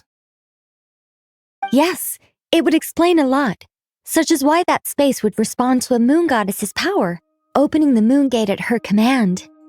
It would also explain why Miss Columbina has been unable to leave, and why time flows in reverse there. In the messages she sent, Columbina promised us she'd find a way to return, but we have no way of knowing how, when, or where this might happen. The fact that she still has yet to reappear in this world indicates that returning from that place is no easy feat. We cannot afford to simply wait for her. So you're saying, if she could return by her own power alone, she would have done so long ago? Yes, she certainly wouldn't leave it to this late stage when it's so touch and go. I've been giving this some thought, and I've come to believe that Luana's Har might be an anchor that she left behind, as a sort of future waypoint. This could also explain why Luana's Har is always by the traveler's side. Sounds like a plausible theory. If that's the case, there must be some criteria we need to fulfill to allow Columbina to return to the present. The question is, what could they be?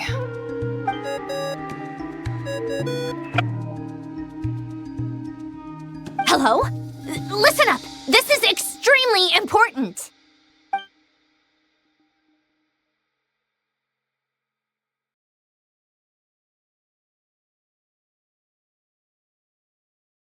Not only is Columbina alive, but she may well exist in a form unimaginable to us. I'm still unclear on the details, but she's done something truly inconceivable in the past.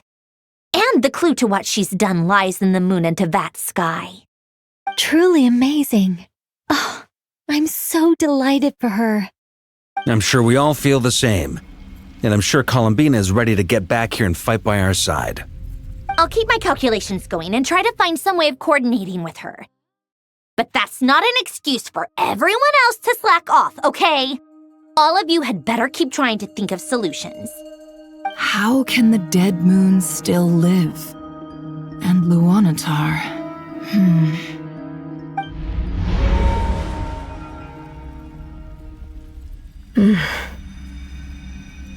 It's hard to believe that's what will happen in the distant future.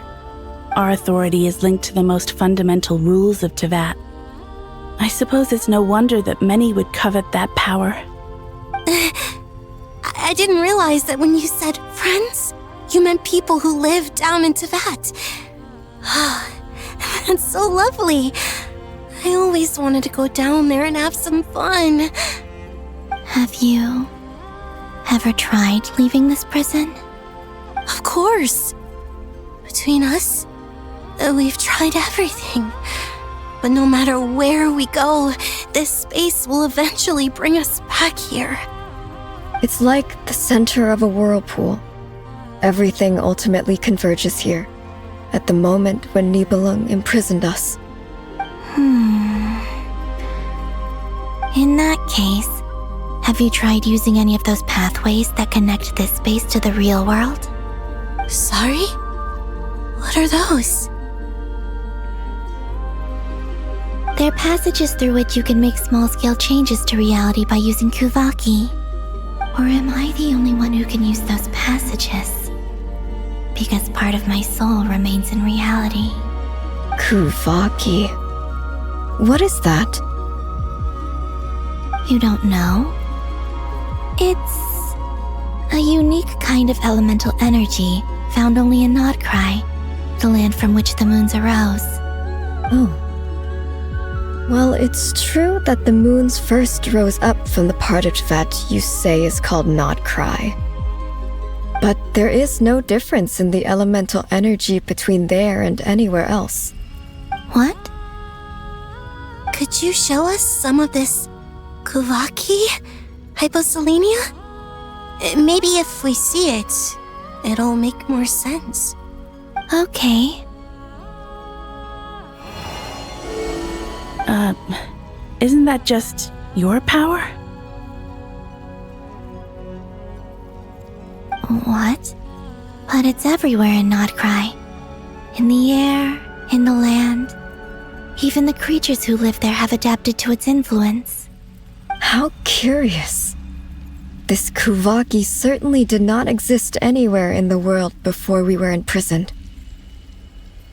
Let alone influence living creatures. So, how exactly does it affect them anyway? Can they float in the air like us? This is so strange. Why would their reality differ so much from mine? Columbina, you're looking for more than just a way out of here, aren't you? Yes. If I am to help my friends, I will need tri-lunar authority on par with that of our foe. You mean you'll need our power? This sounds extremely risky. The three moons' powers are not mutually compatible. Concentrating them into one goddess will be a very painful process.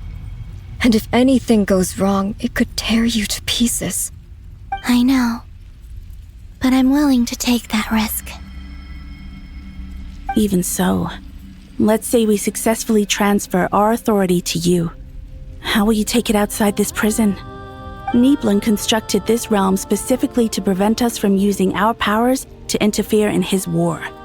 No moon goddess can leave this place alive. What if I don't leave alive?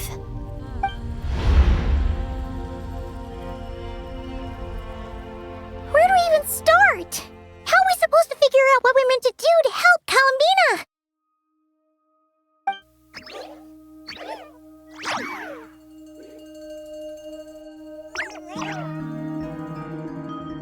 Columbina, what do you need from us? If she really got to the beginning of time in there, how do you think she'd leave us a message?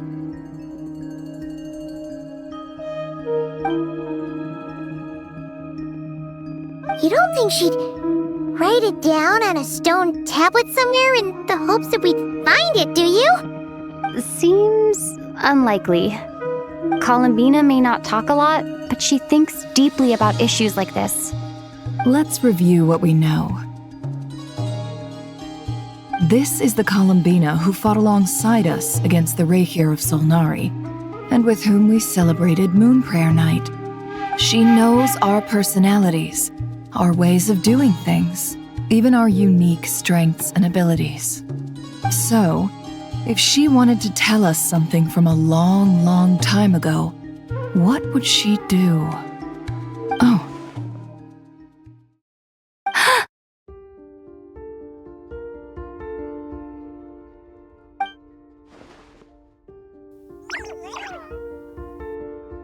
Traveler, you once said that those golden ripples also appeared when Luanatar was born. What if Columbina left Luanatar here, not just as an anchor to the real world, but for some other purpose? If she is part of Columbina, and Columbina knows that I can see past events through her. Oh yeah! Like when you peeked into Rarer's past through his heart! Never, wait. If you're right about this, and you can really see past events through Luanatar, your eyes, they'll... Oh, I know. Looking at Rerir's past in Conria was already enough of a strain on my eyes. Looking this far back into the past, it'll surely blind me. But it's our only chance. This is the only way. Boss. We spoke about this once, a long time ago. Do you remember what I said, Yehoda? The day I lose my sight, the Curatorium of Secrets will be yours to run. But... What's wrong? I'd be overjoyed if I were you. This day's come a lot earlier than either of us expected. I need to know you'll honor our agreement, Yehoda. Promise me. Yes, Boss Neff. I promise. Are you sure you don't want some time to think this through? What is there to think through? I should have gone blind after our battle with Rerir. Frankly, it's almost criminal that I got away with it for this long. Then at least let me take some precautions on your behalf. And if you really do lose your sight, I'll visit your office every day and make sure you're well looked after. Oh, please, anything but that.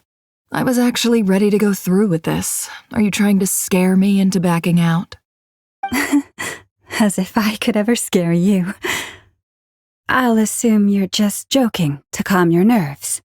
All right, enough chit-chat. Let's do this.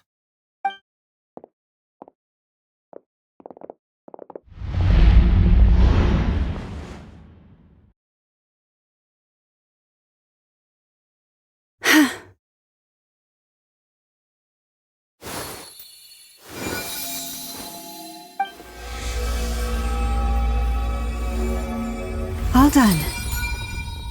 Good. Now give me some space.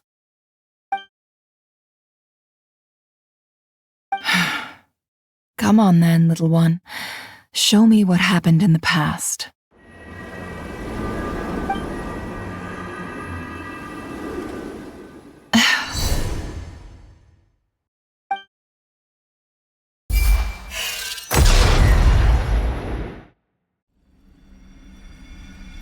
Between the Trilunar Authority, Kuvaki, and the soul-surviving moon, the Frost Moon, I think I might know how to get back. But I will need my sister's help. Time to go talk it over with them.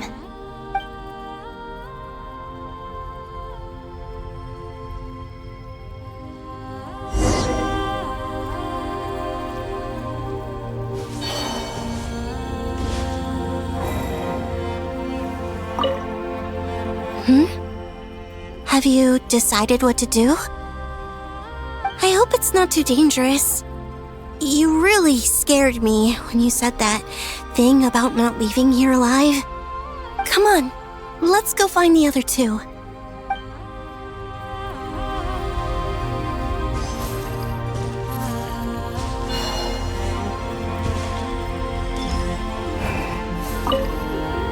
It seems you have reached a decision. I'm all ears. What do you propose?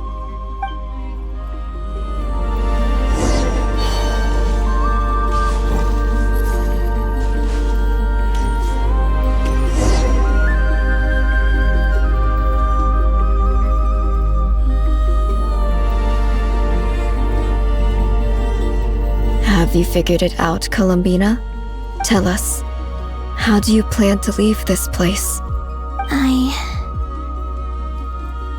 intend to die here, in this moment, and then be reborn in the future with the help of my friends. What? What are you saying? How can the dead be reborn?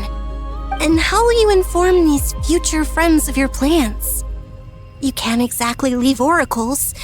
Nothing can escape this place. Not a single ray of moonlight. And even if you found a way, what if they never find the message you left for them? You'll... No, that won't happen. Come again? They will find my message. I'm sure of it. I'm not following. How exactly will you achieve this?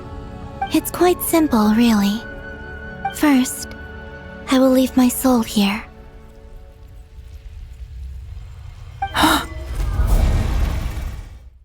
I see it. Your soul? You mean you're a divinity? Yes. I once left a portion of my soul in the future. One so small that this prison barely noticed anything. In this very moment, she can resonate with my soul across time.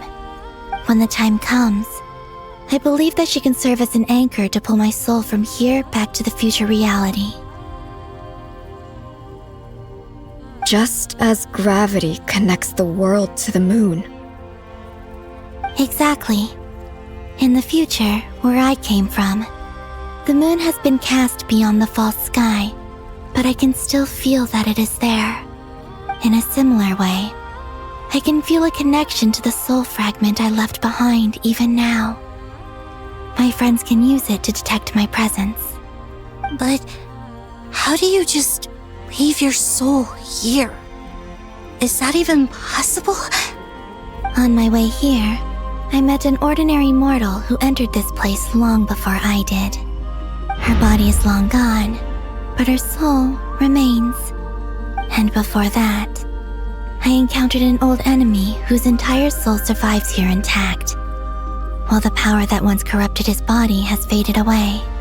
So, perhaps this space is specifically designed to imprison divinity and authority, but not the physical body. Still, even if your body can escape, would it not just be a lifeless husk without the soul inside?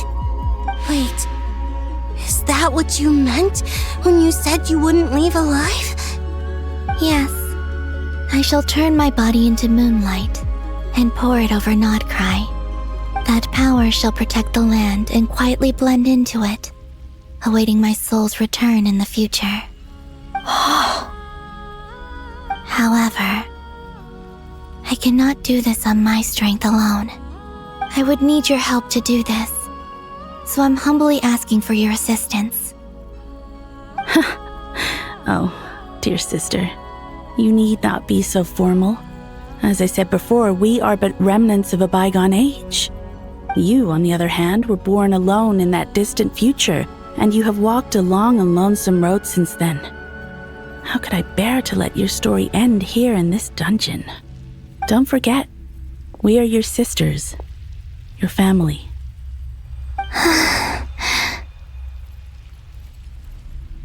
Arya's right. Actually, I've always wanted a little sister. Can you imagine how it's been for me? Getting nagged by two older sisters all the time. Now, I finally get to be the big sis. And not just that, but I get to help you return to your world, too. How could I say no to that? Sonnet. Canon?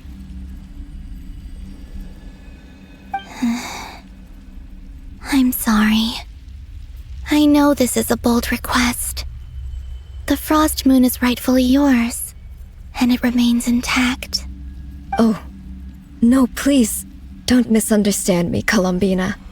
I was just thinking. back on the years that the three of us once spent together, you cannot imagine how happy I am to hear of the future world you describe. The Frost Moon Scions, your lovely, kindly friends. For the three of us, whose purpose in life was to maintain the peace in Teyvat, it is a great relief to know that the people of this world live in such an abundant future. If your plan can save them, and save not cry, I will gladly give you all that I can. Besides, the three of us have been together since the day we were born. I could never abandon them to live on alone without them. Canon. Still, I do have one question I would like to ask you before we proceed. Certainly. What is it? Why do you cover your eyes?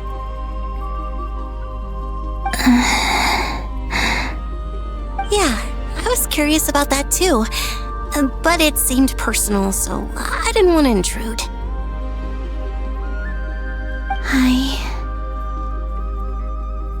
There was a time when I refused to look upon the world. I believed it was full of nothing but lies and falsehoods. I wished to hide my feelings, seal my heart, until I could return to my true home. I see. Perhaps that decision saved you from ever having to see the false sky again. But at the same time, you likely missed out on many true and precious things, like the smiles on your friends' faces. Promise me this, Columbina. When you return to the future, open your eyes, take a look at the world around you, and see your friends. I'm sure that you know this already, given that you long to return, but that is your true home. Give me your hand, Columbina. Aria, Sonnet, you too. Okay. All right.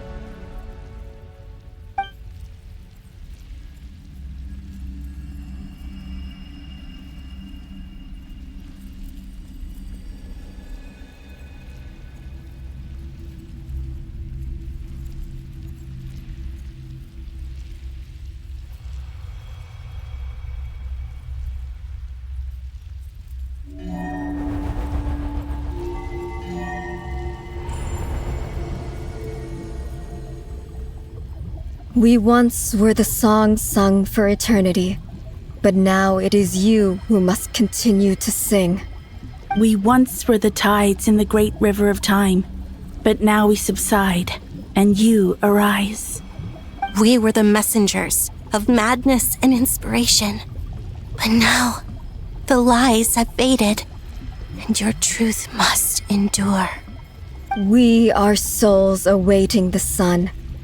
You must return to be with those who smile when they see your face.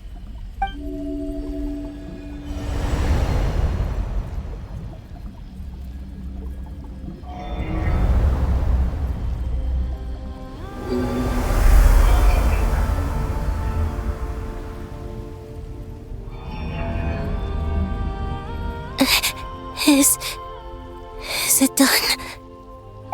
Yes. We have transferred the authority over all 3 moons to Columbina Hyposelenia.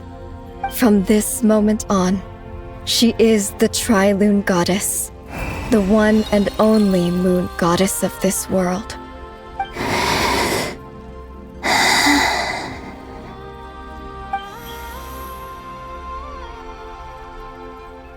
Thank you. Thank you, my sisters. Now go, and do what you believe is right, Columbina Hyposelenia. Be aware that we cannot grant you the power of the 3 moons beyond these prison walls. The conflict that arose over their remains following our disappearance will still take place. I understand. Sisters, oh, my body, it feels... Now that we have given up our power and authority, our bodies are merely mortal shells. This prison is dissolving them as we speak. It's okay, Sonnet. The end must come for every god, just as it does for every human. That's all this is. The final destination of our lives. Canon and I will be by your side the whole way. We have one final request, Columbina. Could you use the Three Moons' power to send us back into the real world? Now that we have lost our powers, I doubt this space will seek to hold us further. It's just... we would like to spend our final moments together in the only place we ever called home. Of course. Gladly.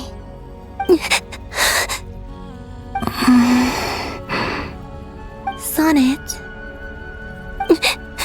Yes? Don't...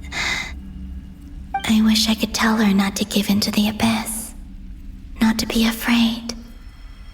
But is this really what I should say at this moment? Don't forget. I'm so glad to have a big sister like you.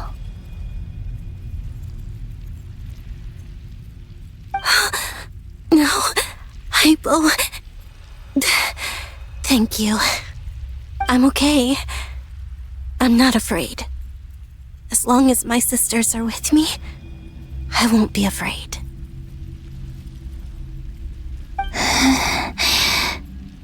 It looks like this is goodbye, sisters. Goodbye, Columbina. Take care of this world in our stead. I will.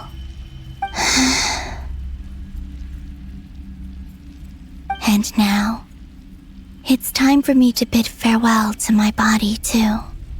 May it become the moonlight that keeps Nodcry company through the long years ahead. So this is why Nodcry was not always home to Kuvaki. It only appeared after I poured my body out upon this land, and only this land. Kuvaki responds to me because it is me, my body, answering the call of my soul. And the golden energy I've encountered on my way here was, in fact, that very soul, which I am about to leave here to guide me. O power Trilune, eternal moonlight. I, Columbina Hyposelenia, lay aside my body. Let it be cast into the dark night to illuminate the future. May it be a companion to all who dwell beneath the moon.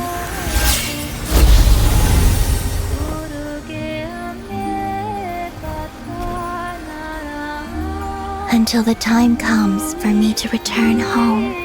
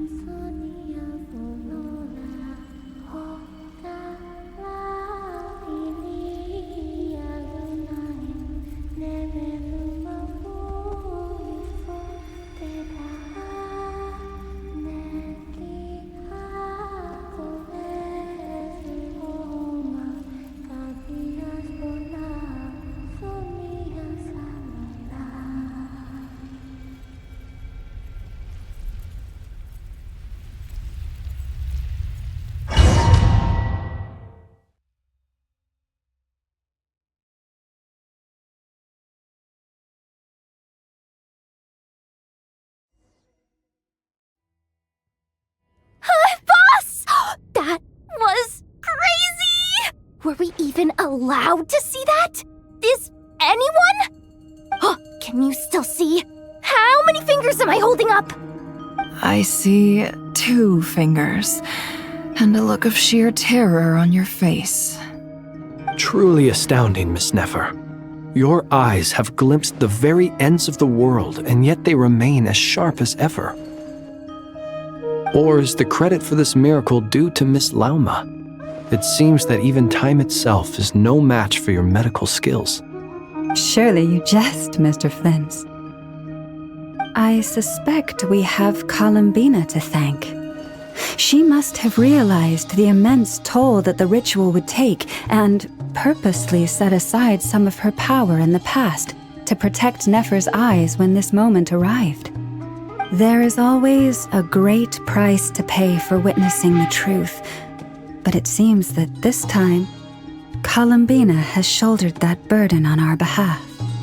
She chose the perfect method of getting a message to us. Though her eyes were always shut, she was clearly so perceptive. She knows us well. She knew exactly how we would think and what we would try. Despite being separated by time and space, we're seeing the same possibilities and seizing the same opportunities. We still don't even know if she's okay right now. But as long as there's a chance we can do something, we'll fight to make it happen. We'll get you back somehow, Columbina.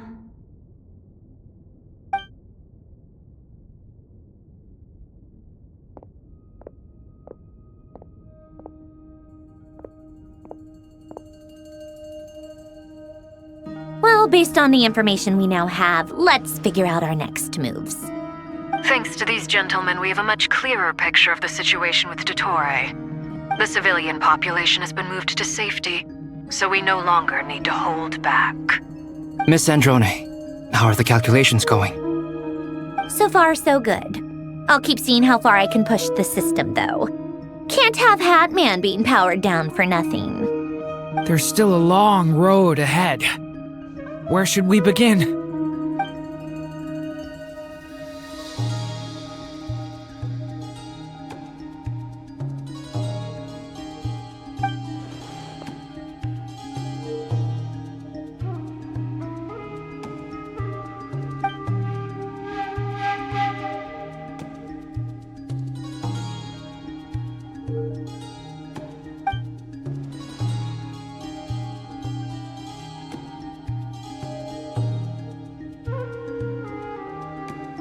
Our plan is clear.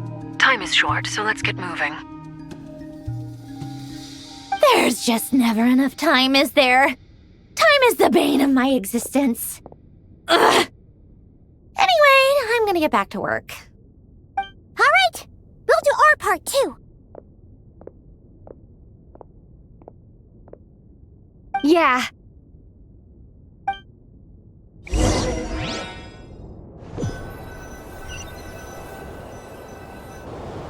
Albedo's theory says that elemental energy can dilute the light realm's power, but I'm no expert in building elemental defenses. Sounds like something out of the advanced elemental theory section of the library. Whew.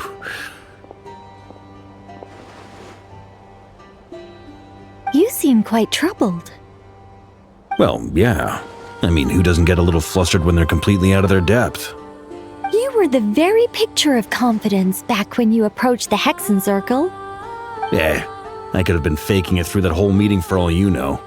Who's to say I'm not just a ball of nerves in a charming and gregarious package?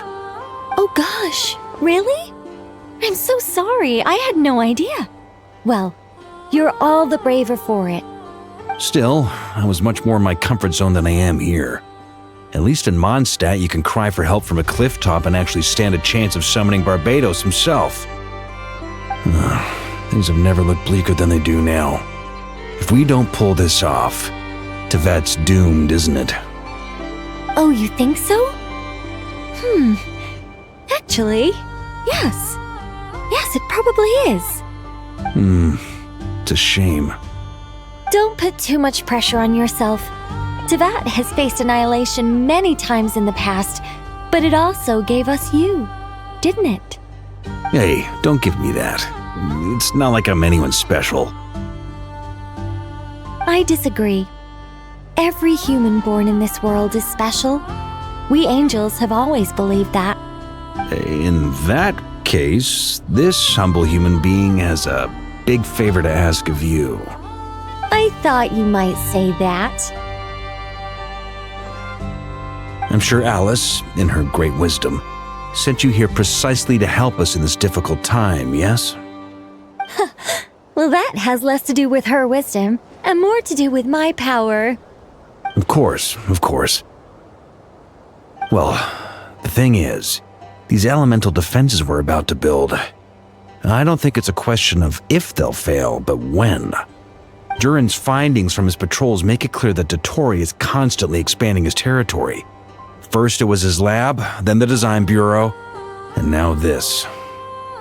It's not realistic to completely stop him encroaching on the rest of Nagrai. Rather, our goal should be to stall him for as long as possible. If Miss Sandroni's calculations are correct, well, they're the closest thing to certainty we have in this situation, so let's assume they are. Anyway, her calculations suggest that our best hope for victory lies in Miss Columbina's return. It's up to us to slow Dottore's advance and buy time for her to make a return.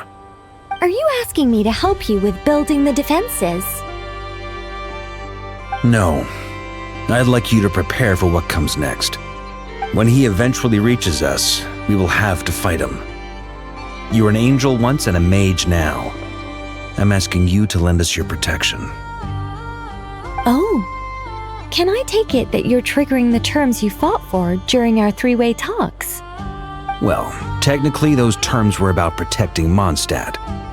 But if you're happy to agree to the change in location, then yes, let's do that. You're cashing in on this much sooner than I'd imagined. Well, yeah. The way things are going, I might not get another chance. Very well. The mages have heard the knight's plea, and we will respond. To tell the truth, Alice and I had already discussed how we might help you all, so I didn't come empty-handed. I always like to be prepared.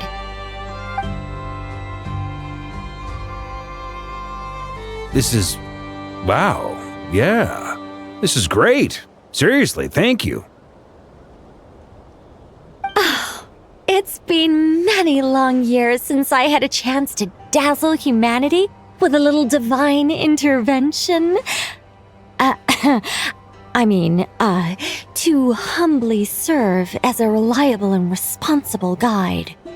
Anyway, Knight of Boreas, please accept this gift in recognition of your great virtue. Go now. May the angel's blessing deliver you safely to your destination.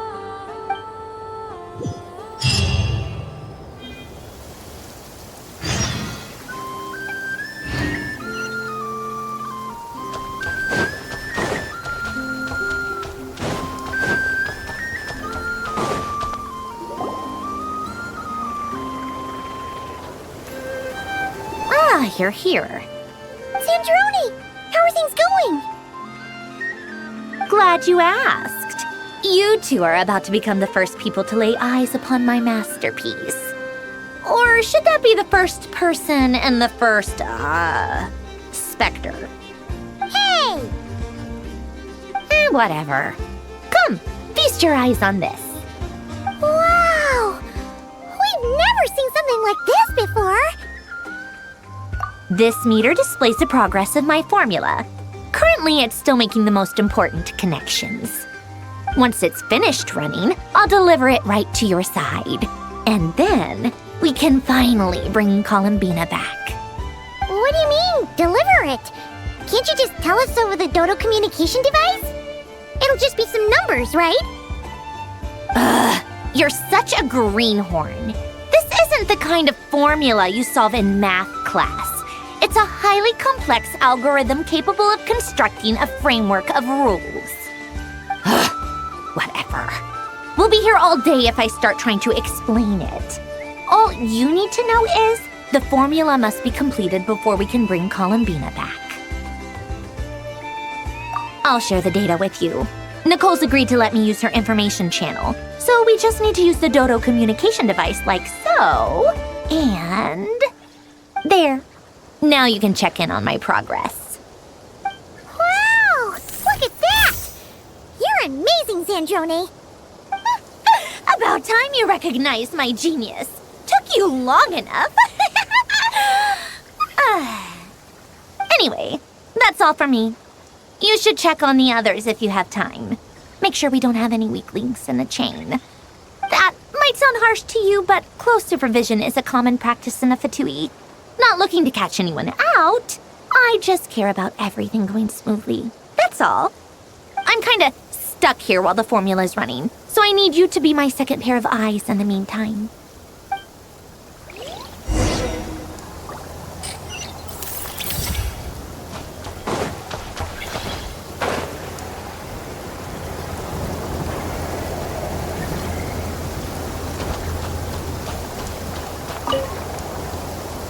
Traveler, Paimon, a pleasure to see you both. Friends! How's everything coming along? Fairly well, if I do say so myself. Personally, I am ready to confront Dottore head-on. Ooh, you sound much more serious than usual. To be honest, I am not usually fond of exercising my full strength. For one thing, it's hardly conducive to maintaining a low profile. Besides, I believe one should have the right to choose when to show their hand. I am conserving my strength until the moment of battle is upon us. Anything to boost our chances of victory. Seeing you get into the zone like this really puts Paimon at ease. Huh, Traveler? I consider it an honor to have your trust. Rest well. I look forward to seeing you both in your element during the battle.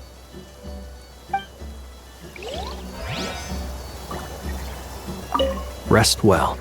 I look forward to seeing you both in your element during the battle.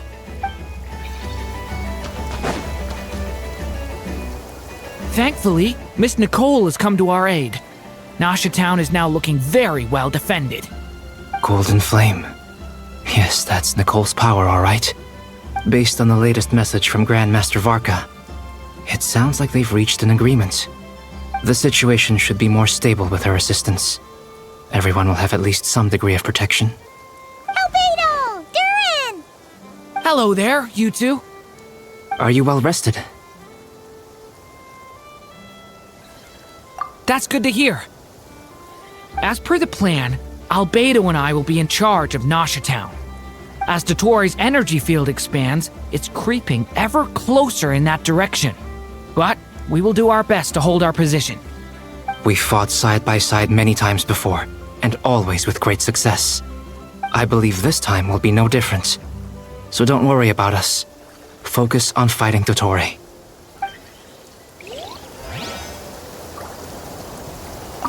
As Dottore's energy field expands, it's creeping ever closer in that direction. But we will do our best to hold our position. We fought side by side many times before, and always with great success. I believe this time will be no different. So don't worry about us. Focus on fighting Dottore.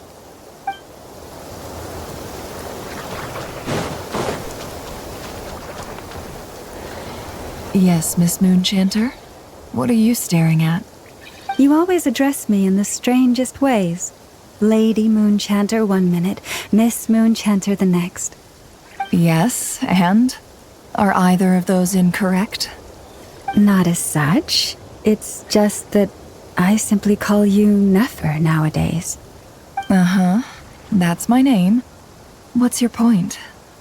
The point is I don't add any honorifics or titles. Meaning what? That maybe we're on friendlier terms now than we used to be. Is that how you see it? And I thought I was the one with eye damage. Never! Wilma! Paimon, Traveler. Just swinging by to check in on you. How are things going? Did you manage to get some rest? Don't worry about me. I won't slow us down. And I give my all to ensure our victory. Ah, yes. Allow me to give you two a quick checkup. All done.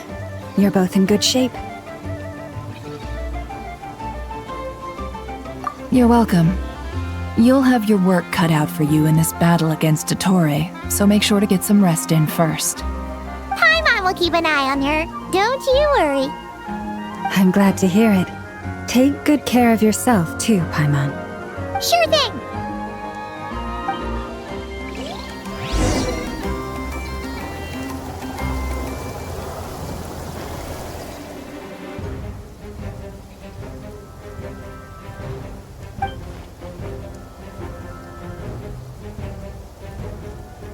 Here they come. That's quite a horde. As we expected. Get ready, everyone! Take your positions and prepare to engage. Let's begin. I'm at the ready.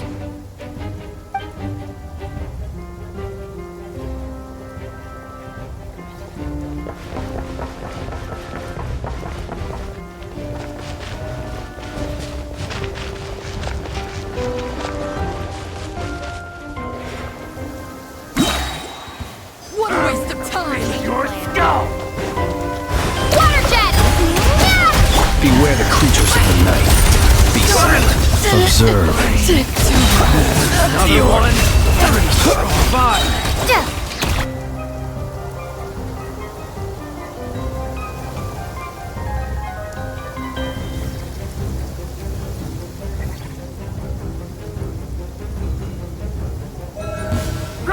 Your skull!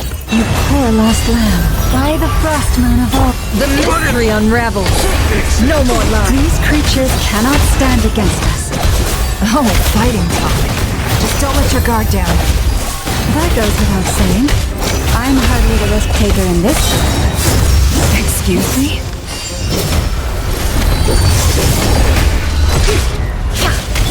With one heart, we pray. Forest, protect us. It all adds up.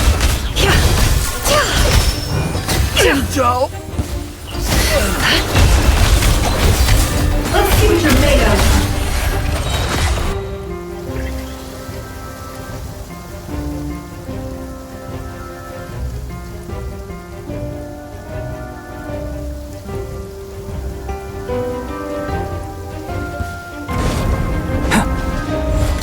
Feel this ancient power. A turning point in fate! Devouring claw! That was easier than I thought. Naturally. What do you mean? Is it because as created beings go, we're of a higher level than them?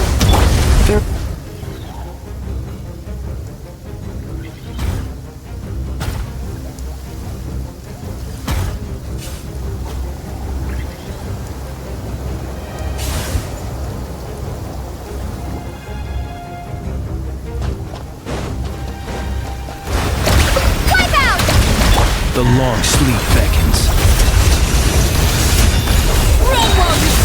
To dust. People have always used fire to drive away wild beasts. Wouldn't a lantern work just as well? You read my mind, my dear friend. I was just about to say that. All right then, dear friend. Bring the light! By the Frostman of old. Can't hide the truth.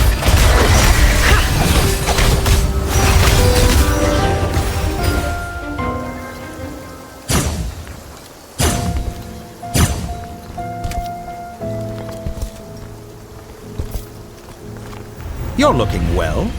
I trust you've had a good couple of days. Dottore. It's actually a good thing, in my view. If the subjects of my experiment were to die prematurely, it would throw quite a wrench in the works. And so, I must thank you all for your resilience. We are no longer on the same level, but you are nonetheless worthy of my respect. A creator god should be merciful and gracious after all. And in any case, it is only right that before I end your lives, the world is informed of the arrival of their new god.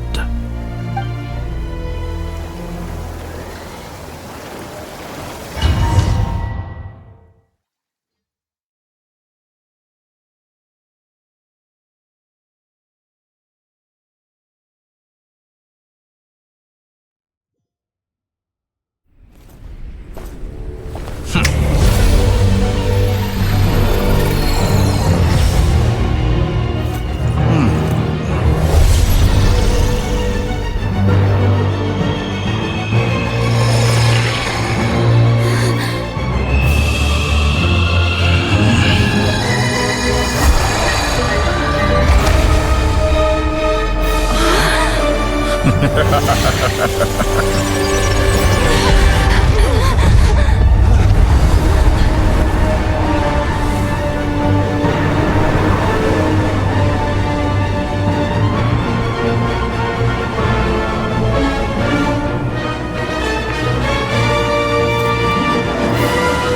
experiment begins.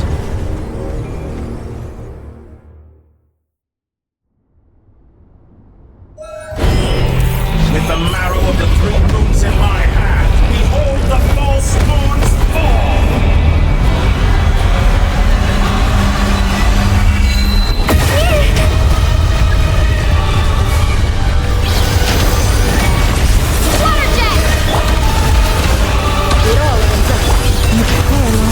Be silent. Pathetic. Can't hide the truth. That's more like it. Some result you cannot face me. Found. Leave this place.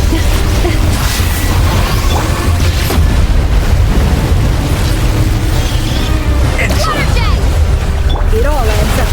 No more lies. Close your eyes. Be silent. Can't hide the truth. Excellent. First, like an ant in my palm. I've been moved inside another space, and it's sealed off. Looking at the structure of it, it seems like Dottore intends to trap us here. There's no exit. Our endurance is about to be put to the test. Moon's remnants fall. It all adds up. No more lies. Leave this place. Did you honestly think Absurd. It all adds up. For the everlasting forest, you poor lost. Seek within. Can't hide the truth. Lord, keep it that small? No more lies. By the frost on the wall. The deception ends here.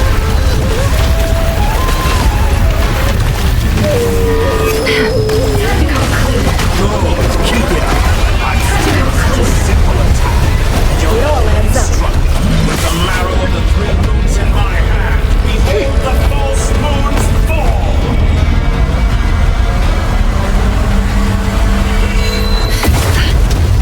Shameless. Reverse. Leave this place. Can't hide the truth. It all falls into place. Tell me, where will you try scurrying off to next? Looks like Dottore has opted for a divide and conquer strategy. But we will not allow him to triumph. Now, I shall pray for our victory.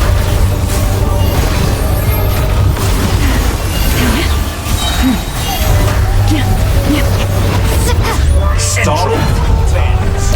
Now inefficient. It all adds up.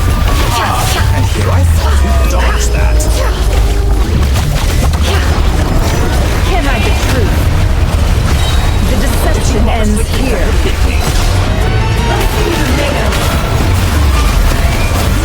What a joke. It all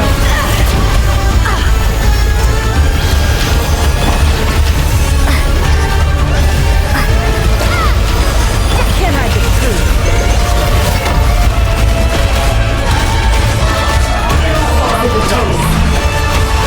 It all adds up.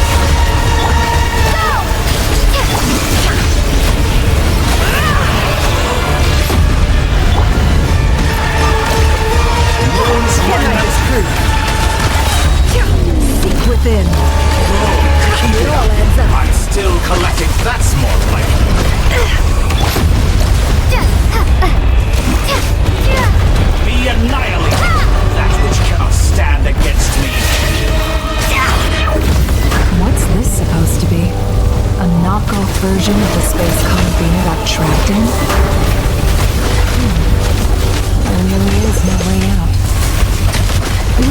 about that, Dottore.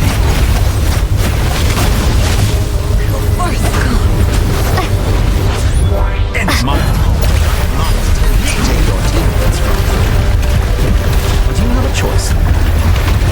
Obey, and I can release them. An excellent deal, if you ask me. Won't you consider getting if they would get me?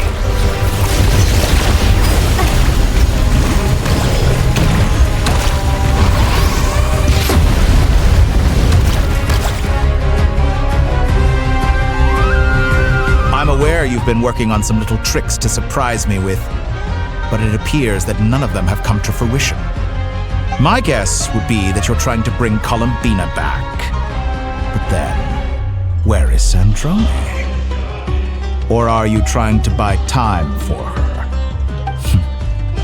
I always found their friendship to be a curious phenomenon.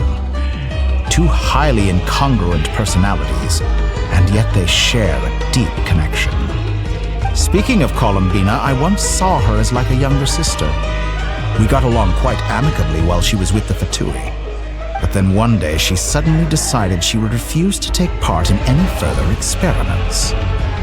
To this day, I truly don't understand what I could have done to upset her so much. It's such a pity. I could have had a sister, a family. But alas, she grew to dislike me. You're not fit to be family to her. That I can't deny. So many people, all obsessed with playing out the same tired old dramas. This world is rotten to the core. And then there's you. You had every opportunity to reach the right conclusion. The thought of killing you off like this? But I maintain that I approached you in good faith, so I will offer you another chance. Will you work with me? You have until I count to 10 to make your choice. 1, 2, 3. Not in a million years.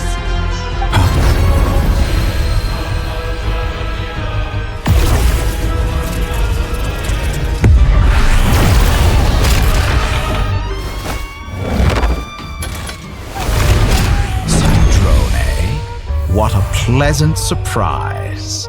I didn't think you'd join us all the way up here. You're as sick and twisted as ever. Don't fool yourself into thinking anyone's grateful for the chances you're offering them. Sandrone, the formula hasn't finished running yet. Funnily enough, I was just discussing a collaboration opportunity with the Traveler, and then I see you, who I must say is a good example of an opportunity gone to waste. Gone to waste? I said that everyone would get one chance, and you've used yours to march right back into the lion's den. So yes, it's an utterly wasted opportunity. And what makes you think I believe a word that comes out of your mouth? I was planning on disposing of your little formula after wrapping up more urgent business here. But since you've taken the trouble of serving it to me on a silver platter, I can simply bring it forward in the schedule.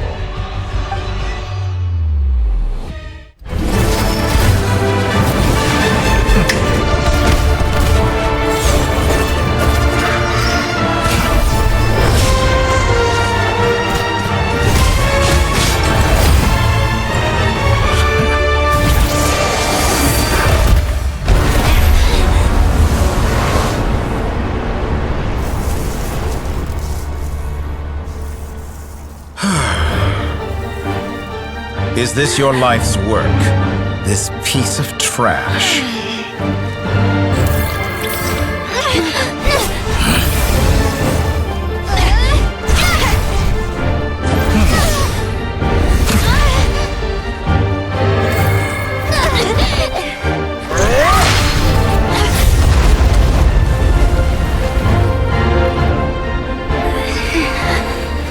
Your formula runs too slowly, Sandrone. You put your hope for success on others instead of fighting dirty. That is why you have failed. Now, whom should I slay first? Any volunteers? No one? How nice of you to leave the decision to me.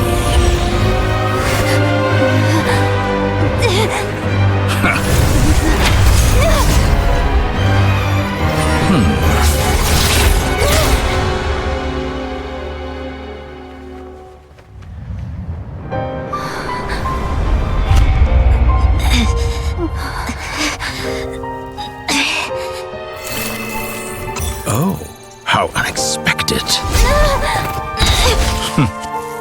Sandrone, any last words for me, comrade?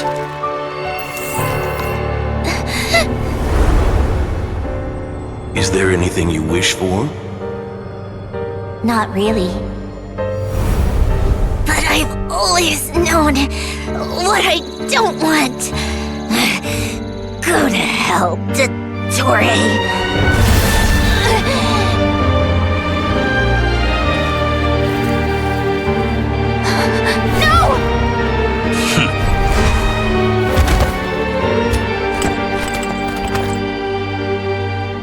And now, you have failed.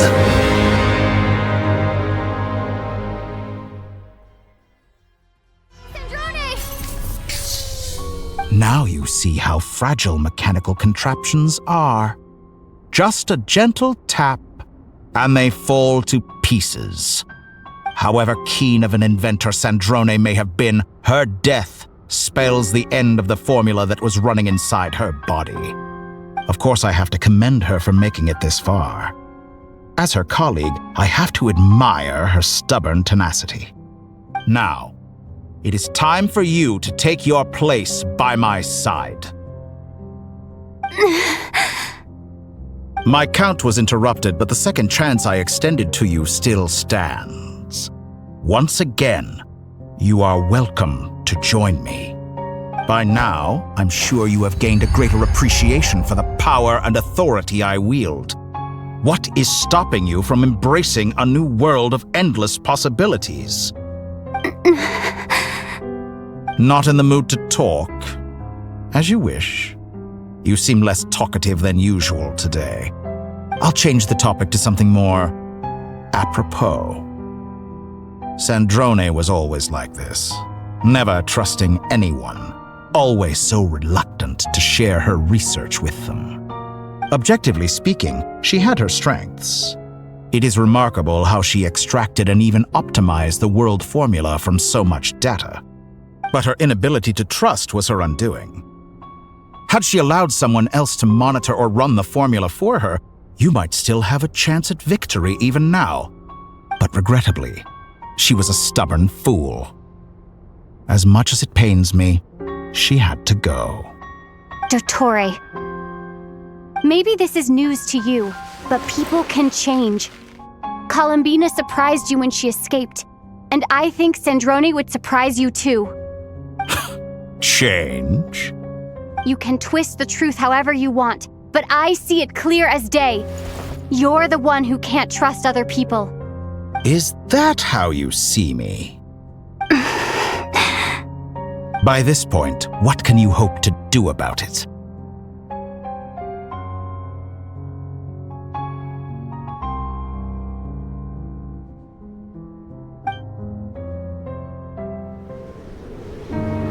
It is pointless to fight on. You've already lost. Wrong.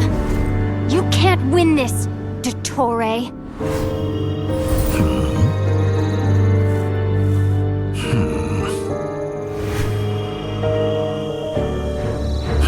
What?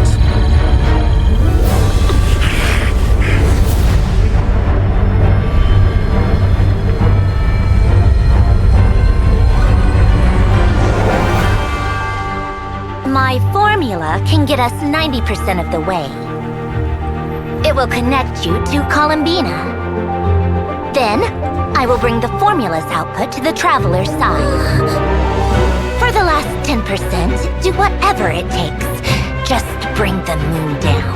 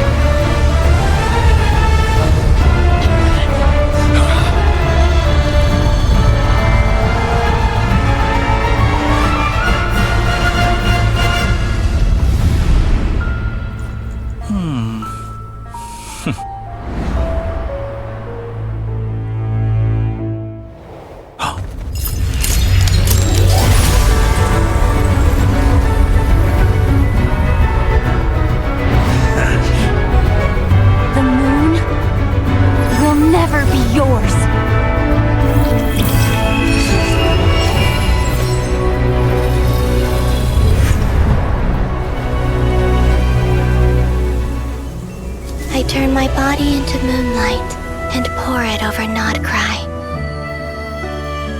My soul, I leave here to inform my future friends. Lastly, I will hide the Trilune Authority within the Frost Moon. And when my body, soul, and authority are reunited, finally...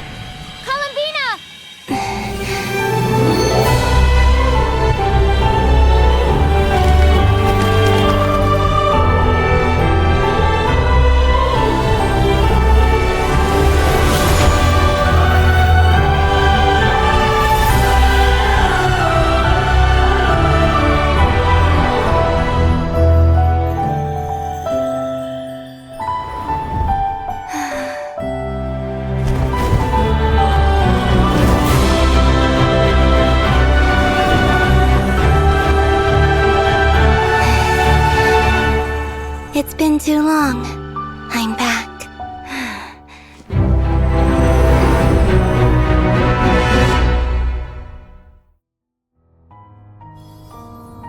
Stay focused on the battle, Traveler. What a touching reunion. Though I personally find myself repulsed by the sight of weaklings huddled together for war. Now, if you're quite finished patting yourselves on the back, show me how long you can struggle before you drown. Watch out, Columbina! He can... I know. Wait for the right moment. We'll strike together.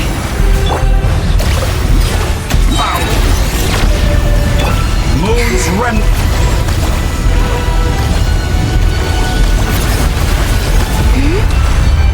Pathetic. Surge.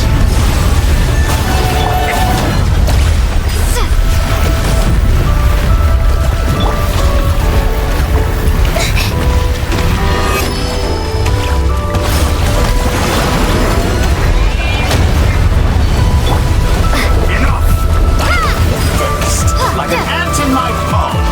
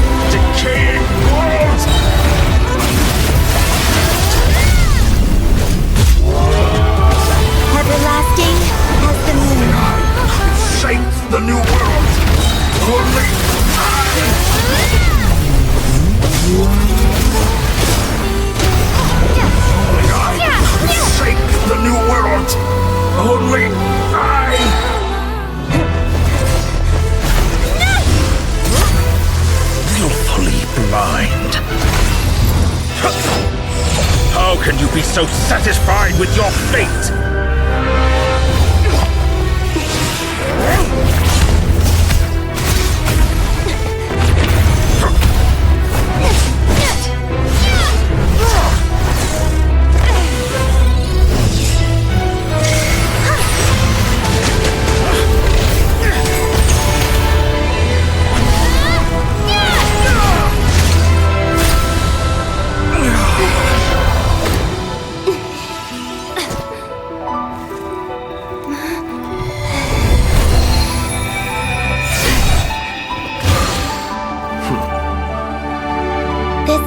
Was never about fate. It's about friends, family, and the home you stole from them. So dull. Only the weak rely on each other for comfort. You shall see. Once I transcend fate, you will be nothing but fodder for my grand experiment! That will never happen.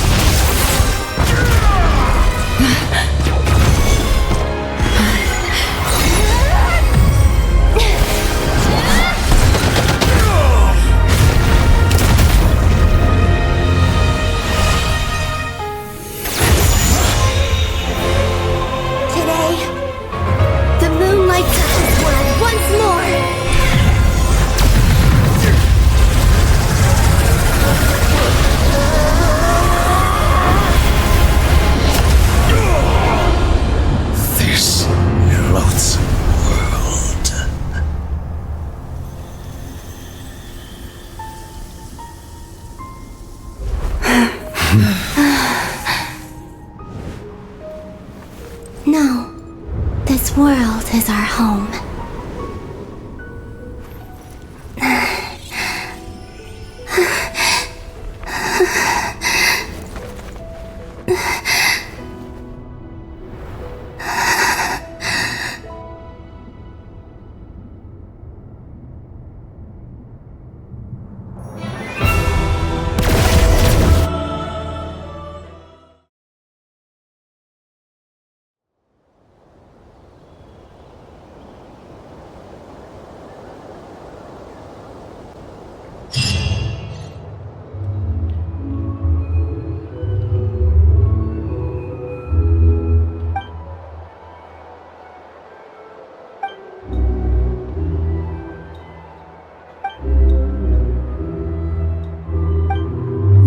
Doing it wrong.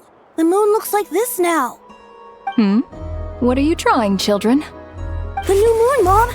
It looks different than before, doesn't it? Also... Can I go buy a sugar sculpture today? Please? Just one? All right. I suppose today is a special day after all. Almost like a festival. Extra, extra! Get the latest Nasha Express here! Post-disaster report! Nasha Town reborn beneath a new moon! The voyage begins today! The future looks bright thanks to the League. Want a copy? I knew things would be different, but I didn't think that would include the moon. They say a new moon goddess has been born. A new moon goddess? Who's saying that? The Frost Moon Scions? I guess so. I'm not too clued up on the details. As far as I'm concerned, the moon's still in the sky and it's business as usual. Hey, since we've come all this way, shall we grab ourselves a free meal while we're here? Are you a convert now? Or are you just here for the free lunch? Oh, come on, what does it matter? After everything we've all just been through? That smells good. All right, that's it. I'm hungry. Time to eat. Come on! We gotta get there early, or there won't be any good spots left! Shh, keep it down. This is a residential area. What if people are still sleeping?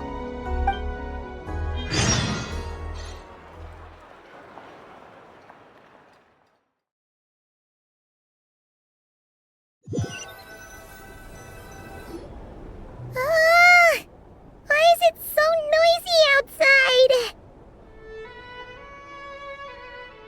It's okay.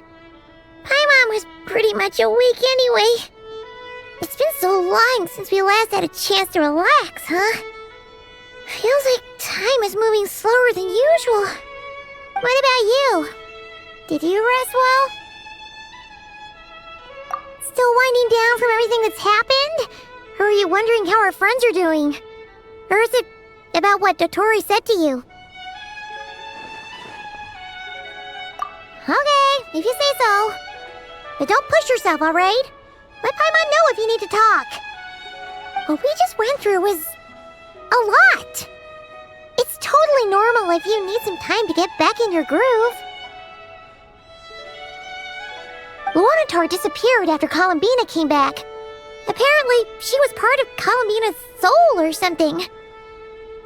Still, Paimon kind of misses Luanatar somehow. But anyway, you did great. So did Paimon. We all worked our butts off to contain this disaster, and in the end, we made it. So, chin up, Traveler. You should be proud of yourself. Hey, don't poke fun. You should be glad that Paimon's growing as a person.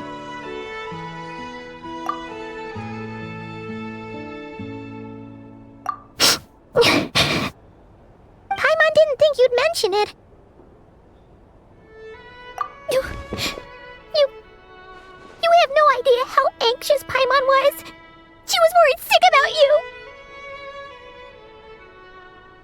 Well, if you really want to show Paimon you're sorry, you're gonna need to make it up to her. You better be ready to splash out on a lavish meal.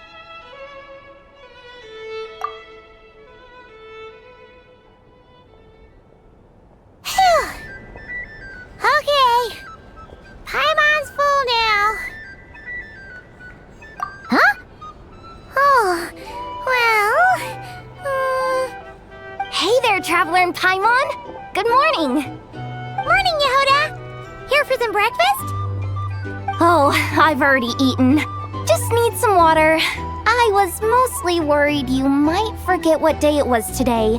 So, I came over to remind you. Careful there, Paimon. Too much food will make you drowsy. Don't let anyone catch you hiding at the back and nodding off during the league meeting. Yeah, she'd probably be saying that to Aino. She's the baby of the group, if anyone. True. You know, I'm surprised that all these competing groups are actually coming together to try to solve things together. Definitely a first for Nodcry. Well, nothing like a region-wide calamity to bring people together. After that, surely even the most self-interested people have to realize that going it alone isn't worth the risk, right? Try telling Boss Neff that. She's not exactly convinced that people are gonna get with the program. Really?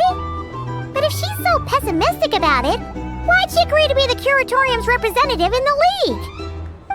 Probably 'cause even though unity sounds like a pretty far-fetched idea, the benefits it would bring make it worth a shot. I think things will work out, though. I swear, Nodcry feels like one big family now with everything that's happened. More than it used to, anyway. Paimon's with you on that one. And it seems like plenty of other people agree, too. Just listen to the bustling streets. All right. Everyone's been rebuilding these last 2 weeks, and the evacuees have been coming back in droves. Life's slowly returning back to normal. Which means my workload's probably gonna shoot back up. Were you about to head out? There's still some time before the ceremony begins, you know. Yeah, we were gonna take a stroll around the square and say hi to some friends first. Sounds good. See you later then.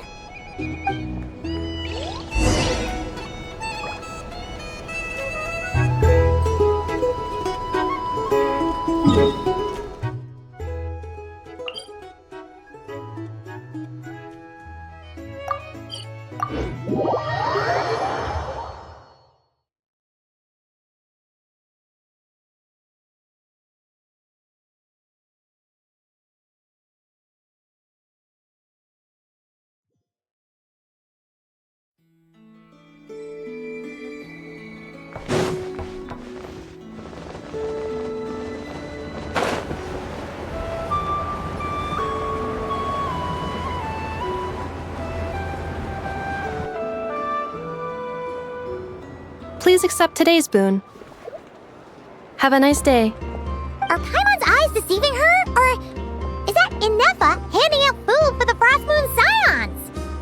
Hello there. Would you like a feast of the moon, along with some snacks of the day?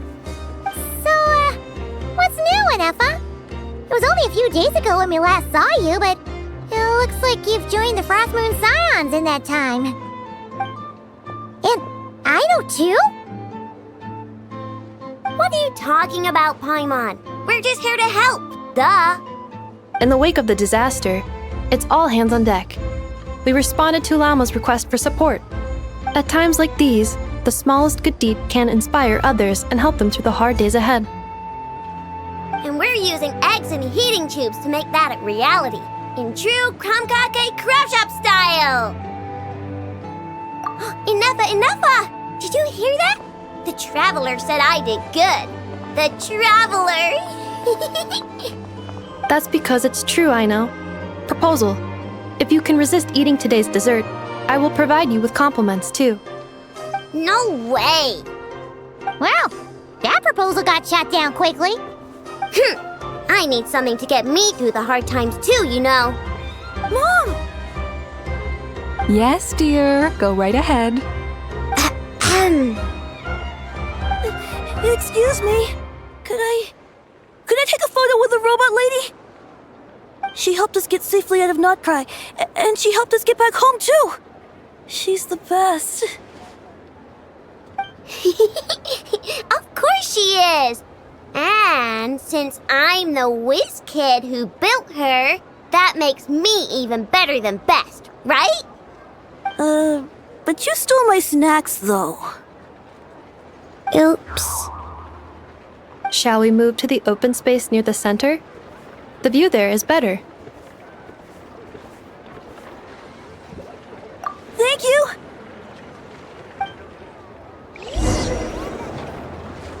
Aren't you the better pick for this job, Flint's? You underestimate yourself yet again, Master Ilua. Not at all. I rarely come by Nasha Town. I don't know any of the big shots here.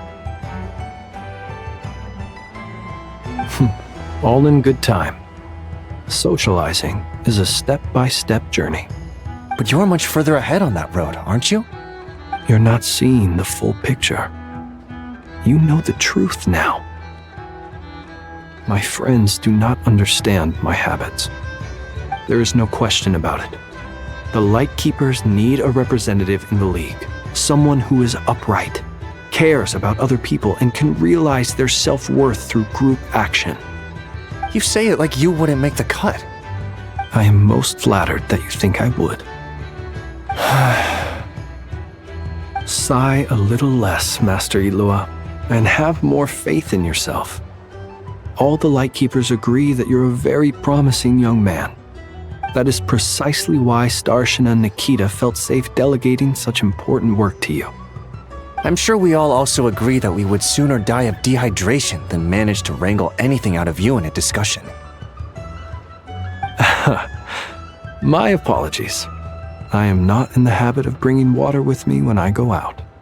Whatever. I'll take the job. By the way, who else is part of this? Oh, it's quite the who's who of Notcry. There's the Moon Chanter of the Frost Moon Scions, the boss of the Curatorium of Secrets, a representative of the Voynich Guild, and even someone from the adorable Krumkake Craft Shop. I'm sure you will find speaking with them to be a genuine pleasure. If you say so. I've never done this work before, so I'm honestly a little scared of making mistakes. But I'll do it. Not only is it our duty as Lightkeepers, but because I want to make Notcry a more welcoming place. An admirable attitude to take. The beacons are lit, Ilua. We're but one step away from breaking through the blizzard. We have the chance to band together and build our shared homeland into an Elysium. This is unprecedented for Notcry. An opportunity not to be missed. Yeah. You're right. I'll do my best. Quite a few familiar faces have arrived. Let's go, shall we?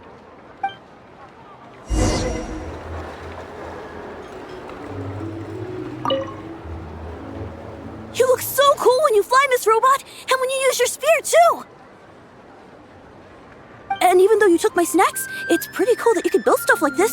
You've got so many inventions. It's amazing! Also...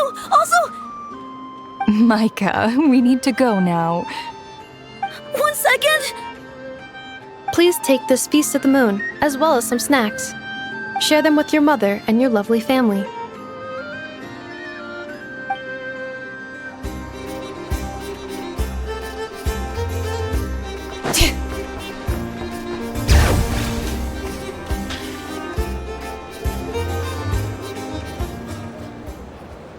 Wow! Everyone's here! You seem well rested. I know no one's asked, but I'm sure you all want to know, so let me just say, we're doing great. Thanks. Well, great, but not perfect. Starting to lose my mind from boredom. Can't drink a drop of alcohol while I'm waiting for my wounds to heal. I'm sure you had a sneaky swig or two. Wait, how'd you find out? I'm sure you must be missing Mondstadt after all these years away, Grandmaster. Yeah, you could say that again. Every time I get news from Mondstadt, it makes me want to go back and see the place for myself. Honestly, once things are wrapped up here, I think it'll be time to head back home. Hey, looks like someone's taking the stage. Can everyone see okay? Anyone need a boost? I'll just listen from the back. It's fine. You're taking this pretty seriously, huh, Durin? Well, it's not every day that I get the chance to see how people speak in official settings. Soak it up like a sponge. I'll make sure you get a chance to practice for yourself later down the line. Actually, I know just the thing. You can debrief the Knights of Favonius for me. Mr. Varka, are you forgetting that I'm not a Knight of Favonius? I can knight you. Any particular title you'd like? Is he joking? I really can't tell. You'll have to figure this one out for yourself. It'll be a good learning experience. It is my honor to host the opening ceremony for the League, and to have this opportunity to speak to you all in my capacity as Voynich Guild representative. Could this person also have been pushed onto the big stage by the real big shots? Guess I'm not the only one then. We come here today, having weathered the trials and hardships of yesterday, and having learned from them the importance of unity and cooperation. All right, here we go. Uh-oh, looks like Aino's off in dreamland already. Wait, Boss is looking kinda drowsy too. What's up with her? Come on, get this speech over with already. Nodcry is our home, the land we rely on for survival. And as we chart a course for the future, may we persevere through the storms ahead as we sail towards a new era of prosperity, freedom, and hope.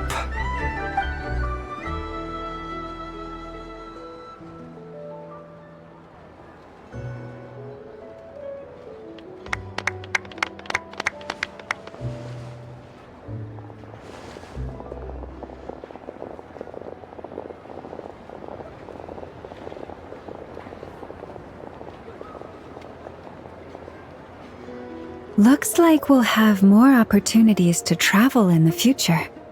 I'm sure you'll cope, Lady Moonchanter, given how fleet of foot you are. Unfortunately, I suspect I'll be too busy at the Curatorium to act as your host. We have a busy schedule, not to mention an international network of contacts to manage. It'll be all right. I'll just check your schedule with Yehoda well in advance. And if she's not available, I can simply ask Ashru. So giving my employees extra workload isn't enough for you? You're really going to drag my cat into this too? I thought you'd approve. Aren't you forever increasing your employees' workloads?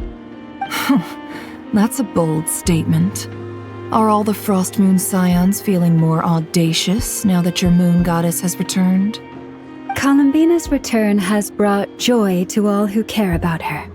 That includes both you and me. As for the Frost Moon Scions, we are learning how to thrive independently, without relying on the Moon Goddess. It is up to us to make our home a more livable place. Joining the League is one of the steps we are trying towards that end. I like the word try. It's nice and non-committal. You can opt out at any time and still say you tried.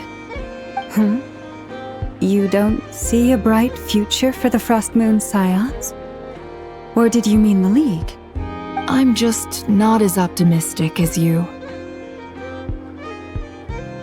The Frost Moon Scions should count themselves lucky that they have a leader as stubborn and enterprising as you.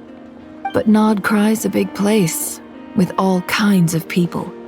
Most of them don't enjoy answering to a leader, or even listening to reason. Well, that's where you and your methods come in. Unless the Curatorium of Secrets is only here for appearances. For now, yes. And that won't change until this venture becomes worth my while. What would make it worth your while? Getting out more than I put in. Right now, I'd barely break even, but I'll grant that it's a good start for Nodcry. Then maybe it's worth a try. All right, you can stop now. Or do I have to join the Frost Moon Scions before you'll get off my back? You'd be very welcome to join us. Hey, you two! Congrats on all your hard work! What are you chatting about?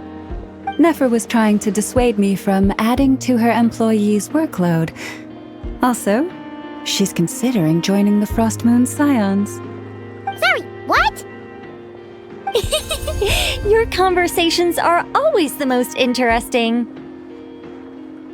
Would you two care to join me for some tea before heading to your next destination?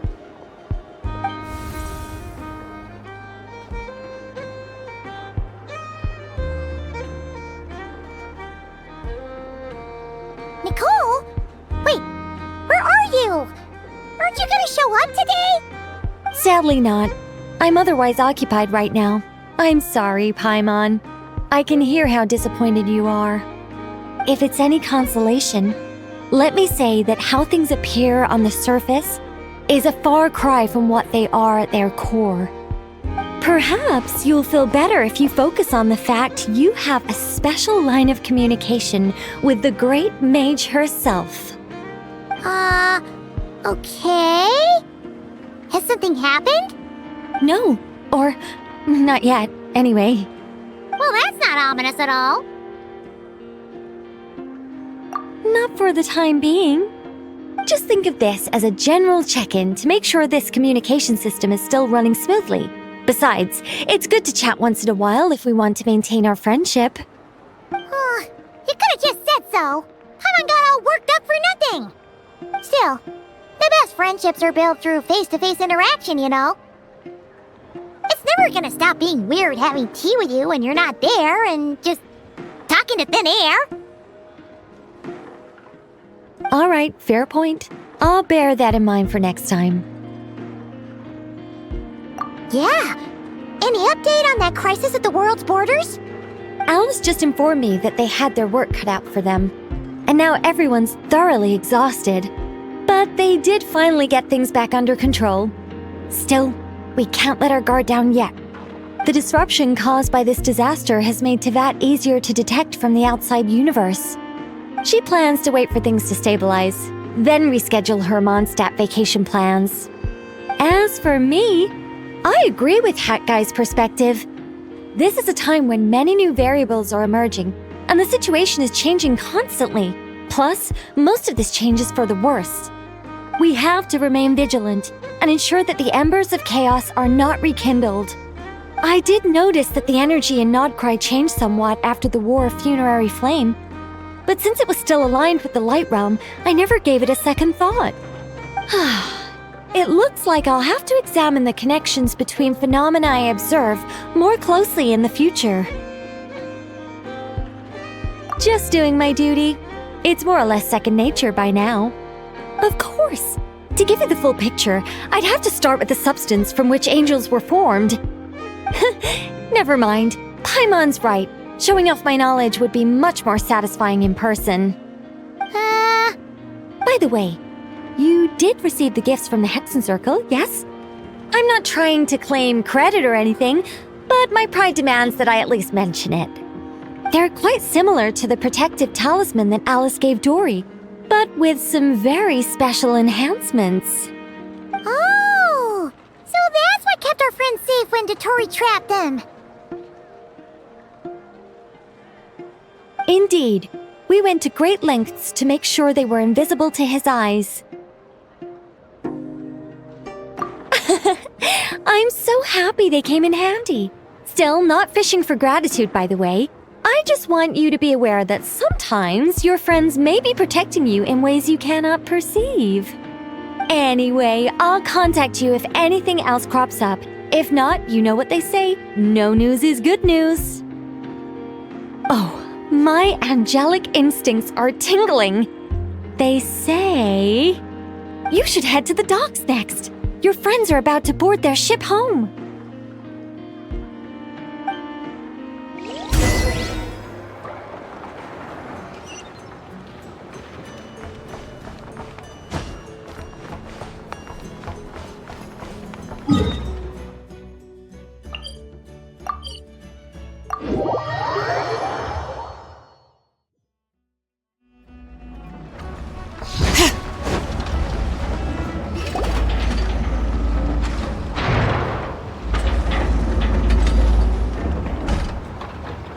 You're here. You're here too, Hat Guy! Are you heading back together? No. I'm bound for Sumeru, and she for Fontaine. We just happened to cross paths at the harbor. Everything seems fine. Sandrone may have an abominable temper, but she's always been very responsible with important calculations, and things entrusted to her by valued friends. You always speak as if you know us inside out, Mr. Hat Guy. Maybe I'm just a good judge of character. I certainly hope that's all there is to it. Regardless, you have been a significant help in this matter. For that, you have my gratitude. I didn't do anything special. Sandrone's the one who completed a seemingly impossible formula and turned the tide of the entire battle, even giving her life in the process. She's the one we should be thanking. Even we were unaware that Sandrone had hidden the real formula inside Polonia's body. She managed to fool Dottore into thinking the formula was running in her system by installing an identical-looking decoy within her. She probably realized that she didn't have the strength to stop Dottore. But this way, she could at least get him to lower his guard. She always worked like that. Always had a backup plan.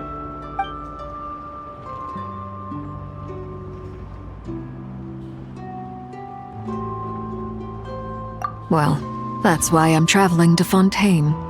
She made a request of me long ago, and the time has come to fulfill it. Think of it as her will. She said that should she ever fail in a mission, she'd like me to deliver her core and Polonia's to the Fontaine Research Institute. She also mentioned that she had made arrangements for people there to set her affairs in order. Some of her personal effects, such as her notes, were left to me. I've decided to take them back to the House of the Hearth, for safekeeping primarily, but also as mementos, I suppose. However, there is one book among them that I'd like to leave in your care. I'll have someone deliver it to your residence at the flagship at a later date. No, I was specifically warned not to tell her. This is her last wish, and I will abide by it. I can only hope so, but none of us here can know for certain. I bade farewell to Columbina earlier today. As promised, she turned the iridescent moon's marrow over to me. She spent a long time with Sandrone's body, saying her goodbyes. Oh, is she alright? Sandrone's passing has left a great wound in all of our hearts.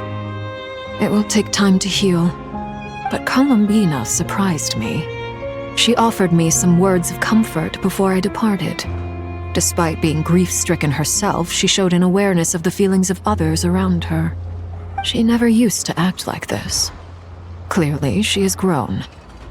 And I suspect that we have you to thank for much of the change we are seeing in her. After these recent events, the Tsaritsa has revoked the Pale Star Edict. Snezhnaya now realizes that the arrest warrant for Columbina was just a ploy by Dottore, who coveted her powers. I shall return to Nodcry to see her as soon as I find the time. I hope that from now on, she too will explore more of the world. Columbina Hyposelenia's journey is only beginning. My ship is here. Traveler, Paimon, we shall meet again. You too, Hat Guy. What are you still bumming around for? Isn't Columbina waiting for you? I thought today was the day you'd agreed with her to go find out the truth about your sibling.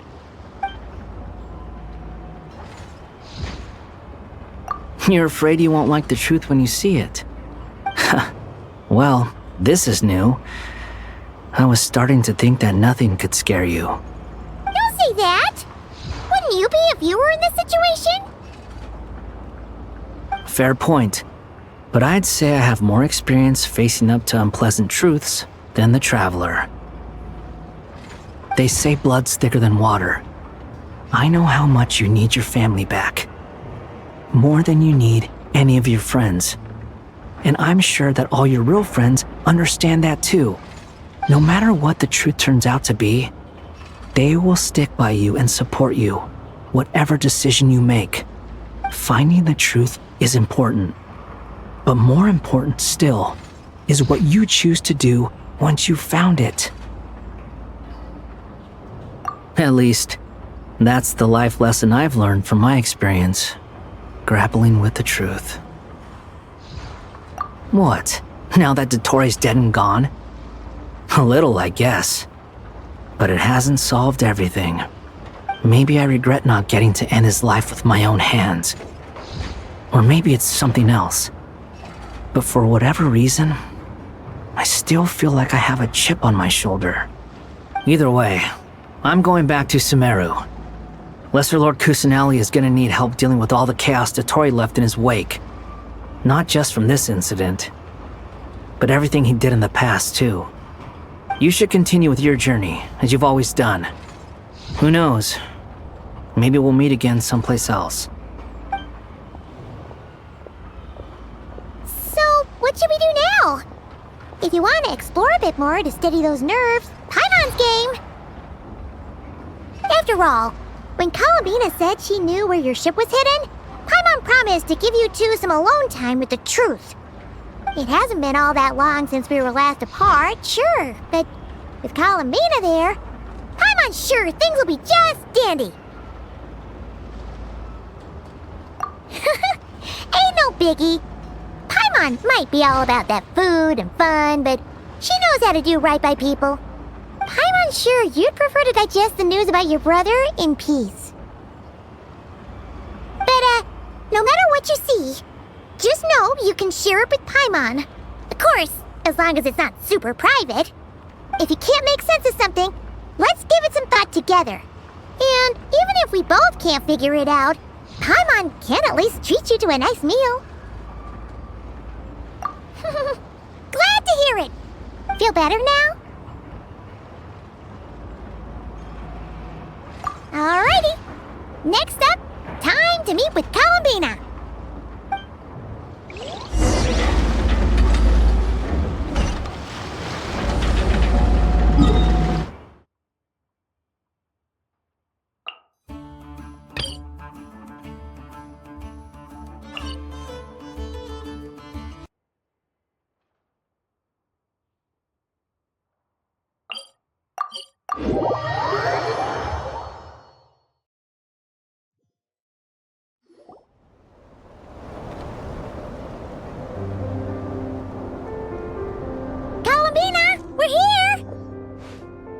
can't quite believe we're meeting out here. We've gotten used to walking over to Silver Moon Hall whenever we go see you.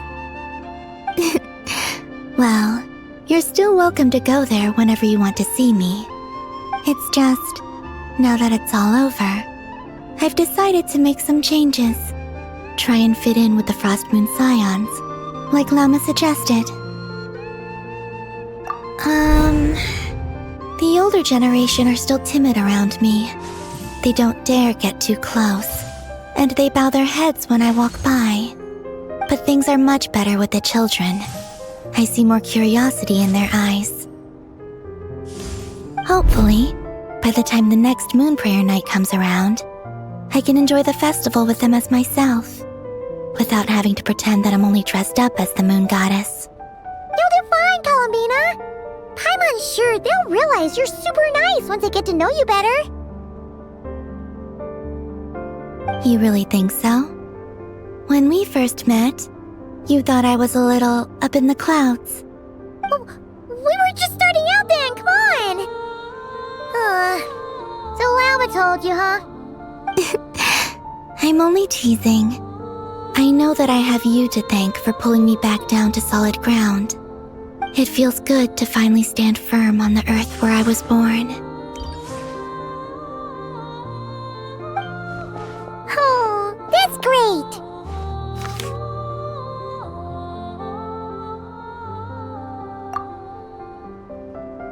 Thank you. I'll make sure not to lose it this time. Well then, are you ready? Ether, what happened to our spaceship back then? Why did you leave?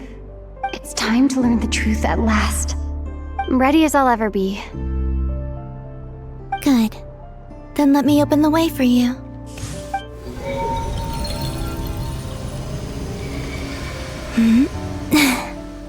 Where does this lead? To our shared destination. Huh? Do you remember me telling you about my missing prologue back when we just met? I said that my story began on the moon. But while I was inside the moon's reflection, I realized that my prologue was really hidden in the future. I just had yet to discover it at that point. The story of the time before I was born was in fact the story of my distant future. It's truly fascinating. But when I obtained the Trilunar Authority and returned to our present reality, I sensed something I hadn't expected. Your prologue. So you mean... Yes, your spaceship. All this time, it has been hidden on the Frost Moon, which lay beyond the sky. The great ruler of the firmament. The heavenly principles. Wait, them? Why would they do that? I don't know. Perhaps your ship contains something that is incompatible with Tevat. Or something that cannot be known. Oh, did I pick a bad time to say this? I know it must have been hard to work up the courage to do this. Maybe I should have waited until you were on the moon, with no chance to back out. That would have been kind of mean, you know.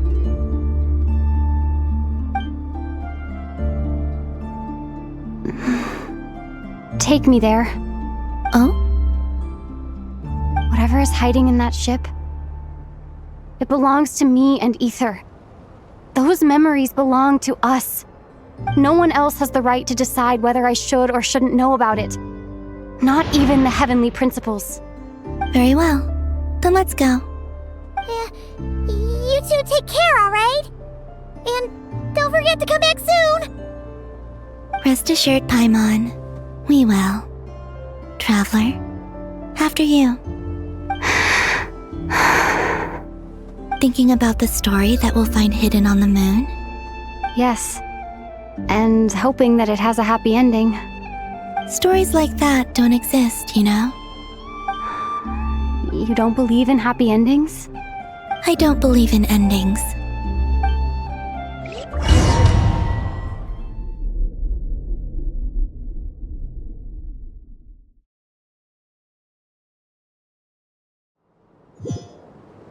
Where am I? This is the pathway I built between Tevat and the Frost Moon. The moon is very far away from us, so it could be a long journey.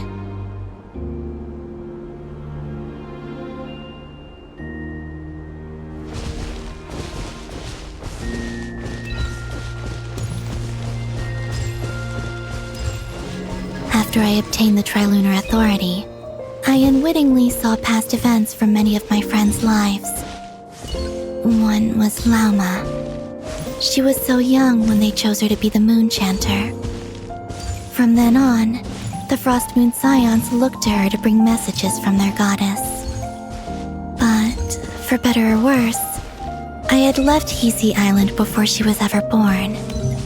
It was not until much, much later that she met me. I think it's for the best. Because of the way things turned out, you had the opportunity to become friends. You're right. In that sense, I think we were both very lucky.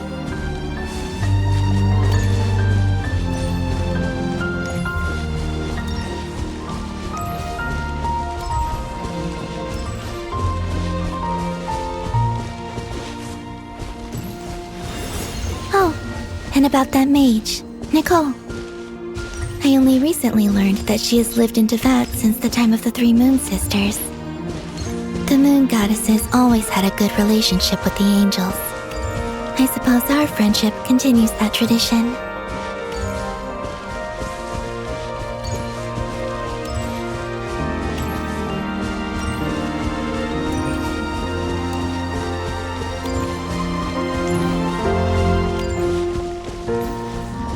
And then there's Sandrone. I never knew that much about her, beyond the fact that she was created by someone called the Lord Artificer. She, too, suffered for a long time before joining the Fatui.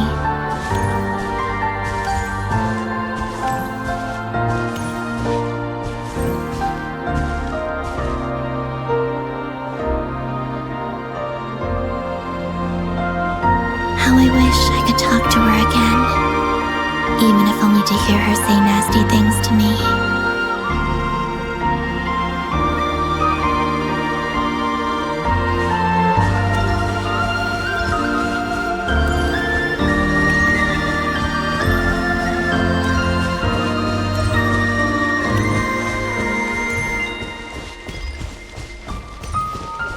Also, I saw your sibling's story. I'm afraid I didn't see much. It seems that he rarely came to the surface where the moonlight shines. But I did notice that back when you first set out on your journey, he would often appear nearby, gazing at you from afar with a guilty look in his eyes. Ether. Let us speak no more of the past. I probably shouldn't reveal so much about my friends. It's not my place. Let the moonlight carry us forth. We are very close now.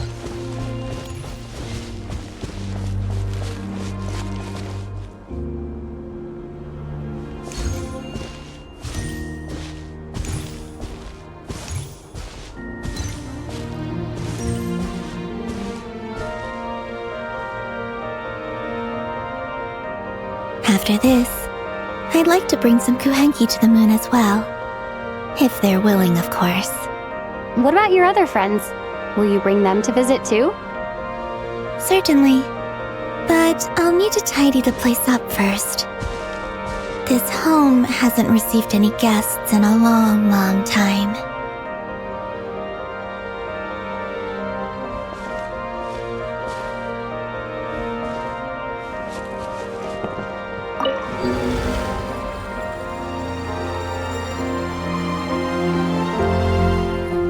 I remember writing something similar with you on Moon Prayer Night.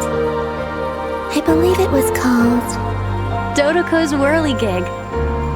Yes, that was it. You asked me if I was afraid to return to the moon, and I said that I was. The idea that I had gained something precious, only to lose it so quickly, that frightened me. But I'm not afraid anymore. Besides, we're traveling together.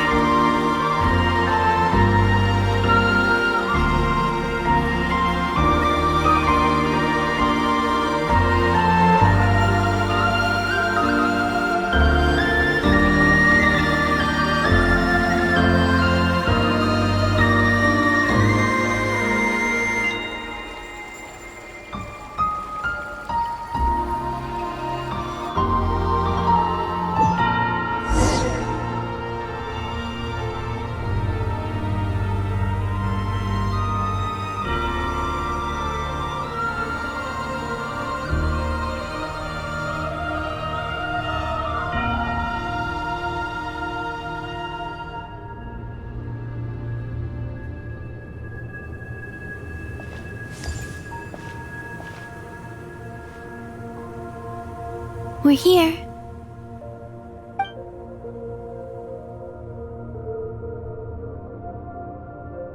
Over there.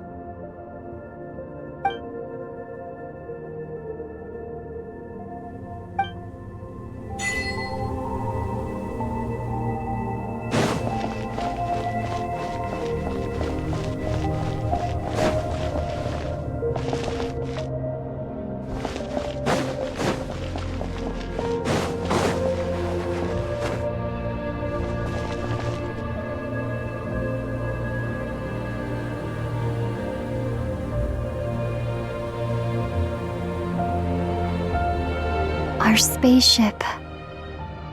It's huge. I suppose that the moon is the only place one could hide it. It'll be alright. Huh? The way you feel in this moment, I went through it too, on Moon Prayer Night. The door was right in front of me, but I struggled to find the courage to step through. Solitude for me once meant living a life in which even I was absent. Before I met you, that was the only life I knew. But that night, solitude meant throwing away the life I had gained after meeting all of you. Oh, Columbina. Go. Retrieve the part of your life that was once lost. Trust me, you will lose nothing by doing so. Look, Tevat is right there. All of our friends are down there, waiting for us. You're right. Thanks, Columbina.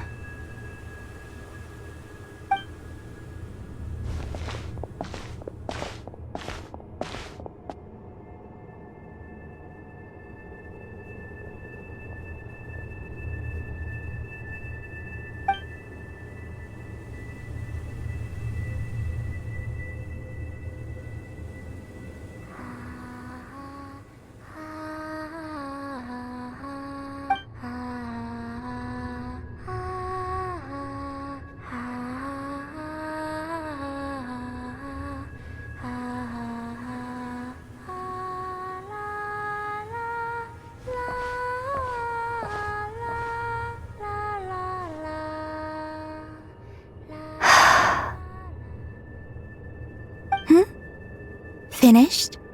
Yeah. Why did you take your eye mask off? Well, since my return, I've decided to take more opportunities to see the world with my own eyes.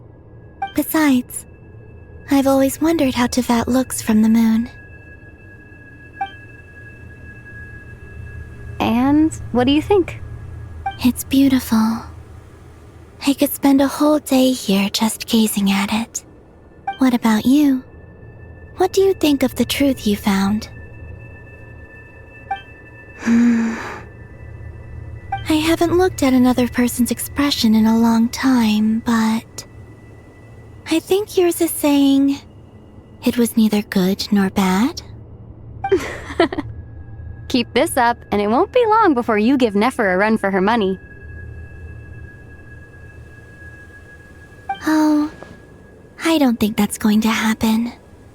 I'm much more used to sensing what's going on around me with Kuvaki. I think I'll save my eyes for seeing special moments I really want to remember. I read the spaceship's flight logs. I always assumed that this was my first time in Teyvat. I thought that Ether and I must have been hibernating in space for centuries on end, but the logs show that our spaceship flew over the skies of Teyvat once before. A long, long time ago. Flew over? So you didn't land? No. The ship barely came to a stop before flying on again. After that, it continued traveling through space for a long time. Some of the data is corrupted, but I suspect that it kept flying for thousands of years. It was only after that the ship made a forced landing in Nodcry. When Ether found me, he came from outside the ship. Could this mean that he left the ship long before I did? Maybe even during our first pass over Teyvat? Are you alright? Yes. I can feel that the truth is coming together, one small piece at a time. I remember Ether telling me that when he first arrived in Conria, he could not recall the past. So this might be something that even he doesn't know. Here, I made some space for you. Your mind must be racing, and this seems like the perfect place to relax and clear your head. Oh, wait, there's one more thing. What is it? Wait here a moment.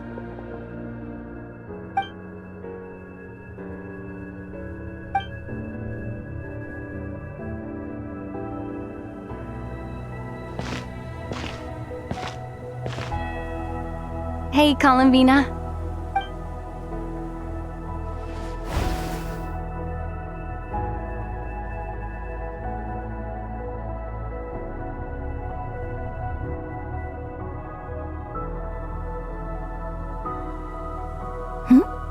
Is that a new outfit? An old one, technically.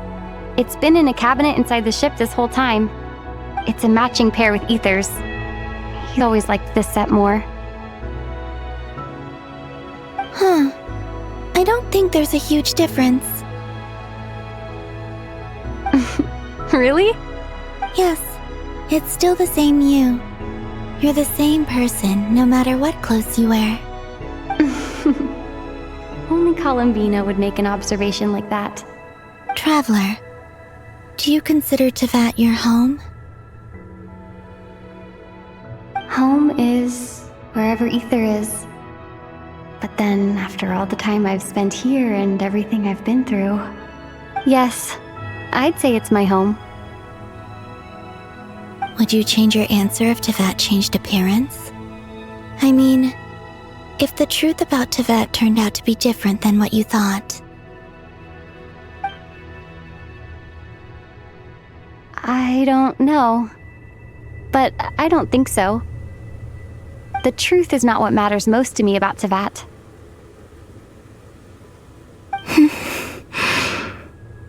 When I was first born, I longed for a home. And when you get something before you're mature enough to understand the world, you just take it at face value. I thought that a home was a transaction. You give me what I want, and I'll do the same for you. But you and your friends taught me what a true home should look like. You never asked for anything, yet you gave so generously to me. That's because your friendship matters to us. It was worth it. In the past, I thought that my birth in Nodcry must have been a mistake. But after journeying to the distant past where the story began, I realized that it was I who chose Nodcry to be my future home. Now, I am glad that I made that choice. I'm sure your friends are just as glad. In fact, I intend to make the same choice today as I did back then. What do you mean? Well, I've given the Eternal Moon's Marrow to Lauma, and the Iridescent Moon's Marrow to Arlecchino. And now, I shall return my Kuvagi to Nodcry again, that it may continue to protect my chosen home. Wait, but what about your body? Oh, are you worried that I'll disappear again? I won't. Not this time. The frost moon has now entered the fall sky, and I am the Trilune goddess. I am only returning to not cry the part of me that it needs. I am giving what I can, because my home is worth it. Oh, and I have something for you, too. For me? Yes. Come closer.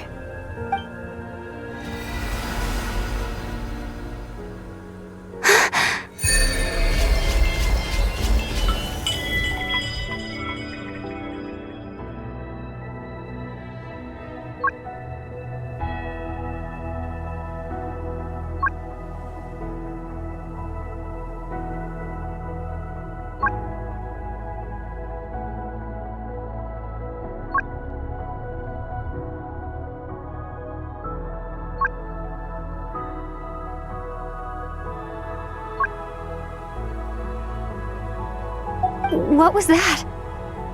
I lifted some of the restrictions this world placed on you. I trust this will help in your future adventures. My power. It feels like it's grown. I can use the elements more freely now. Thank you. This will be a great help. You're welcome. I see you as family, and after everything you've done for me, In fact, no. It's not because I owe you. It's because you're worth it. Here, this flower is for you.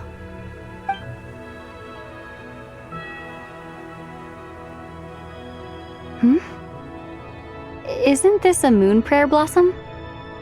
Yes. Don't worry. You will never see these flowers lose their color again. I'm finally discovering the joy of giving. How I wish I'd learned this sooner. Hey, better late than never. What are you thinking about now? Why don't you take a guess? You get 1 shot. I don't think I'll get it in one guess, but I'm sure it's a happy thought. That's kind of a sneaky answer. I can't say you got it wrong. Down into that, the moon seems so far away. I felt it might always lie beyond my reach. But on the moon, everything feels so close by. The haze that once enshrouded the skies has finally been dispersed. I feel like a traveler on a winter's night, starting a new chapter in my tale by the warmth of a bonfire. I don't have a lot of luggage, but I do have a lot of hope for the future. Well, what's next? Next? To start with, I want to stay here just a little longer. After that, let's return home and continue our journey.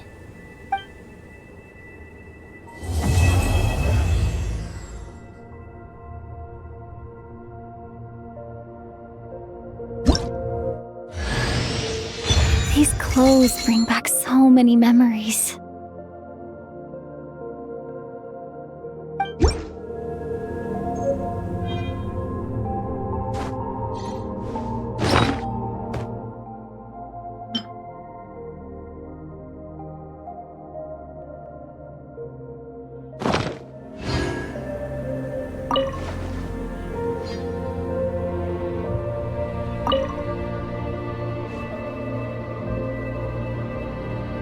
The journey goes on, for you and for me. Like I said, this is not the end. I don't believe there has to be an ending. Oh, is that your next destination?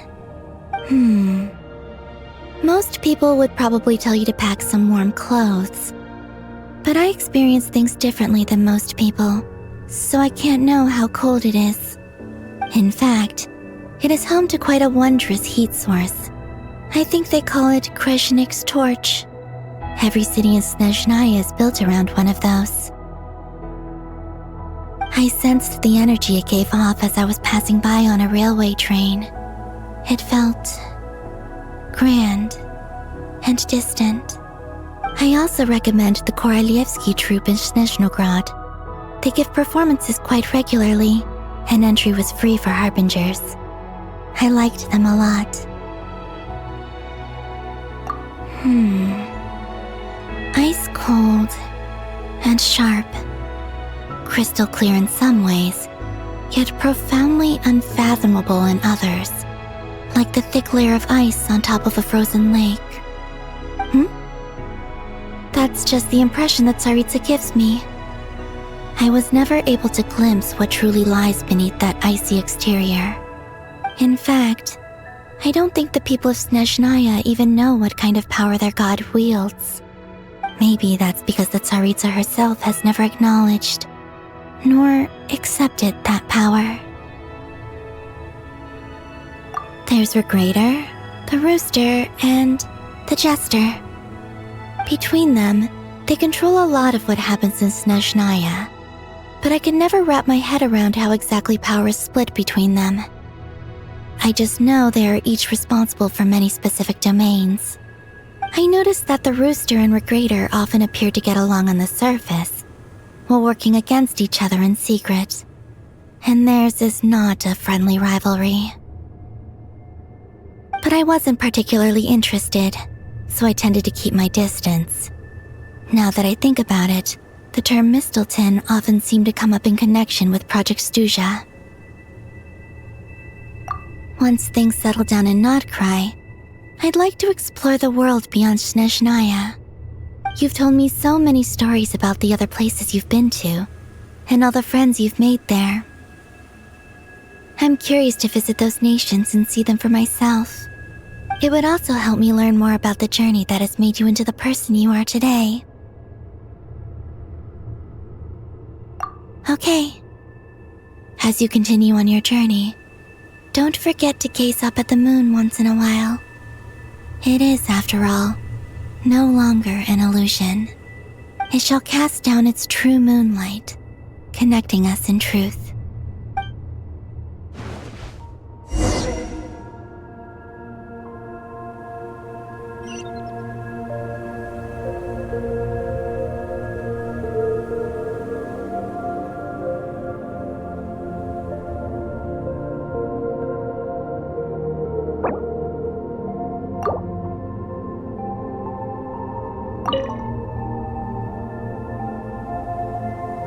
The journey goes on. For you, like I said. Okay. It shall cast down its true...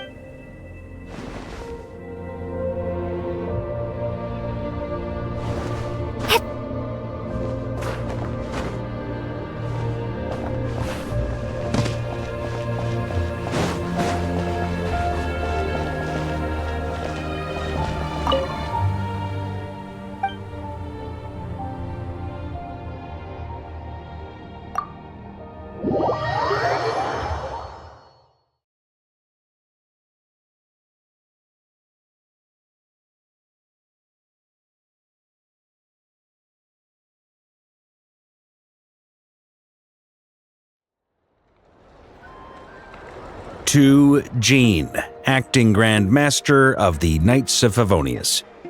This preamble is such a pain to write. It's probably high time we got rid of this acting business. I trust that Dern has updated you all on recent events. Hope we didn't worry you too much. The good news is, we managed to come together and put a stop to the Doctor's evil schemes. With that, I think it's safe to say that Notcry is finally out of the woods. As for the Fatui, not counting the Damselette, aka the Moon Goddess, who has left their organization, we found ourselves allied in this instance with both the Knave and Marionette. May she rest in peace. As ever, we find ourselves better off for making friends rather than enemies. But until we can ascertain the Tsaritsa's true intentions, the future remains uncertain. In a short while... Wait... How am I meant to surprise everyone if I tell them in a letter that I'm heading home? Well, that would be a huge waste. Okay, got it. I will begin sending the expeditionary team back home in waves. I'm sure they'll be able to answer any questions you still have. I hope they won't gloss over the details of my many heroic deeds. But if they do, I'm sure it'll be because they're just too exhausted from the long journey. I think of Mondstadt daily. Please give everyone my best regards. P.S. The honorary knight went above and beyond this time. Are there any other honors we can give her? I'll leave it with you. P.P.S. Please be extra nice to Klee for the foreseeable future. I cashed in on the last favor that the Hexen Circle owed us, so we need to earn some more goodwill. If there's any serious problems, feel free to stick me in solitary confinement when I get back. I'll do the time for her. Whew. And that, as they say, is all she wrote. End of an era. And with the moon shining down brighter than ever, I think everyone is going to sleep well tonight.